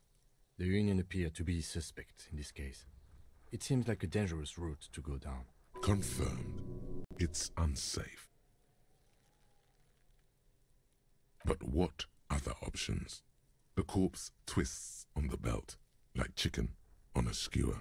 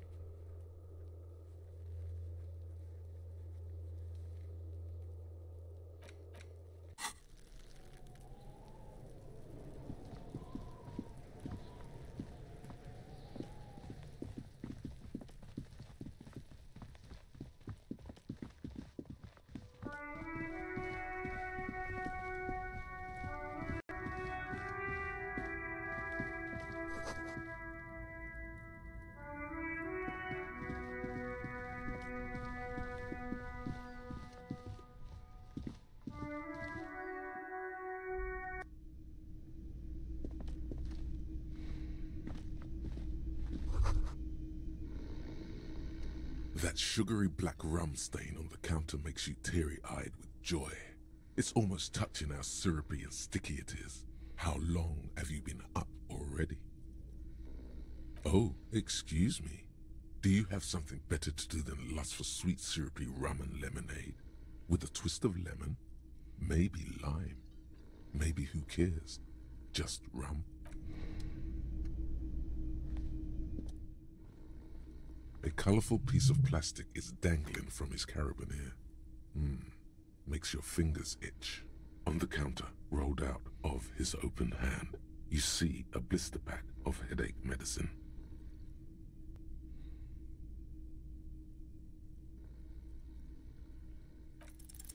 You gently shake his shoulder. Oh, come on. Nothing happens. This man could probably sleep soundly in a ship's engine room.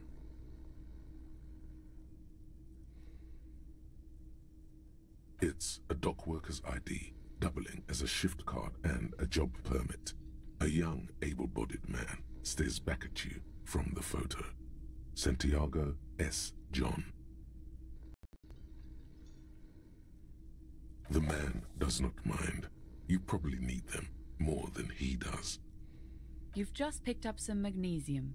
This item is stored in the bottom left corner of the screen above your character portrait. Use magnesium to heal your morale if you have morale damage. Okay.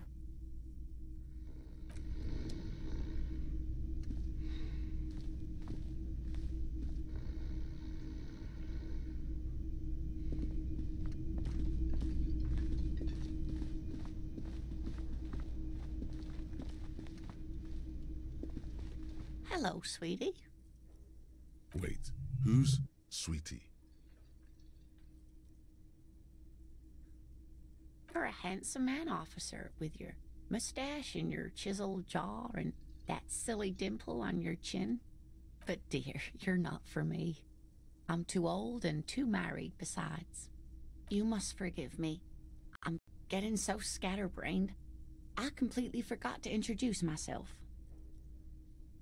I'm Lena. My husband Morel and I are staying with our friend Gary just down the street, but I come here for tea when they're away. This Lena is wacky enough for the motley crew. Hire her on the spot.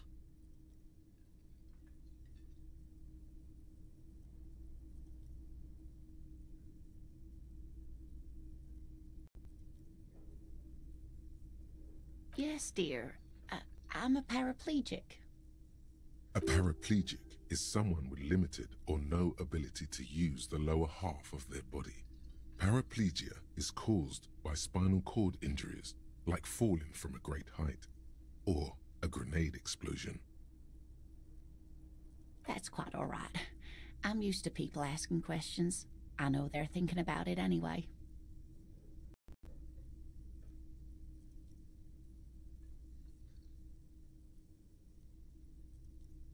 Of course, dear. Good luck with your case.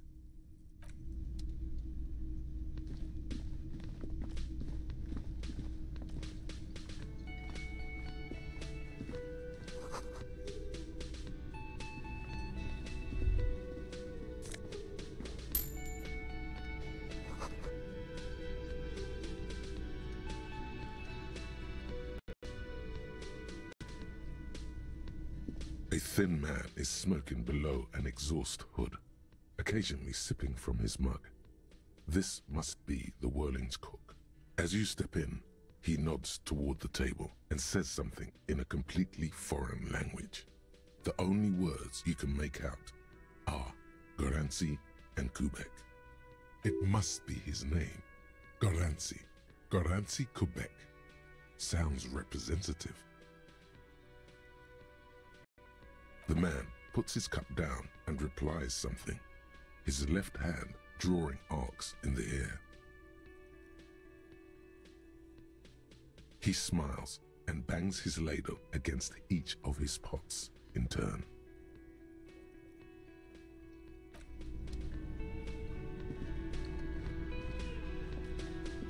You see a heavy steel door with a prominent dimple lock. It's painted blue. The cobalt blue surface feels rough to touch. The stainless steel door is flush with its frame on every side. Old cobalt paint, rough on the fingers. 40, 50 years since this was painted, maybe. The door does not budge. You do? It's a door in the back of the kitchen. Why do you care where it leads?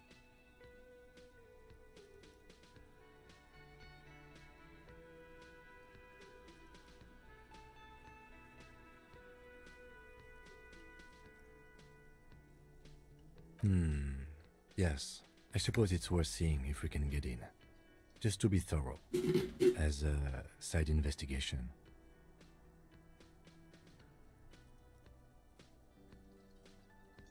Gart is the person to ask about this, the Cafeteria Manager.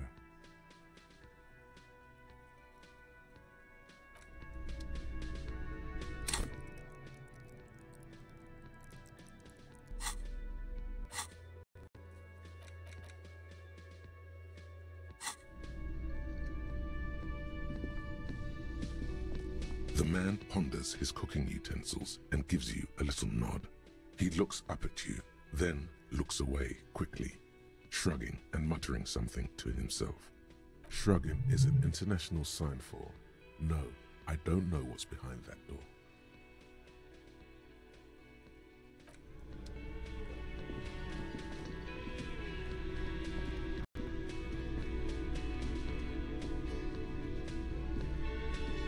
Can I help you?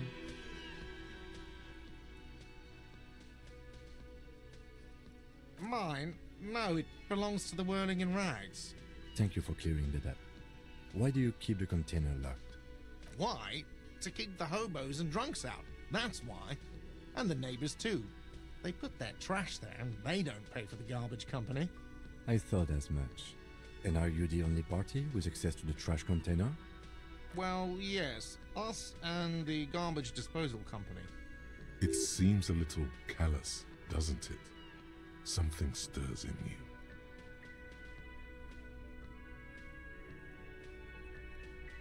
Prod at him and find out.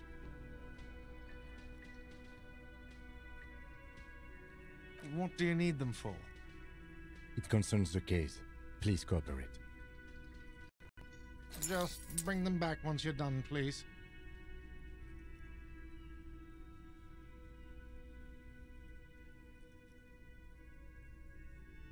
Absolutely out of the question.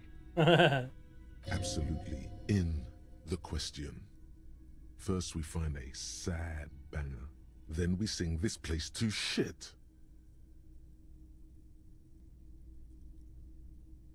What thing?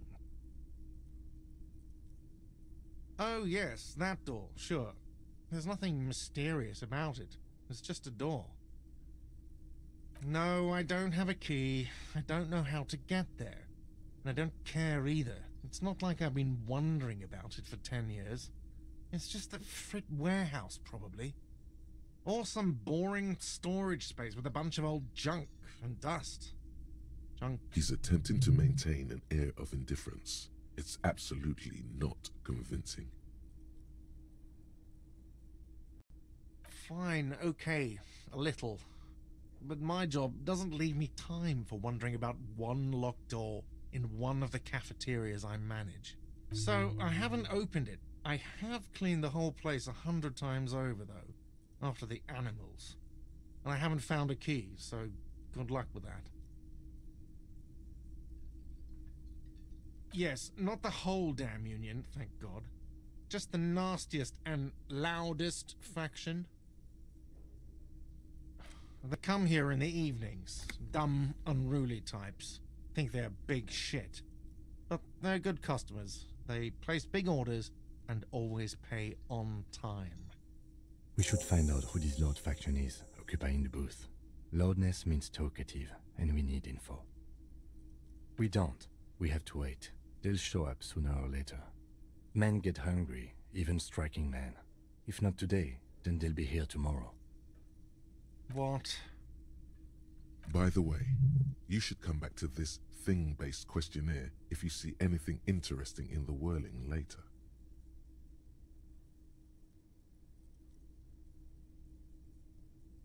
Another thing. Great. I love those. Yes?